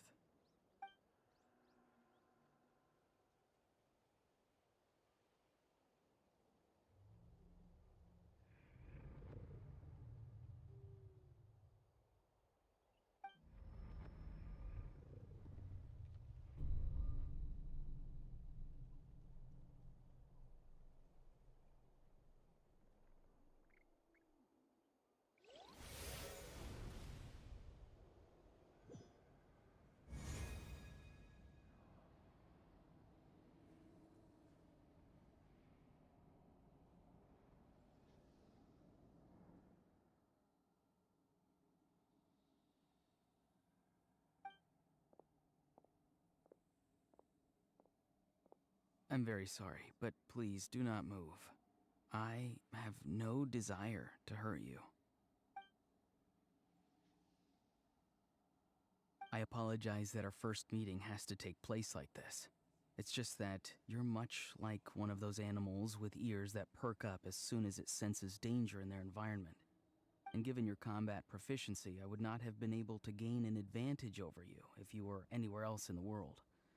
However, you're now in the Night Kingdom, a familiar domain to the masters of the Night Wind. Hello, traveler. I'm Auroron, the one you've been searching for. Ah, the Fatui's custody. I see. So even Granny has told you that I was coerced by the Fatui.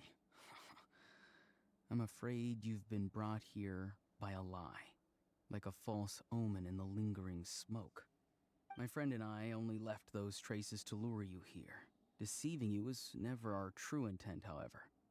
It was simply the fastest and most feasible way for us to set up a meeting.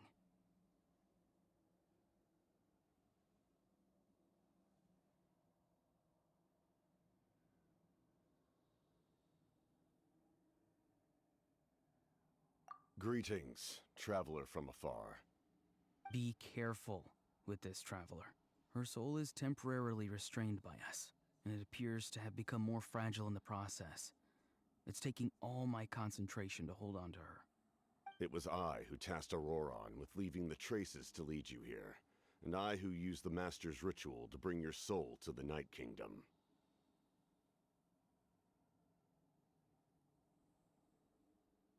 I've heard much about you from the past encounters you've had with my colleagues. Given the present situation in Natlan, I would like to sincerely request a formal meeting with you, in person. I will use the opportunity to explain my goals and motivations to you, as well as why I mistrust Malwika, the Pyro Archon. I believe there is little reason for you to blindly follow her plan. If you would like to hear our intel, then find us to the east of the stadium. But remember, not a word of this to anyone. You will see me again once you return to reality. No matter what I say, please, help me keep this a secret. This is all to avoid dragging Granny into this conflict.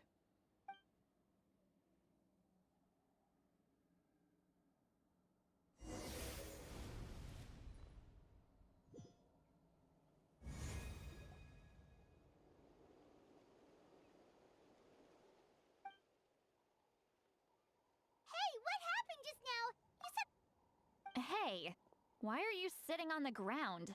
Are you okay? See, Lolly!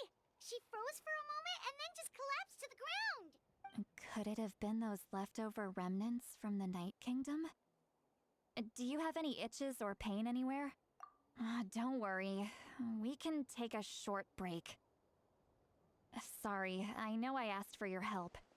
But had I known you were feeling unwell, I wouldn't have taken you on this trip with me.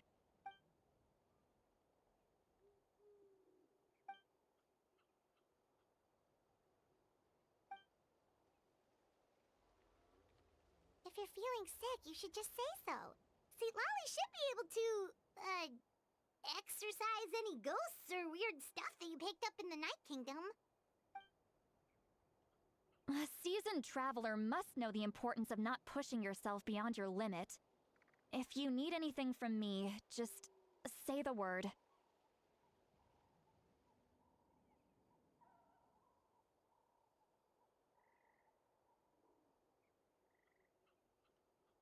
In any case, let's take a bit more time to rest now.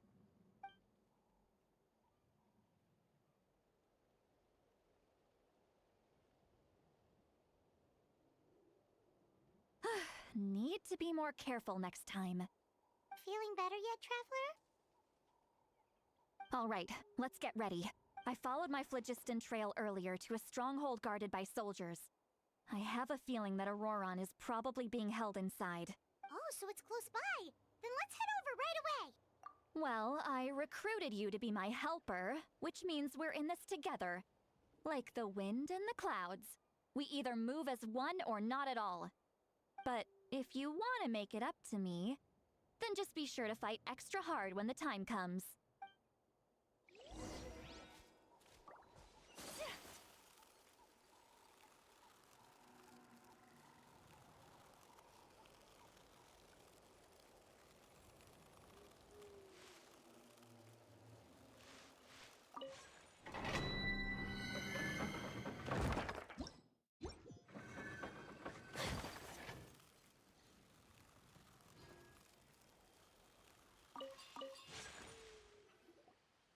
Look over there.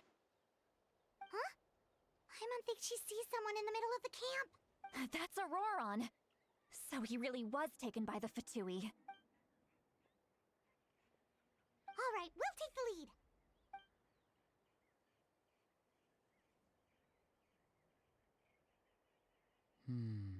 Hey, quit daydreaming. Don't you have work to do? I cannot see the sun. What? Without the sun, I cannot see the truth. You are currently blocking the light, so I must beseech you to move aside. Huh? Okay, Mr. Philosopher. That's enough mumbo-jumbo. Wow. I'm going to rip that guy's head right off. See, Lolly's struggling to control her temper now. Are you ready? On my count. 3, 2, 1! Still trying to resist? You've got no idea who you're up against!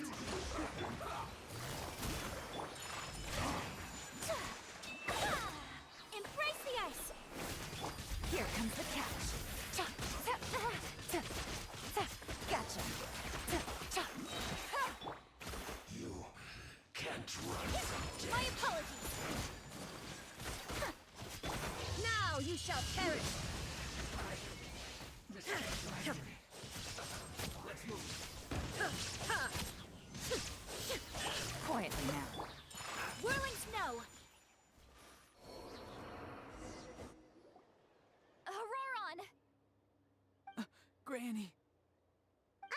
Paimon knows she's called Granny Eatsley, but it's still kind of weird hearing someone actually call her Granny. And greetings to you too, other Granny. What did you just call her? Granny. Is that not right? You are Granny's friend, are you not? You seem to be approximately the same age as her, so I figured you're also a Granny. How many times have I told you? It doesn't work like that. There are a lot of people who look about the same age as me. You can't go around calling everyone Gramps or Granny. Oh, wait. He's not a child, is he? Don't tell Paimon he's one of those people who look like an adult but are actually only 8 or 9 years old. Oh, your words have pierced my heart like a thorned vine. Given how hard those thorns are to remove, I may just need to find a pair of tweezers. Why are you so upset? You can just say yes or no. Of course I'm not a child. It's just, Granny always taught me to show gratitude where it's due. And since the Masters of the Night Wind raised me collectively, I basically see everyone above a certain age as an elder I should look up to.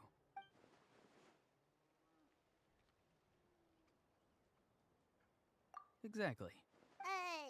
But if you keep that up, then everyone's going to be your senior. And do you think saying all of this is gonna save you from a scolding, Auroron? Haven't I told you 100 times since you were a kid? Heed the 3 warnings. Be wary of beasts prowling around, scammers looking for their next victim, and strange people who appear out of nowhere. Oh, so you do remember, and you just chose to ignore them. I always knew that living on your own was going to get you into trouble sooner or later. But getting kidnapped? That really takes the cake. You won't always be able to rely on other people coming to your rescue, you know. You're just lucky we got here when we did. Or we might be launching another search and rescue operation to find out where they put your severed head. I'm sorry, Granny. I'll be more careful next time. Next time?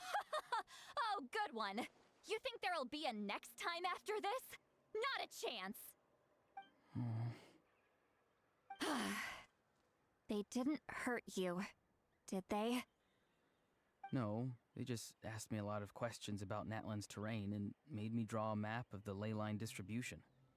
Okay, now answer me honestly. Were you the one who helped the captain escape after his battle with the Pyro Archon? Yes. So why did you do it? Because they said they would need my help from there on out. They also said that if I refused, they'd just come to you, Granny, and they'd already figured out a way to make you do their bidding. Hey! I'm no ordinary Granny! Would they really dare to come after me? And you! Did the gods give you a brain just for you to not use it? Did you really believe everything they said at face value, and not stop to think? Thankfully, the Pyro Archon only asked that we find the mysterious individual from the Masters of the Night Wind, and didn't slap your name on a wanted poster. Don't think for a second that she doesn't know what's happening. Even if the truth that you see will soon manifest into reality, there is still no need to preemptively panic. Have you forgotten the words that I've taught you? I'm sorry. Forget it. We can submit the details of this camp and the defeated Fatui as evidence of your innocence. Let's clean this place up and get back to the city. Auroron, you better remember this lesson well and seriously reflect on your actions. Also, once we return to the city, come to the speaker's chamber with me. I'll need you to explain everything. Sounds good. Should I bring some of my homegrown vegetables as well? Your vegetables? Yes. I grow a lot of fresh produce in my garden. I hope the Pyro Archon won't be too picky about the selection. Now's not the time to be thinking about that. If you do come face to face with the Pyro Archon, the first thing you should do is... Recite the 3 warnings. Huh? No! You should emphasize that you were not in cahoots with the Fatui! How exactly did the Masters raise this guy? Oh, right.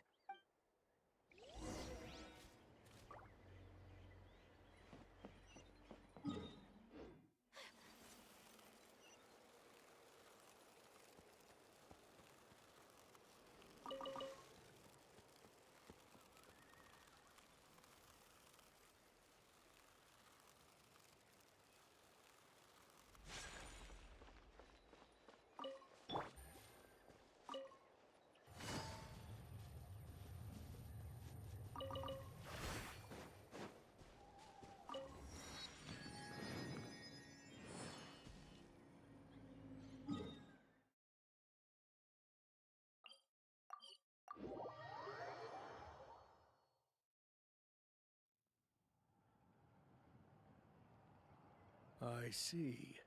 So Auroron came to the captain's rescue because he promised to help him in exchange for Citlali's safety. That's right. I'm sorry. Now that you know Auroron was only trying to protect another member of his tribe, could I ask you to petition the Pyro Archon for her forgiveness? We'll give her a full report. We'll let you know once she's reached a decision. Will I need to stay here? Technically, yes. But if Miss Citlali is willing to serve as your guarantor, then we can release you from custody. Sure. I'd be happy to do that. I don't have any more time to waste here. I still have other things to do. Understood. Thank you very much. Mr. Auroron, please report back to the Speaker's chamber as soon as you've received notice of the Archon's decision. I understand. Thank you. And thank you too, Granny. Well, at least you won't need to hide your face anymore. Traveler, Paimon, thank you very much for your help. And don't worry, I haven't forgotten about my side of the deal. Once Auroron is settled, I'll go talk to Shilonen and get started on forging an ancient name for you. Oh, thank you! You scratch my back, I scratch yours. It's as good as done. You can just go twiddle your thumbs or something while you wait for the good news. Bye for now. Come with me, Auroron. We've got to find you a place to stay for the night. Goodbye, Other Granny.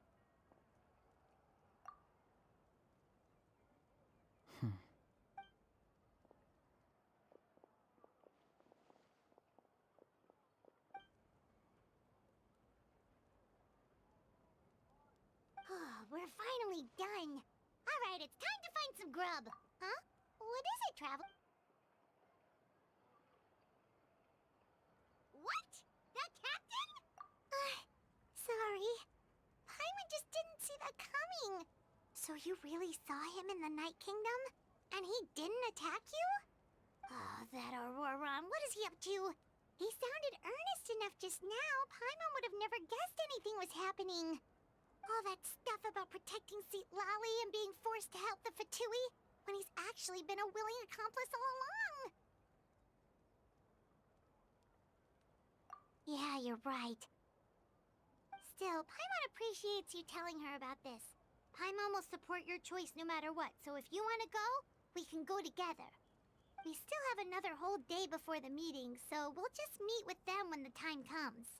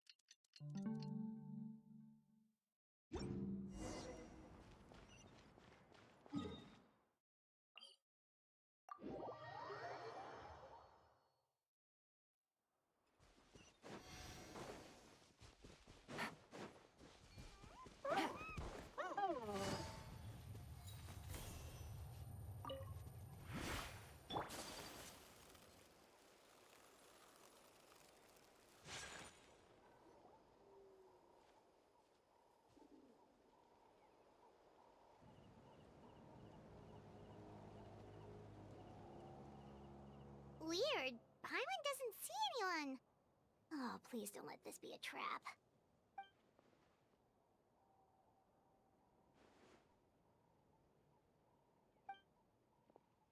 What was that? Good evening. Nice to see you again.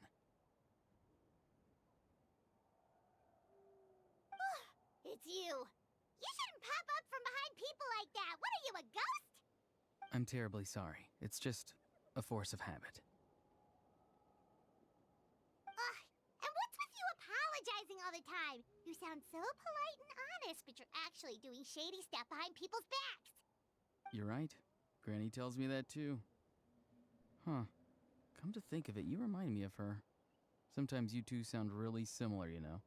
Oh, so you're gonna call Paimon Granny too now? Well, I could.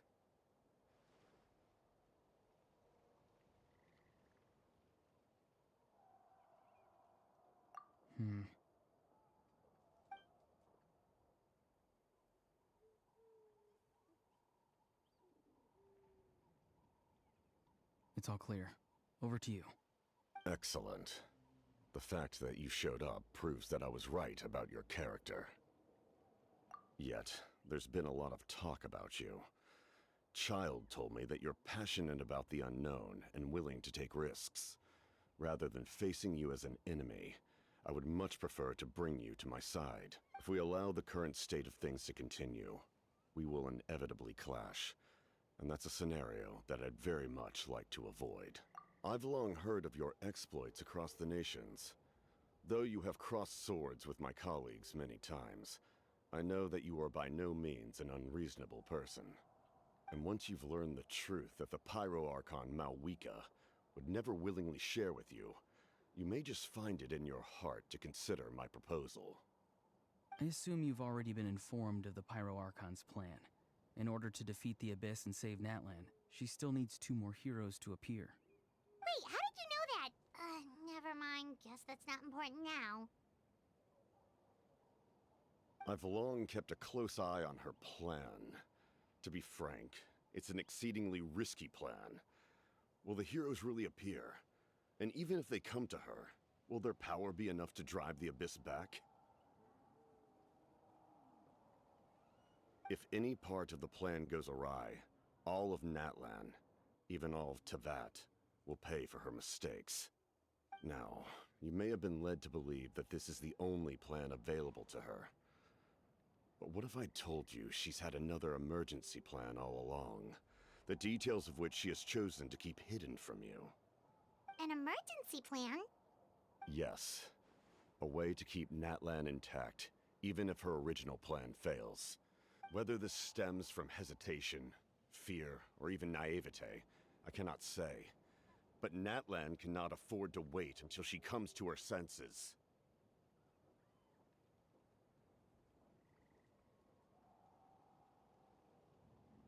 My fear is that given the enormity of the decision, she will be reluctant to confront the dire reality we face until it is too late. There will be no time left to execute the backup plan, and all of Natlan will be lost to the abyss. We have to make the decision for her, here and now. Yeah, do you have any evidence for all this? Just telling us a bunch of scary stuff isn't enough, you know. Besides, wasn't it you who tried to seize the Gnosis for the Tsaritsa clan? I knew you'd be clever enough to see. That's right. I did not seek the Gnosis for the Tsaritsa. Since I was defeated in battle, I must put to rest my thoughts about the Gnosis. But even so, my desire to save Natlan remains unchanged. And now, I have found a new way to solve the crisis. We can implement it immediately if we reach an agreement. Someone's here.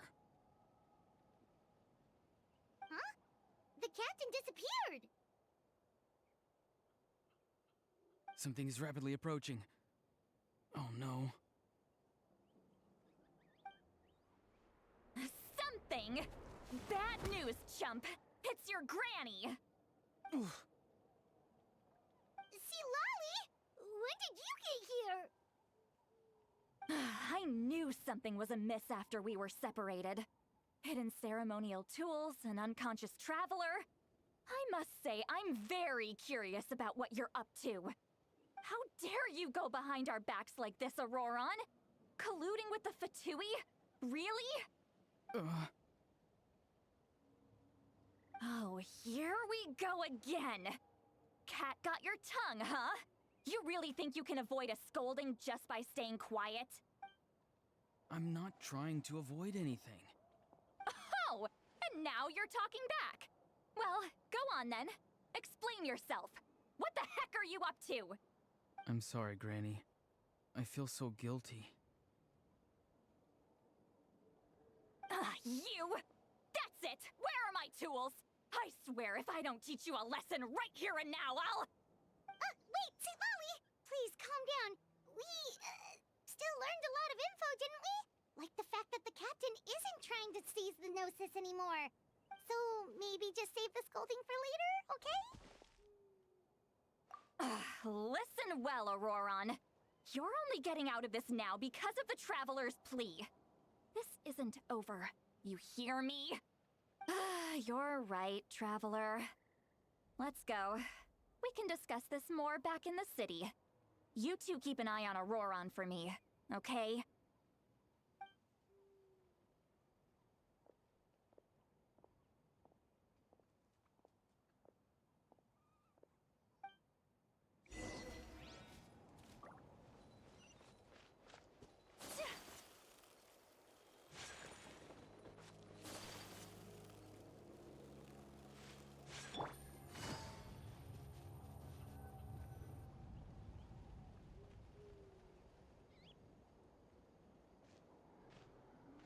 In all my years, I've never had a child cause me so much grief. Do you seriously not see what's at stake here? You've got a head on your shoulders, Auroron. Use it! Why did you help the captain? And I want the truth this time. No answer? Think you're being smart? Then let me ask a different question. What does the captain want? What is his purpose in Natlan? Really? You're just going to stonewall me?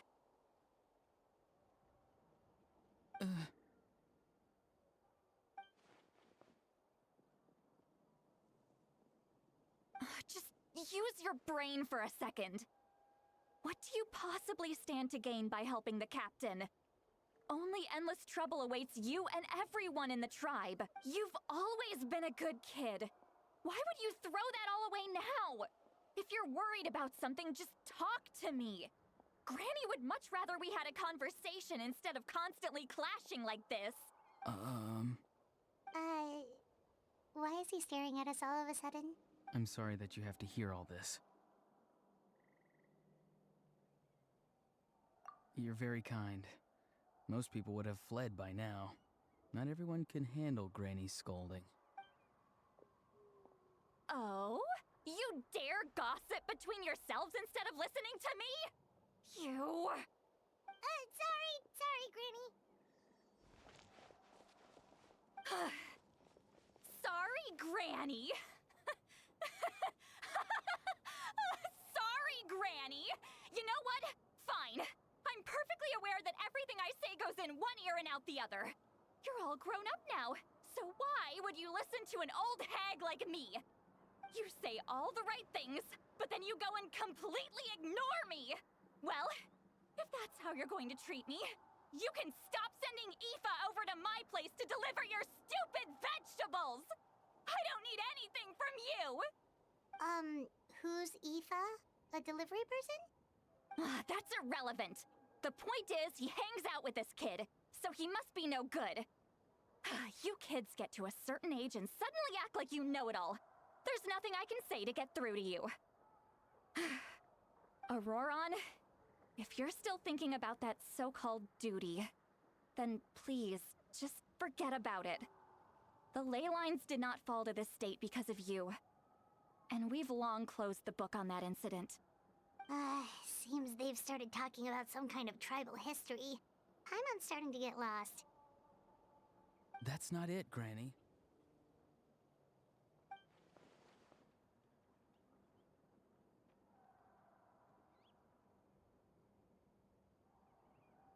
I know you tend to get down on yourself when you're upset, but I can tell I really hurt you this time. All I can say is I'm sorry. His voice. Auroron! Where have you gone? It sounds like he's somewhere super far away, but isn't he right here in front of us? I'm really sorry. It's up to all of us to do everything we can to save Natlan. So I've got to go. Get back here this instant! Auroron! What is this? Powder from plant spores? Is that the trick he used? What just happened? How was he able to suddenly get so far away like that? It's a trick of his. If you grind spores into a powder and spray it in the air, it can be manipulated to create an illusion. He pulled it off flawlessly. He must have put a lot of time into perfecting it. Don't tell me that's how he's been hunting in the fields these days. Couldn't he have picked up something more useful? Little brat. That's it. The next time we meet, I'm definitely going to break his legs. Whoa, that's a little extreme. But still, why does he feel like he needs to run from us? If his goal is also to protect Natlan, then can't we work together?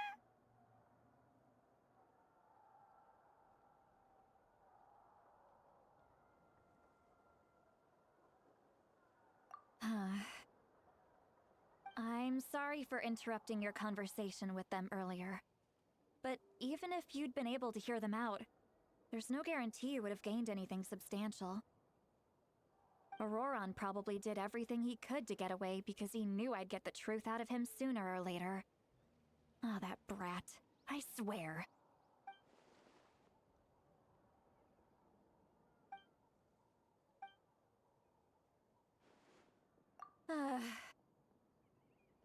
We've got quite a long walk back to the city. Let's take our time. It'll give me a moment to figure out how to explain all this.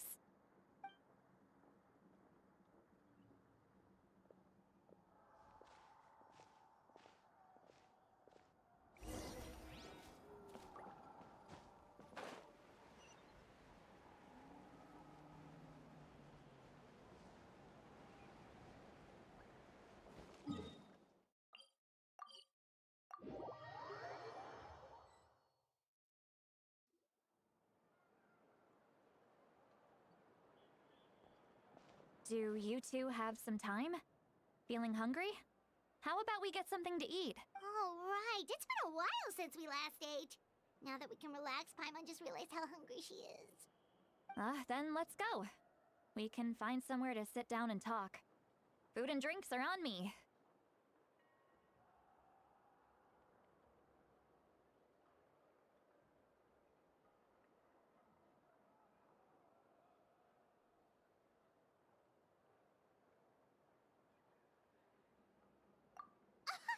How did this become Paimon'sville? See, Lolly looks quite down on herself. All right. It's on Paimon this time. What's one meal to the best guide into Vat? So you can just sit back and enjoy, Sweet Lolly. Paimon will take care of it. Hey, come on now. You won't even let me take you out for some food and drinks? I just wanted to treat you to a meal. Are you sure? We can save you some Mora.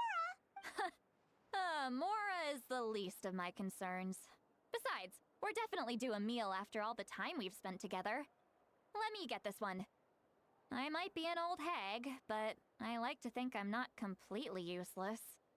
Sure, that's fine with us, but Paimon doesn't want you to be sad, Sweet Lolly. Don't worry. I'm sure a juicy grilled steak will work wonders.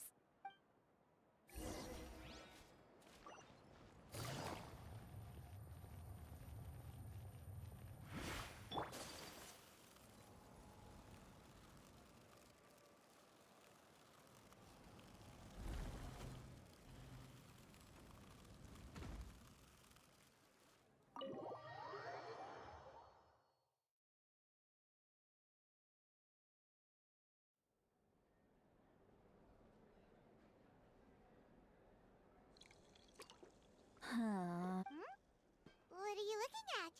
Do you see two people standing by the door? They look like spitting images of each other.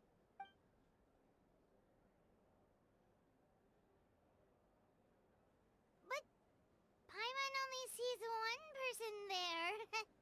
Huh? How could that be? I guess my mind isn't as sharp as it used to be. Give me another bottle, boss! Do you think she's drunk? There you go, miss. Oh my, it's not every day you get to see Granny Itzley here with some friends. Not to mention ones who've made a huge name for themselves recently. Oh, so you've heard of us? Of course I have.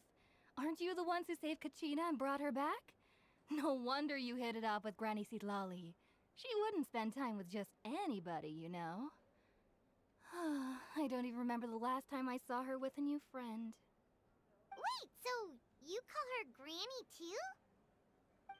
Well, given our ages, it'd probably be more accurate for me to call her my great-great-granny. She's one of the most famous people at the Masters of the Night Wind. Most days, hardly anyone even dares talk to her. Huh? Gossiping about me right in front of my face now, are you, Chonka? Oh, please, Granny. I wouldn't dare. I'm just beyond happy to see you bring over some new friends. After all, any friends of our regulars are sure to be great customers too. All right, that's enough. Go on now. I'm sure the other customers would like to talk to you as well. There's no need to keep staring at me. I promise I'll keep my alcohol down until I leave. Well then, you have my thanks.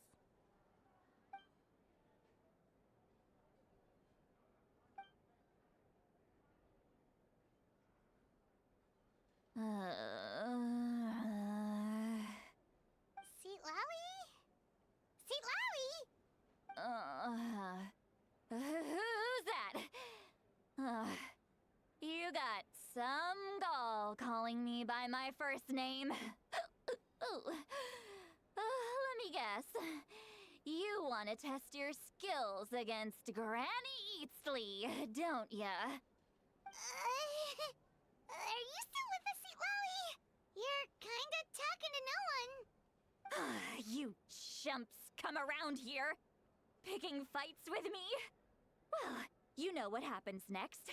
You lose, and then run off home to tell everyone about how I'm this big scary bully.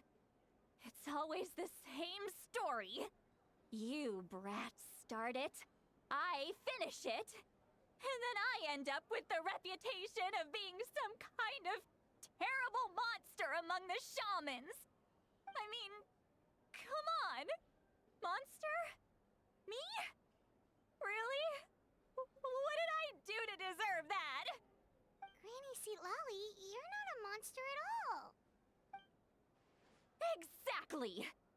And while we're at it, I'm not some lazy slacker either.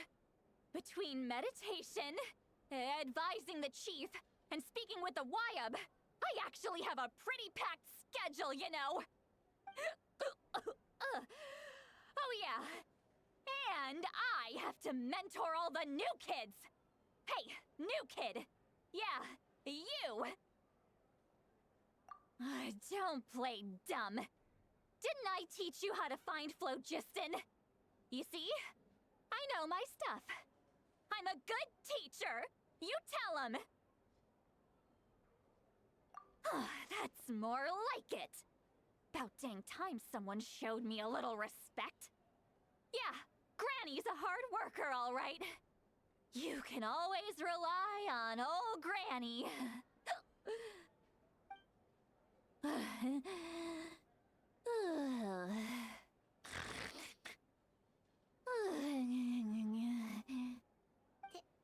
Did she just fall asleep with her eyes open? Oh, jeez. Behind this pitch-black curtain, a chapter of hatred reveals itself. Behind the smoke. The lingering smoke. Ah, she's meditating again.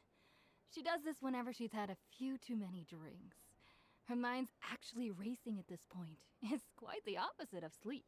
Is this another specialty of the Masters of the Nightwind? No, I'd say it's an ability that's unique to Citlali herself.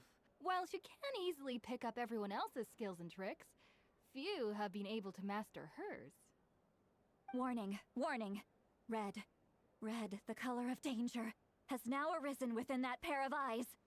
Huh? Traveler? Paimon? What's wrong? I'm gonna hurl. Hang on, just keep it in. Phew. Okay, it's passed. That was a close one. You had Paimon worried. Paimon really thought you were about to barf all over the table just now. How embarrassing. I'm sorry you had to see me like that. That's never happened before, I swear. Are you feeling okay? Want to take a quick walk and get some fresh air?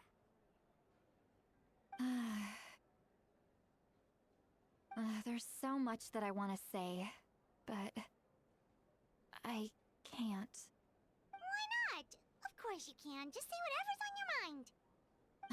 Please, Paimon. It's not as simple as you think. We've only known each other for a few days, right? What would you think of me if I were to start dumping all of my complaints on you after we've only just met? Oh, Paimon gets it. You're hoping that we wouldn't think less of you no matter what you're about to say. No, that wasn't my point at all! Seriously, don't you youngsters know anything about shame? I'm talking about shame! I've lived all these years and still can't get rid of it! Surely, you know the feeling too? Actually, about that. Huh? Tell me what? Yeah, this is as good a time as...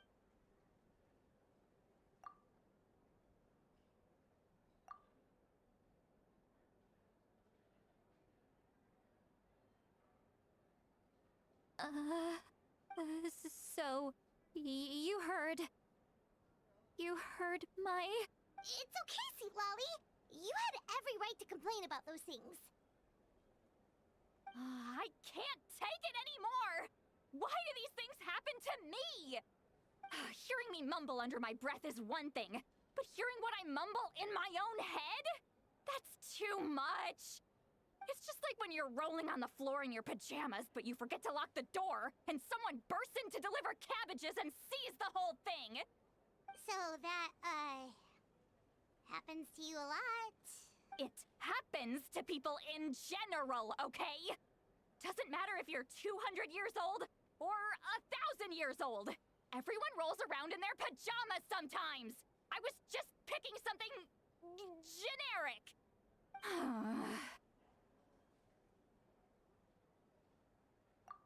Take a walk with me. I have things to share with you. Looks like she's completely given up. Like those criminals who just confess everything and accept their fate.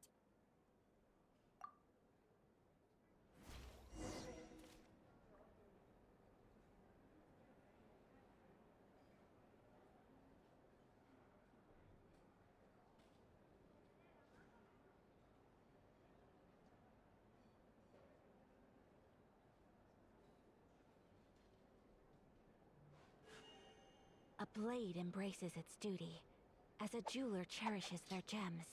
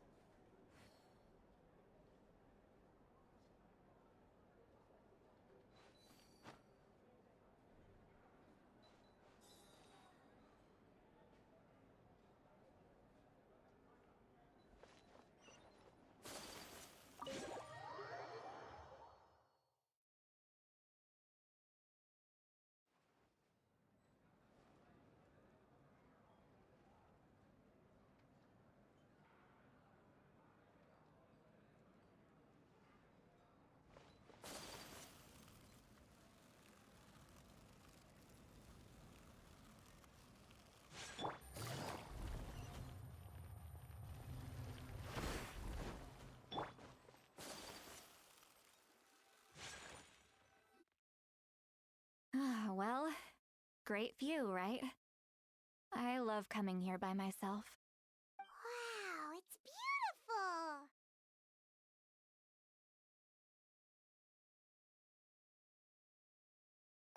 beautiful! You're making me want to cry. Oh no, what do we do? Please don't cry! I was an expression, okay? A figure of speech. I'm just... embarrassed. Here you are thanking me. Even after you helped me all this time. Let's just have a casual conversation. It's easiest that way. Really? You don't seem like the kind of person who keeps things casual. Well, I guess I used to be more of a stickler for the rules. And you're right. I don't usually open up to the people of my tribe like this. I'm just an eccentric old hag to them. That story's been passed down so long. It might as well be true. But you're just a regular person. The kids of my tribe would have a heart attack if they heard you say that. Granny Eatsley is a powerful figure. Be careful around her. That's what they'd say. Well, you are powerful. Are they afraid of you? Some are. Others are mad I always come out on top. A few decades like that. And people stop knowing how to deal with you. What about you? Are you scared of me? We don't find you scary at all. Huh! That's because you're not from my tribe. You don't know how many delusions of grandeur I've destroyed just by existing. I make people realize that no matter how hard they work, they'll never become a living legend like me. Oh, not to brag or anything. Maybe it's hard to believe. Just pretend I never said anything. We believe you. Shilonen has full faith in your abilities, and Auroran didn't seem scared of you. He thinks of you as his granny, right? Yes, but Auroran's a special case. Mawika already told you about her plan, and you've given so much help to Auroron and me. You deserve to learn the full truth. Auroron's not like other people. As I mentioned, he was abandoned as a child. The reason being, his soul is incomplete. The Masters of the Nightwind view this as a bad omen, capable of bringing about illness and misfortune. No one knows who his parents were. He was just left on a rock in the wilderness. It's a miracle he wasn't devoured by some wild beast. The Masters of the Nightwind believe they can see human souls, and in Auroron's incomplete soul, they saw a possibility for Natlan. A possibility to turn Auroron into a vessel for lost souls. The ceremony would allow lost souls to gather within him. Auroron would then be sent to the Night Kingdom to return the souls to their rightful place, strengthening the ley lines and completing the ceremony. Wait, that doesn't sound right.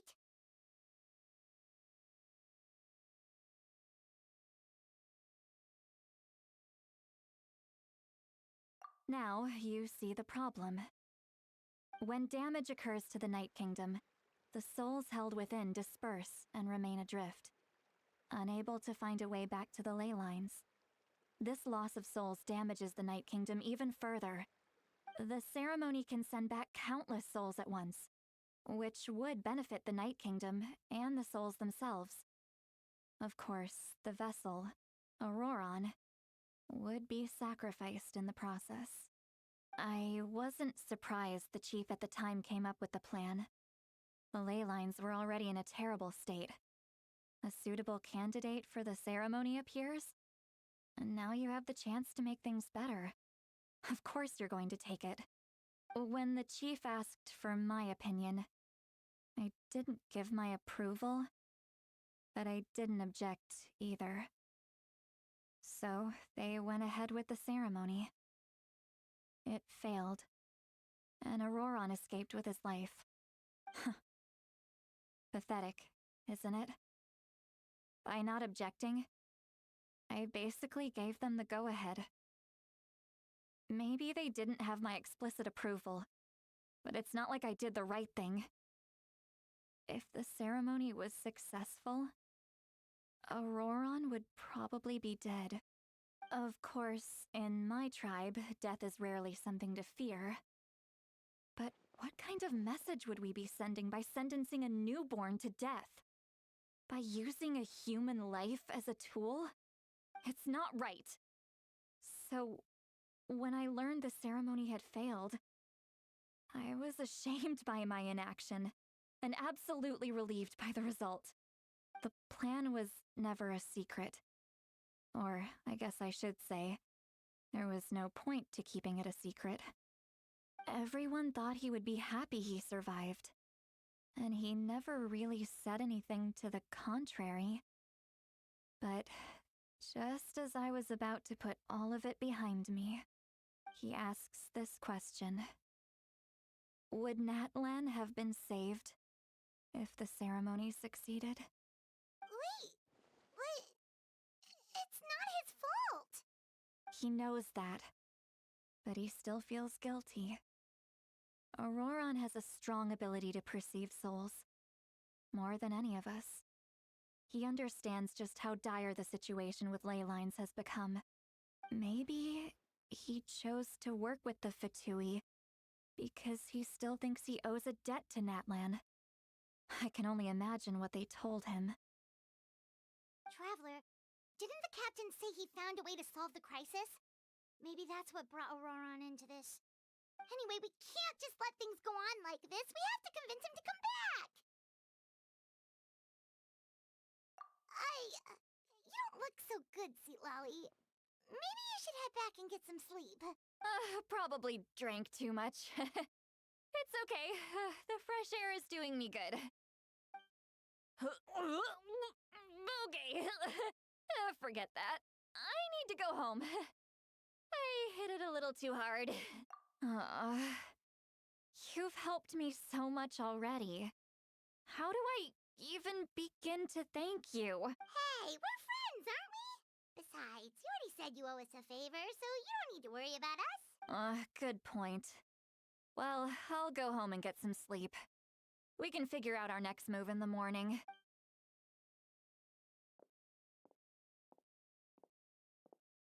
Friends. I like the sound of that. Auroran's probably back with the captain, don't you think? You mean about the backup plan? Do you really believe what the captain told us? Yeah, you're right.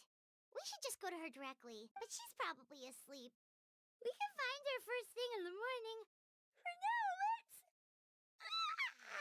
go to bed.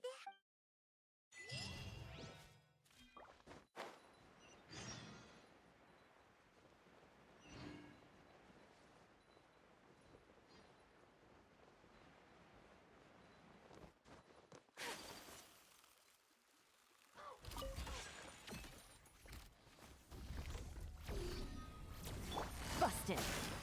Things are about to get dicey. Take flight! Kamisato art! Sometsu! Inazuma shines eternal! There is no escape!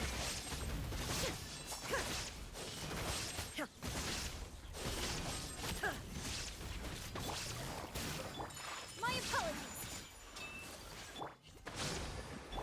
Game's up. Fun's over. Gotcha. Treasure. One way to draw your target out of hiding. Take it easy.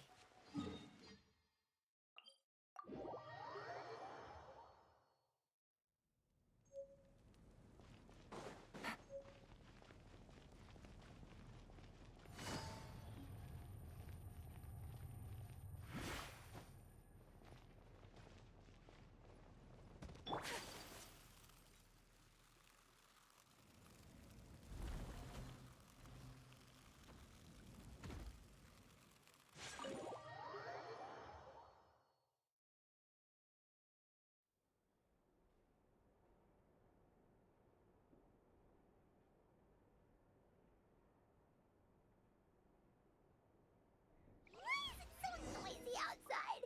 Paimon still haven't sleep. Well, guess we should see what's going on.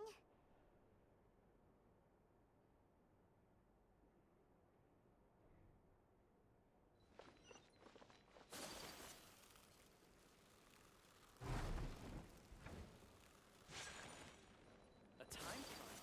It's worth a shot.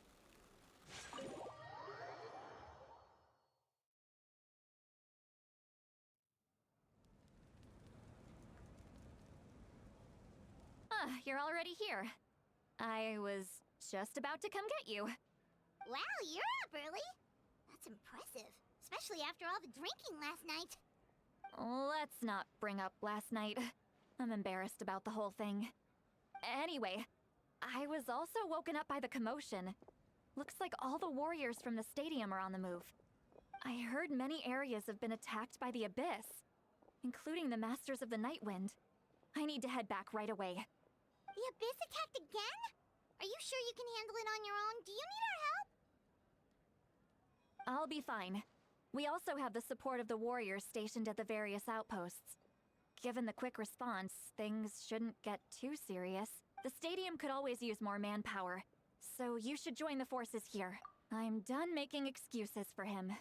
He's not a child anymore. He needs to take responsibility for his actions. I was the one who vouched for him, so I need to report back to the Speaker's chamber. But I should be able to convince them to let me go back to my tribe first to deal with the attack. As for the ancient name, once we handle this crisis, I'll talk to Shilonen right away. Don't worry. I never forget a promise to a friend. Thank you. All right, I need to start heading back. She left in a hurry. The situation must be really serious. Looks like a lot of people are heading to the stadium. Let's see what's going on.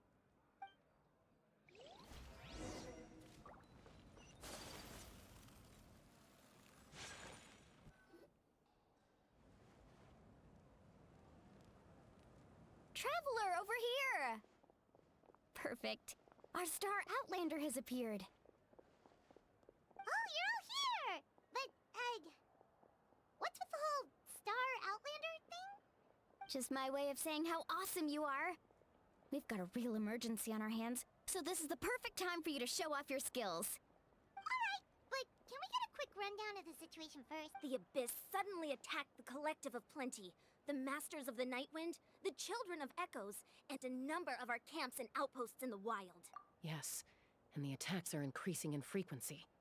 The tribes have plenty of defenses, so they're safe for now, but I can't say the same for the adventurers and merchants stuck in the wild. Chaska and I have been searching for survivors and treating the wounded. We just got back, but we need to head out again soon. I plan on heading back to the Collective of Plenty, just in case my tribe needs me. What about you, Mualani? Where are you gonna go? I'll go help the Children of Echoes. They're the closest, so I can start fighting right away. What about you guys? We could go together. Yeah, that does sound important. No worries. Just leave the Children of Echoes to us. Who knows? Maybe yours truly will have the Abyss on the run by the time you're finished. That would be pretty great, actually. I hope my tribe gets through okay. It'll be fine. Your tribe doesn't do all that bodybuilding for nothing. Let's part ways here for now. And most importantly, be careful, everyone. Oh, and some of us need to avoid getting contaminated by dangerous-looking substances. That will make my job a lot easier. Koichi, do we really have to do this now? It's alright. She's just looking out for everyone. Alright, let's hurry up and talk to the Pyro Archon so we can help the others.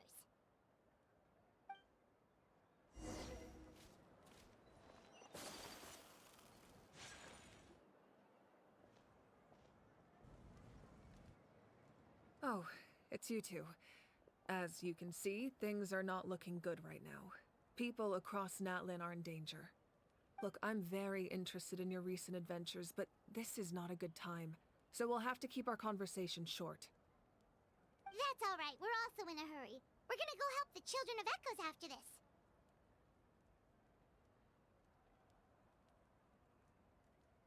What?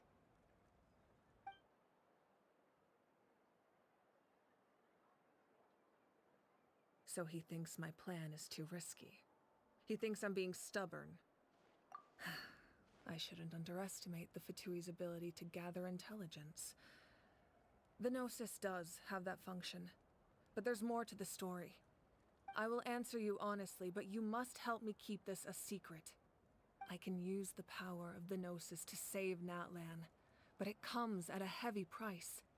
The Gnosis would drain all the souls and memories from the Night Kingdom and weave them into a giant net, which would surround the ley lines and protect them against abyssal corrosion. Wait, you can use souls to weave a net? But does that mean... Yes. It means sacrificing those souls in the process. Souls are just another form of life. The cruelty of this method is self-evident. The Night Kingdom not only houses the souls of the dead, but also our memories and legends. Using the Gnosis means converting all three into material for the net, erasing our history and culture. Even then, the net can still become corroded. If we cannot find a way to repair the damaged ley lines before that happens, then all those sacrifices are for nothing. Given the enormity of the price, it's a solution I refuse to consider right now. I want us to win, but I also care about how we win, and what that means for us in the end. Now it's true, both plans come at a risk, but after weighing our options, this is our best bet. Natlan is unique among the nations of Teyvat. Given the ever-looming threat of the Abyss, the Pyro Archons had to account for the worst-case scenario. Having a contingency plan is our duty. Not just to the people of Natlan, but to all who live on this continent. Still, this has always been a well-kept secret. I'm very curious how the captain learned this information. Oh, one more thing? The captain said he found another way to solve the problem. Could be equally as extreme, though. Without the Gnosis, he should have no other option. But I see no reason for him to lie. Seems like our only path forward is to track him down, so he can answer that question for us.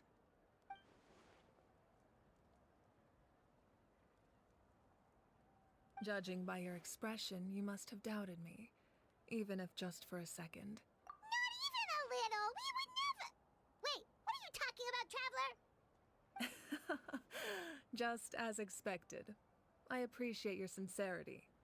Maybe it was out of caution, anxiety, or simple curiosity, but know this. No matter what, our goal remains the same. We both want to save the people of this land. So now that you have your answer, do you still doubt me? You scared, Paimon. You've really got a lot of guts, Traveler. That's a good thing. Oh, and feel free to call me Mawika. It's what all my friends call me, and I like it that way. As for the captain, the intelligence officers we assigned to the Fatui should be back soon. We'll get our answer then. That's great. Sounds like we just have to wait a little longer. Not just yet. Even though the Abyss is attacking several locations at once, I'm confident the warriors stationed in those areas can handle it. Don't worry. I just need to finish coordinating our available manpower, then I'll take a small team to handle the difficult locations. Wait, you're going to fight in person? Didn't you give up your power? That's true. I'm far less powerful than a god in my current state.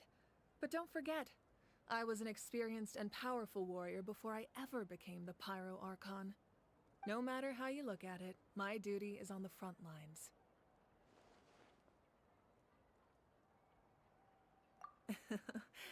I just think there's strength in numbers. If the people feel emboldened, that's just a bonus.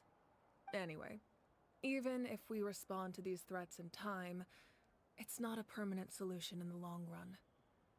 I've considered moving my people to other nations, but given their close connection to the Night Kingdom, a forced evacuation would have devastating consequences. I've told the chiefs of each tribe to strengthen their defenses and advise people against leaving their settlements. Now, I just need to find the right time to disclose the true nature of the crisis to the people of Natlan. Paimon's a little worried about how people will react. Yes, but that won't be the only response. In any case, that's for me to worry about. I'll let you know when we have more information on the captain. All right, we should head out. Maybe we can join up with Milani. She can't be too far ahead.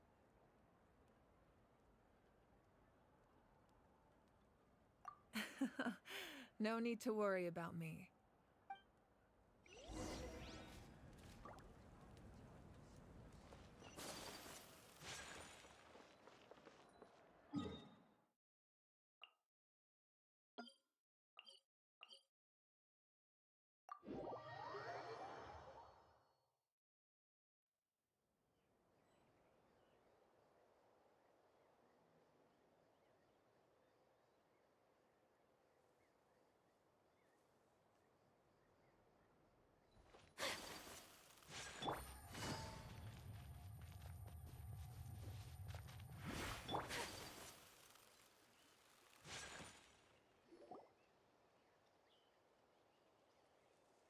Quick, over here! To safety!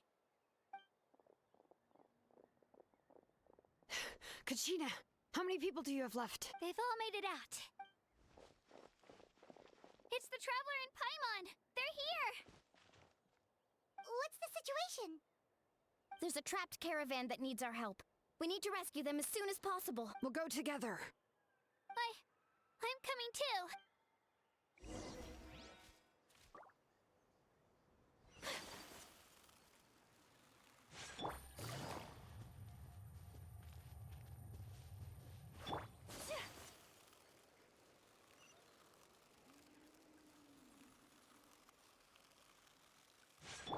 Rusty, leave it!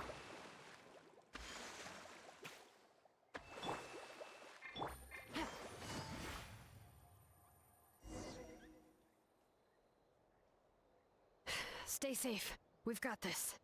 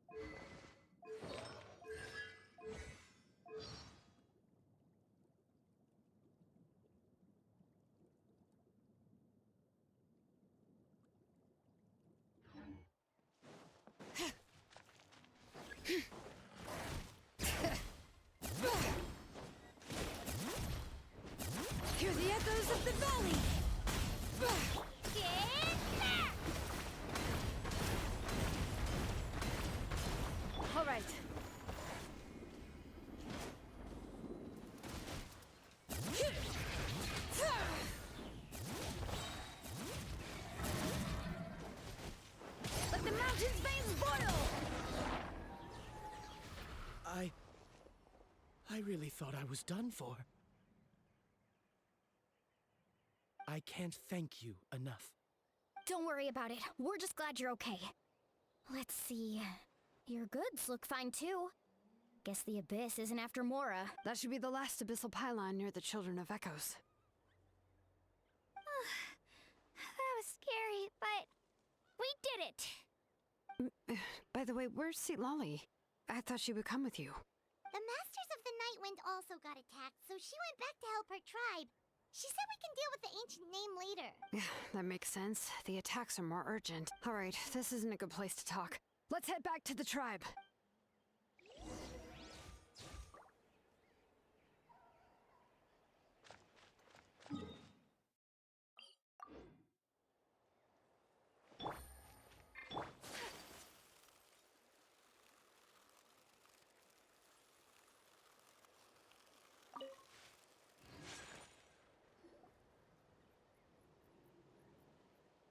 Looks like a few people were hurt after all. Oh, I should have got here sooner.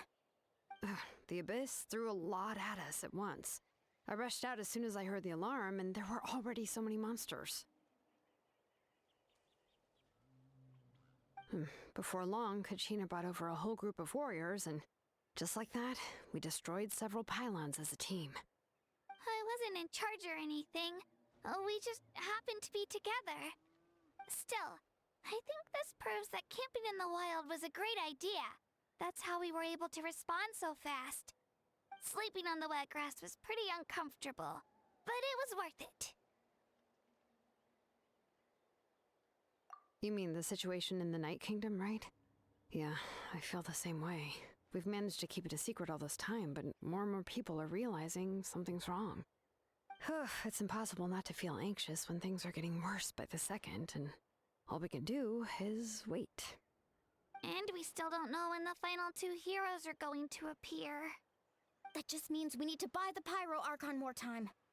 Keep pushing, everyone. Every battle is worth something. You really are an eternal optimist, Mualani. You always find a way to cheer people up. Why, thank you. I guess it's one of my better qualities.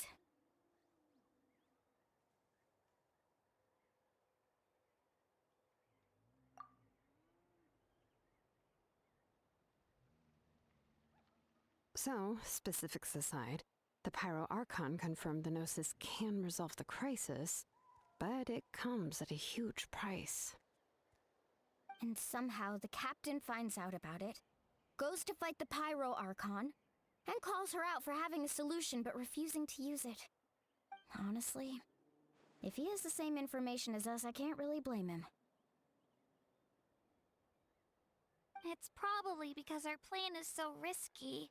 We don't even know if the 6 heroes will reunite in time. We talked to Malika before we left the stadium. According to her, the cost of the captain's plan is too high. And, well, it makes sense. If that was truly the better choice, she would have picked it. Yeah, I trust the Pyro Archon. When I was upset about Kachina's disappearance, she was really sincere and patient with me. Plus, she burned down all those precious mementos for Kachina. She's already proven how much she values even a single person's life. When it comes to Natlan's survival, there's no way she would hold back. I agree. Maybe the captain weighed the costs and came to his own conclusion, but I'm sure we have different priorities. Life is important, but so are history and memory.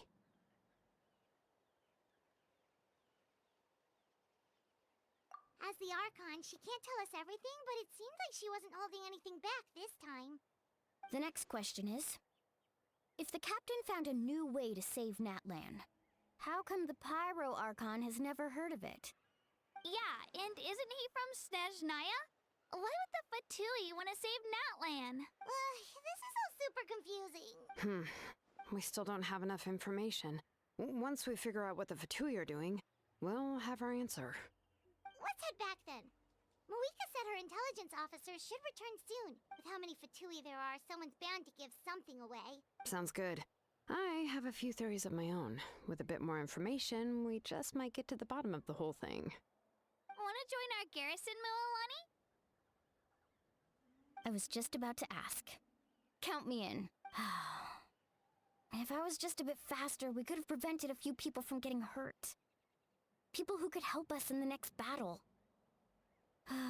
It's all a chain reaction. Then you should go register right away. It shouldn't take long. Everyone's looking for people. Register? Nah. I'll just follow you around. You know, go where you go, do what you do. Okay, but then you have to follow my orders. You got it. I just don't want to make the trip back. It's so far. All right. See you all later. Let's get together and celebrate once this is over. Oh, you betcha!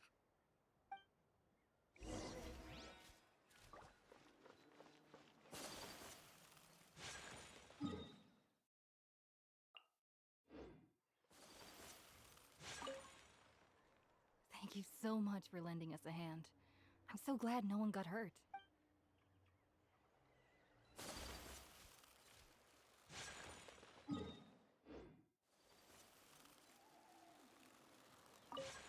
Thanks for the help, everyone. I'll take them back to the tribe.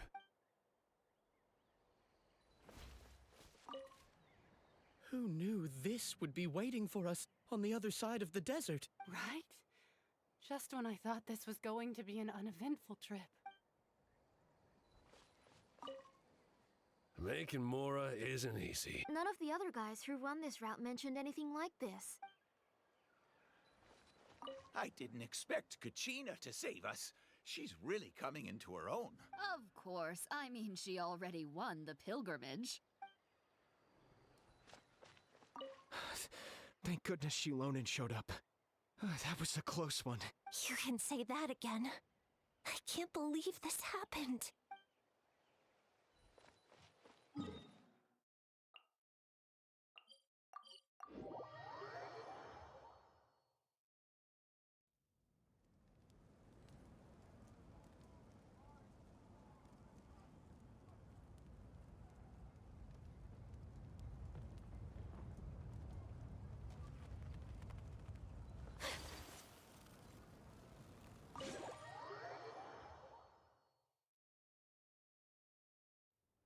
Moika! Oh, Chaska and Koichi are here. Wait, are you okay, Koichi?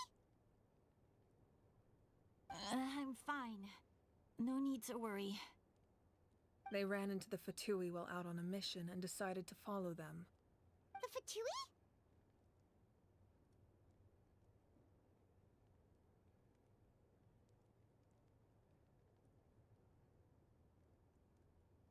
Calm down and let me explain. Here's what happened.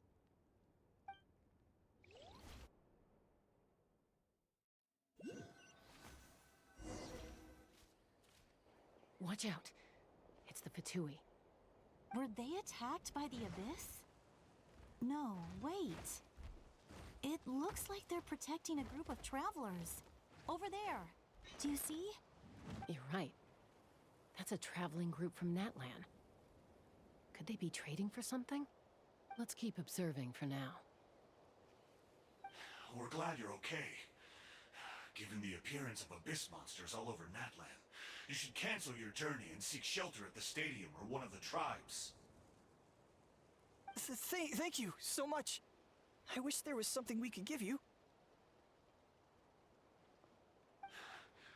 We don't expect anything in return. We were out on a mission and saw you being attacked. It was our decision to help. If you truly wish to repay the favor, you can keep this a secret. If anyone asks, just say you were saved by warriors from Natlan. Oh, okay. We can do that. But... We're not asking you to cover up our activities. We haven't done anything illegal. Our captain simply wishes to remain undisturbed. Nonetheless, the decision remains yours. If we wanted to keep you quiet, we would have employed a harsher method. Got it. We'll get going now. Did you hear that? They mentioned a captain. Isn't that who the Pyro Archon is looking for? Exactly. We could be onto something big. Still, there was no trade. They were just helping people in need. I didn't sense an ulterior motive. I didn't believe the captain when he said he wanted to save Natlan. But based on what we just saw, it's possible he was telling the truth. Maybe we've been wrong about the Fatui this whole time. It's too early to say. Let's follow them and see what's really going on.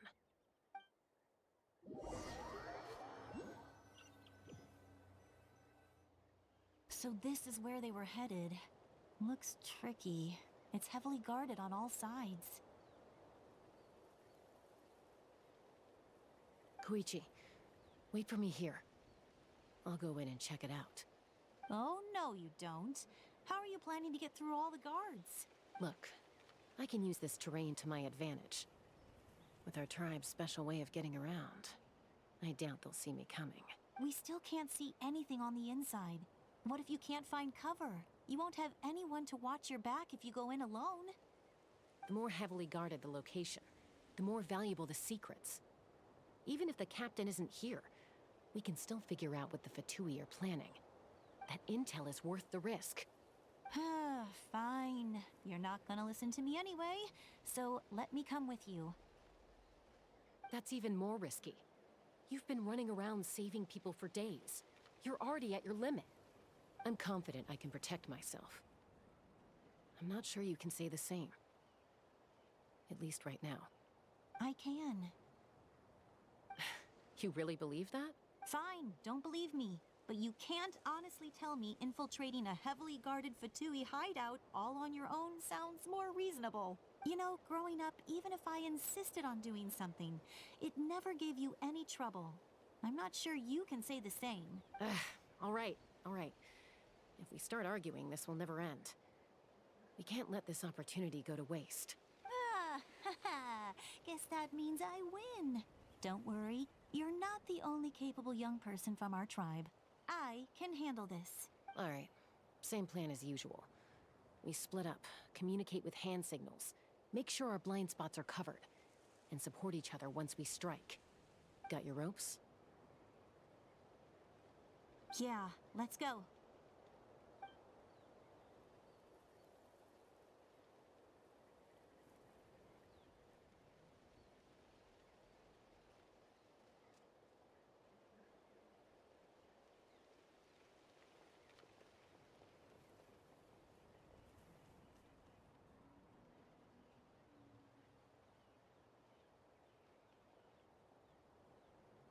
The Fatui have eyes all over this place. I should wait for Koichi's signal.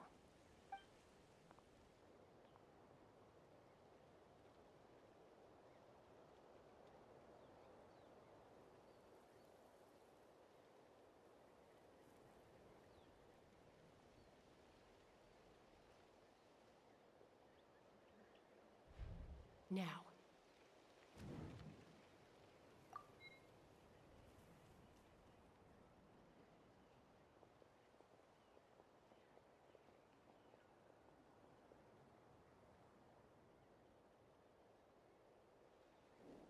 Not sure how many chances I'm gonna get. I need to act.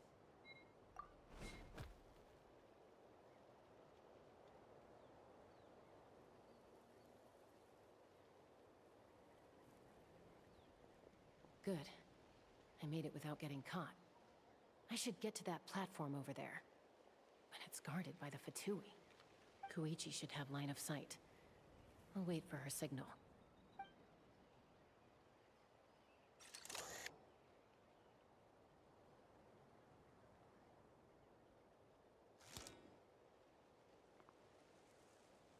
That's it.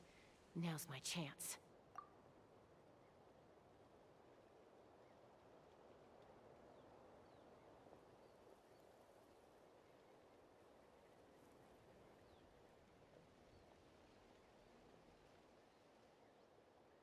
It's no use staying in one place. I should keep moving. Looks like Chaska is helping me by keeping an eye on the Fatui movements. I'll wait for her signal.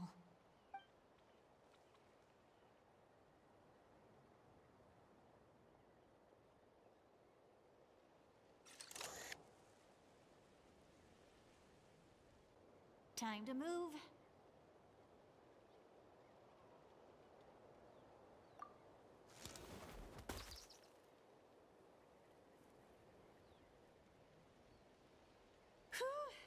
That was close. Almost got caught. Probably can't make it over in one go. I'll wait for my next chance. Now's my chance.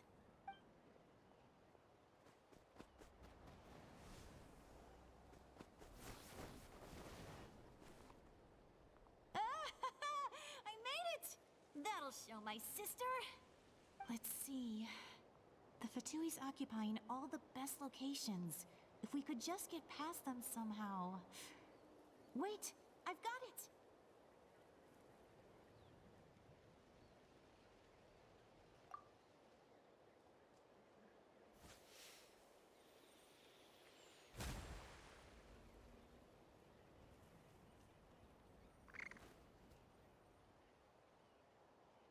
Huh? What's that noise? Did something explode? Oh, it stings! What the heck is that? What do you think you're doing? I could ask you the same thing! Good, they're arguing. Looks like they just needed an excuse. They've probably had enough of this job already. The people on the hill over there left to help their comrades. This is our chance.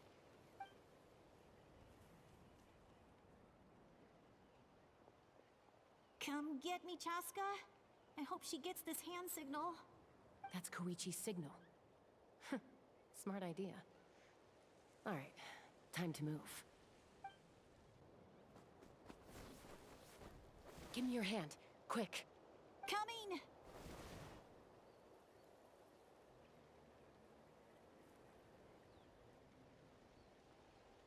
I checked, and this way is completely clear. It should lead us to the deepest part of this place.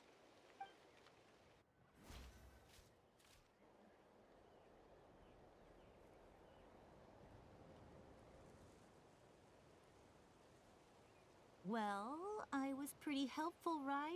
You know, everyone usually jumps at the chance to work with me. Not my own sister, though. No, she avoids me like her life depends on it. I was wrong, Koichi. You've done well. Wait, you're just gonna admit it? Now I look like the mean one. Let's focus on the task at hand. We're in the heart of enemy territory. The more time we waste, the more dangerous this becomes. All right. If you're not gonna take the bait, then I'll drop it.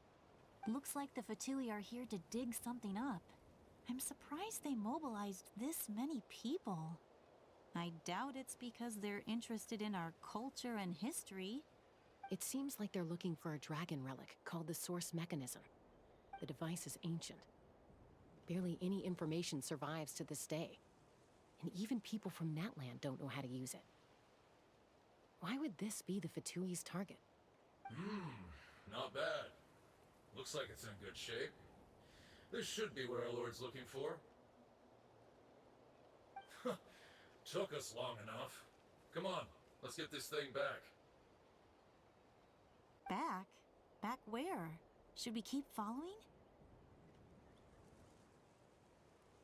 You really want to keep going? Of course. We make a good team, don't you think? No reason to stop now. What was that sound? Uh-oh. We've been spotted. Time to go. Falling rock incoming! Watch out for your gadget! What? You'll regret that! After them!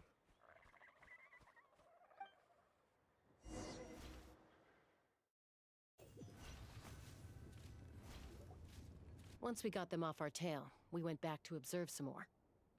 They'd collected several identical pieces of something. It looked like they were waiting, though. So we decided to come back. So, Koichi got injured trying to get them off your tail?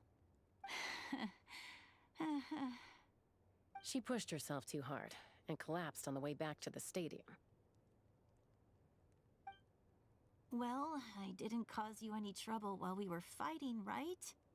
So my perfect record remains. You've done very well. I could make a comment on knowing your limits, but it's not my place. I know. I'm already reflecting on my actions. So, our current intel suggests the Fatui is after the source mechanism. The device is a complete mystery, even to us. What does the captain want with it? I have no idea. But it's safe to assume the device could serve a similar purpose to the Gnosis. Shilonen, I need you to gather every scholar in Natlan familiar with the secret source. I'll get right on it. Thank you both for your hard work. Koichi, it's time for you to get some rest. Oh, and there are gifts from your patients waiting at the speaker's chamber. I've prepared a small gift of my own as a token of gratitude. I'll send it to your home along with the others. My patience. That's so nice of them. Guess that means I'm doing something right. You don't need to give us anything, Archon. We were just doing our duty for Natlan. I should take Koichi home now. Well, if Koichi doesn't want her favorite Saurus crackers, then... I accept. Thank you, Archon. What am I gonna do with you? There's some for the rest of you as well. They're one of my favorites too, so don't be shy. I'll start investigating the source mechanism right away. If I learn anything, you'll be the first to know.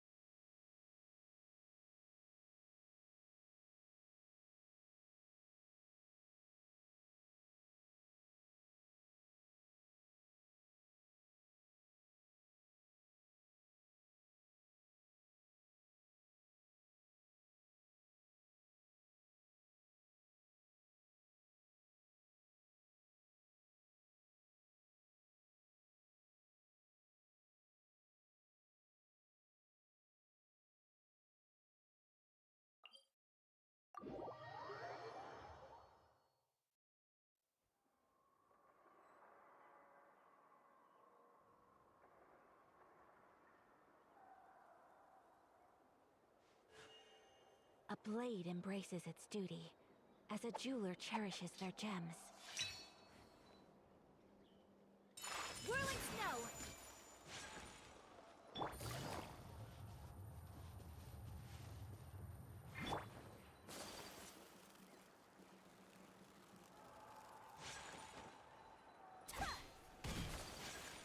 Hold the line!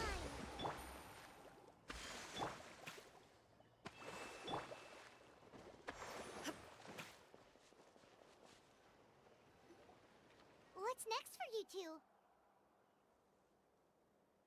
I'm taking Koichi home, with our parents there to keep an eye on her.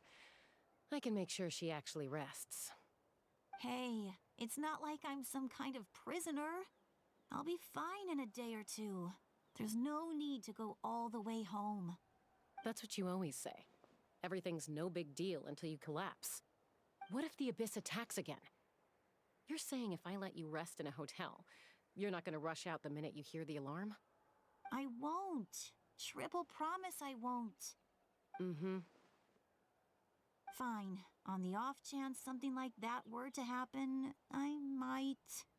But I'm a doctor. I have a duty to help people in need, no matter how hard or tiring the work gets.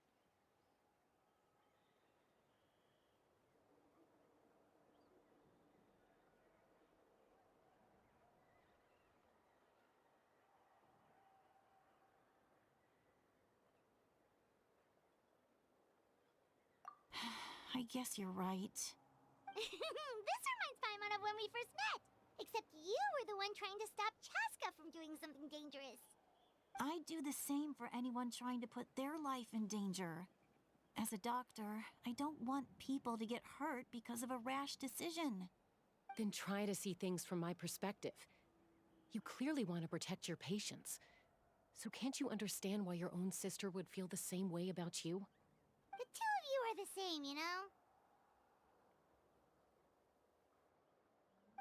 I disagree. I understand the risks and costs of my decisions. Who wants to be like her? Overconfident, always making excuses when things go wrong. That's just not true. You think I don't have proof? Okay, don't get into another fight. Just pretend Paimon never said anything. Don't worry, Paimon. You didn't do anything wrong. Arguing is just how we communicate. Neither of us really takes it to heart. Plus, I guess we are similar in some ways. Maybe I rush into things without thinking, but I learned that from her. We're family. I can't help it if my older sister is a bad influence. Okay, you don't have to put it that way. So, you're all good now? Neither of us are really the type to back down, so we'll always have our differences. But still, we get along in our own way. Plus, I know you'll wake up one day and realize I was right all along. I just need to wait. Be my guest. Come on, let's get you home. See you later, Traveler and Paimon. I'll be back once everything's settled at home. There's no rush. At least grab a nice meal with your family.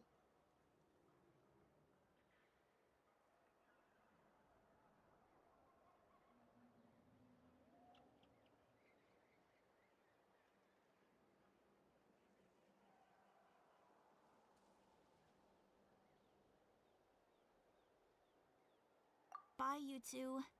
Take care of yourselves out there.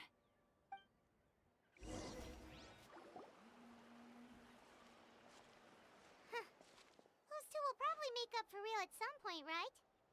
Well, we've learned a lot. Let's go over everything that we know so far.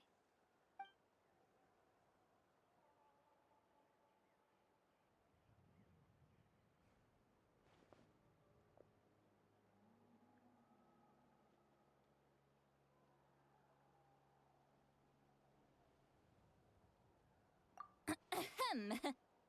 Sorry for popping up out of nowhere. Again. Why do you look so awkward? Oh, is there something you need from us? Okay, I won't beat around the bush. Oh, and I'm sorry for interrupting your rest. I'll treat you to some charcoal grilled steak to make up for it. Awesome! Just give us your orders. Hey, friends don't order each other around. I'm just here to share some news. Remember what we talked about before parting ways? Oh yeah, you mentioned how Auroron has always wanted to save Natlan, and something about his soul being fragmented. Paimon and the Traveler discussed it after you left, and we think Auroron is probably back with the captain. What do you think? I agree with your hypothesis. And just now, I confirmed it myself. Auroron came back. He helped the Masters of the Nightwind defend our camp. What? He came back? I told him to give up whatever he's doing, but he refused. He said they're just one step away from success, so there's no way he can back out now. Apparently, he came back to fulfill his duty to our tribe. When he left, he said it was because he still has a duty to Natlan as a whole. I'm unsurprised you let him go at all. I had to prioritize my tribe. Besides, the situation was intense. I couldn't focus on outside and inside threats at the same time. Plus, he was on guard. He knew I would try to go after him, so he made sure to keep his distance. I kept an eye out for a good opportunity, but it never came.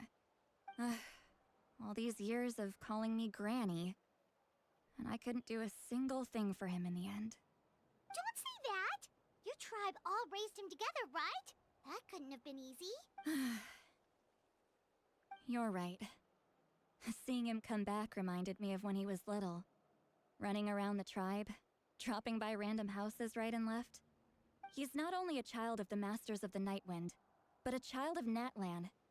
It's only natural for a child to want to do something for their family. Besides, Auroron is my apprentice.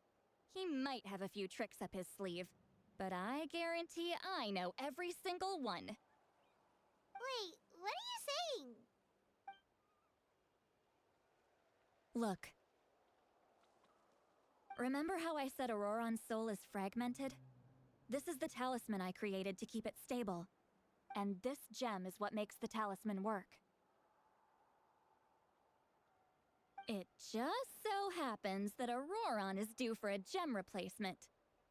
Since I can't get close to him, I put the new gem in a supply bag and asked Aoife to bring it to him. You guys know Aoife, right? No? Well, he's a pretty famous vet around these parts. He's always bringing me all sorts of things, and he happens to be very good friends with Auroron. Aoife doesn't know what's going on, so he agreed, no questions asked. Auroron would find the gem as soon as he opened the bag. He knows how important it is, so I knew he would make the switch. He probably suspected that I tampered with it. But here's the catch. The trick is on the bag. The moment he touched it, a portion of his memories were copied onto the old gem, which he no longer needed. That's amazing. You can do something like that? Most people can't, but I can. That trick he used to bring you to the Night Kingdom isn't anything special, by the way. My technique is much more subtle. He won't notice anything. So in other words, we have a whole backup of Auroron's memories in this gem. The kid thinks he can take me on? Like I wasn't the one who taught him everything he knows? That's amazing, Seat Lolly. Let's take a look right away! Once we get to the bottom of this, we can finally track him down. I know he thinks of me as his grandma, but do you think he'll get mad at me for this? You can be honest. That's a tough question. Paimon doesn't have a grandma, so she's not the best person to ask.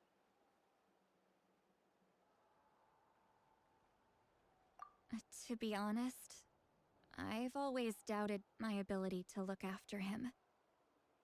I didn't stop the ceremony all those years ago, and now I'm useless again. But if I stop here, it will haunt me until I'm 500 years old. Every night I'll wake up in a fit of anger.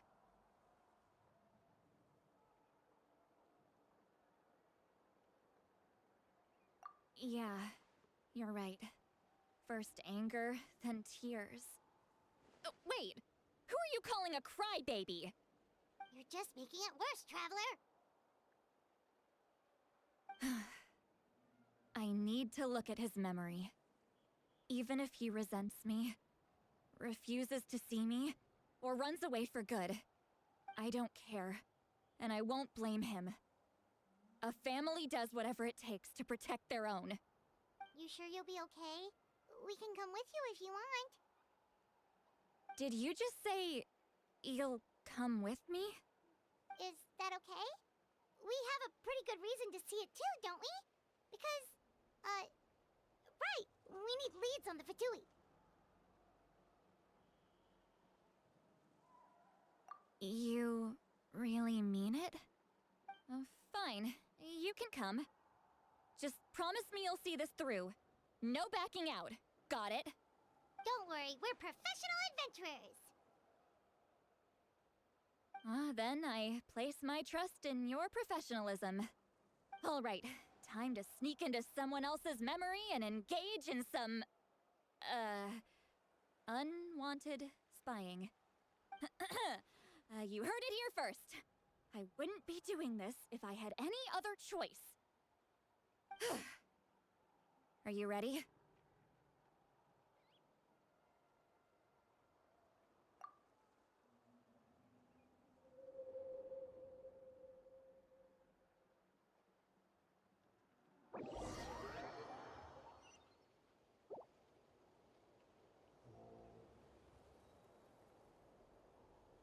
Look how good you're doing.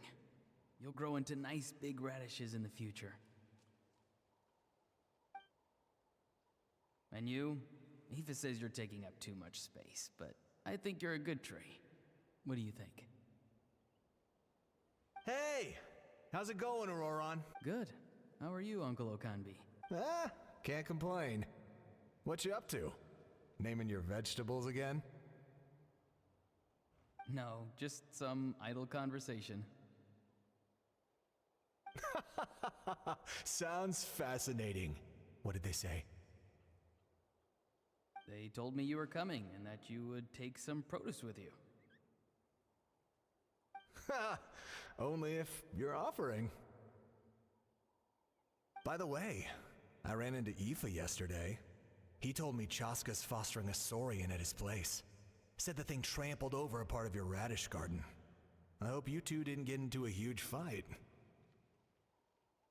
No, don't worry. I'll find a way for him to make it up to me. I've already wrapped your share of the produce. Here you go. You really knew I was coming. That's pretty amazing. Light up the smoke and you can see the path through the shadows. That's what everyone says. Hey, have you seen that strange group of people that just appeared out of nowhere? Appeared out of nowhere? I don't think so. It's the Fatui. Their leader seems like a big deal. He didn't bring many men with him, but they're all elite warriors. It seems like they're looking for someone, but I wouldn't go around asking too many questions. If you run into them, be careful.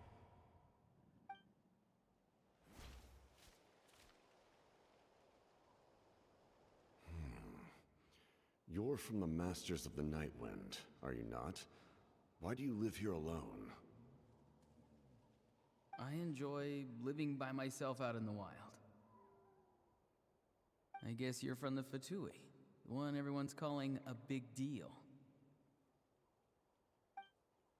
Not an inaccurate description. I'm looking for someone who may be known to you. Citlali is her name. Granny? What does an Outlander want with her? I've heard the name. You have business with her?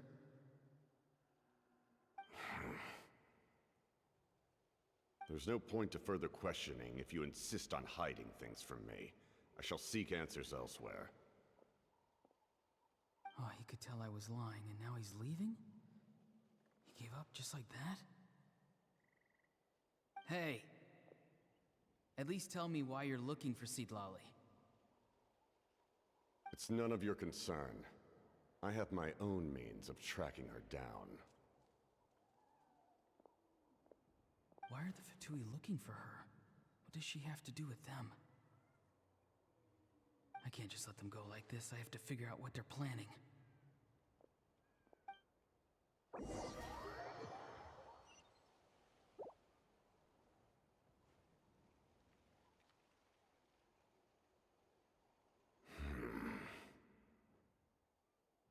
They've just been studying the ley lines and asking for leads on Granny. I can definitely rule out some sort of invasion. The situation has seen no true improvement. The Pyro Archon did not fulfill her promise. My lord! Ignore him. He is no threat. He knows I'm following him, but he doesn't seem to care. He's strong, I can tell. But there's something unusual about him and also familiar in some way. I can't describe it. What is it? My lord, I feel dizzy. A ley line disturbance. Certain presences have been forced to wander outside their rightful realm.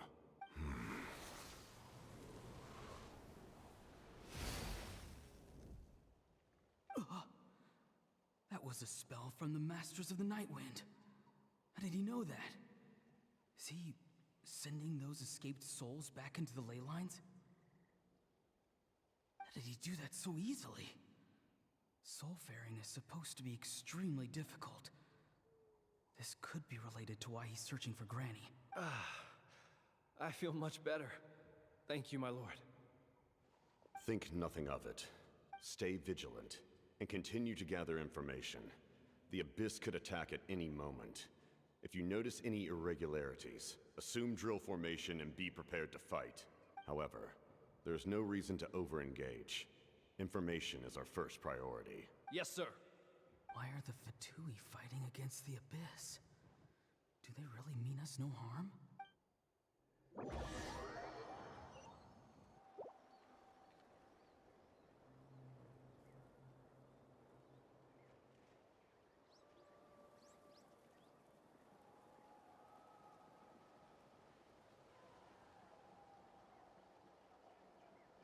I've been following him this whole time and still they ignore me? Do they really not care? It seems like his subordinates refer to him as the captain. Never heard of him before. And now he's headed to the stadium. That's unusual. Oh, what is he gonna do? You two, with me. Everyone else, wait here as instructed. Send word to the other teams to retreat immediately if this fails. Yes, sir. He's going inside? But the Pyro Archon is in there. What does he want with her? Forgive me, my lord. Allow me to check one more time. Do you truly wish to do this? The time for idle observation is over. It now falls on me to act. This nation is out of time. Yes, sir.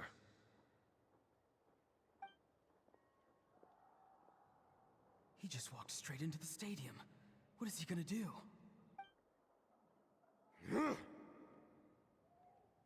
They're both incredibly strong. How long will they have to fight until someone comes out on top? Wait, this feeling. Just like the other day near the ley lines, it's faint, like a soul's trying to escape. Where is it coming from? Is that why he's looking for Granny? If he dies here, then all clues will be lost. I can't let that happen.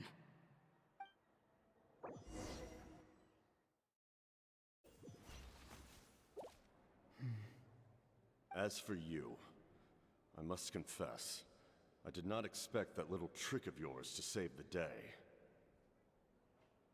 No matter how dense the fog, as long as the sun remains, we cannot turn day into night. She could have dispelled it. She simply chose not to. You don't have much time, and you're injured on top of that. What do you plan to do next? I'm beginning to see just how useful you may turn out to be. You heard something from here, didn't you?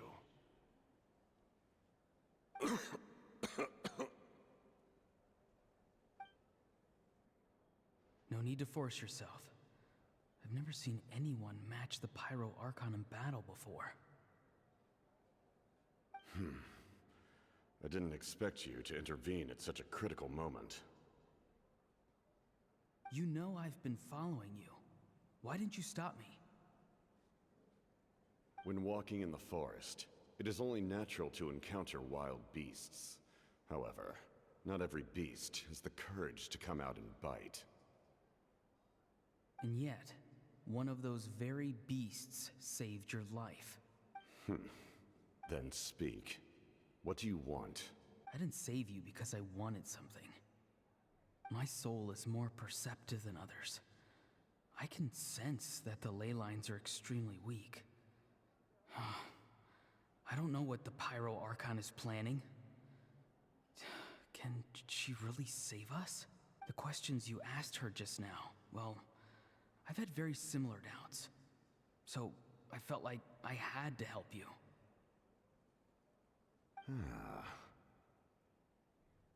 So, you can tell the truth. That was quite a reckless decision to make. I'm not sure you realize that. There's no turning back for me now. What I did back there is going to get me in a lot of trouble. You attacked the Pyro Archon in broad daylight, and I used my spell to save you. A single glance was likely all it took for her to recognize my tribe. So, we're in the same boat. Seem to care little for my thoughts on the matter. It's too late for that. Start from the beginning. Why are you looking for Natlan? Do you know her? Explain your relation to her first. I know you two are acquainted. It was obvious the moment I mentioned her name. Natlan is my elder and my teacher. She taught me everything I know. It's my duty to protect her. If you truly wish to protect her, you should have let me perish at the Pyro Archon's hand. Yet, you chose otherwise. Do I really need to tell you what that means?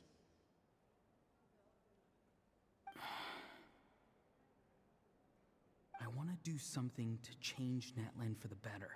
Something I can accomplish with my own two hands. You're stranger than anyone I've ever met. But maybe, just maybe, you can show me the way. Strange? Natlan is said to be the legendary Granny Eastly, someone capable of communicating with the Wyub, and the Wyub are the key to information on the Night Kingdom. Why do you need knowledge on the Night Kingdom?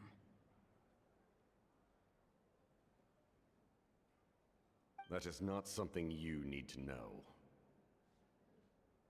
Don't forget, I saved your life. Do you not believe the Fatui capable of betraying a debt? People can lie, but souls cannot. I can tell there's a weight to your soul, a sense of justice. You may not live among your tribe, but you certainly know their tricks. I apologize for my rash judgment. You are more capable than I imagined. Let's go. We'll see if you have what it takes to join my plan.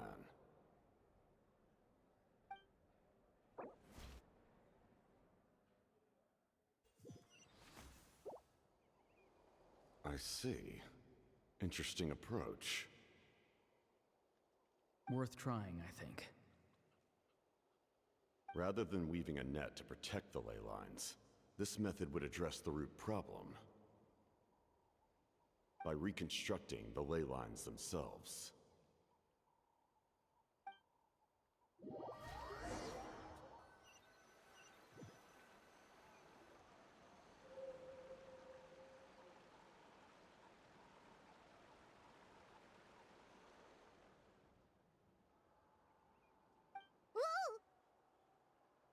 Traveler, Paimon. Are you two alright? Paimon's fine, just, a little dizzy. Of course. I'm so mad at him. After everything, he still can't let go of the past. For some reason, he thinks he owes something to the people who cared for him. Stubborn, self-righteous fool. Where's that gonna get him? Now that he's all grown up, he thinks no one can tell him what to do? He thinks he can just run away whenever he wants. I'll show him. If he tries to run one more time, he's got another thing coming. Maybe stubbornness runs in the family. Like grandmother, like grandson, as they say. Is that supposed to be a compliment? Huh! That kid's got nothing on me. Anyway, back to what we just saw. I don't even know what to make of it. Yeah, the captain seriously wants to reconstruct the ley lines? What does that even mean? Something like the loom of fate, maybe? But how does that help with the abyss? The loom of fate? Oh, it's kind of hard to explain.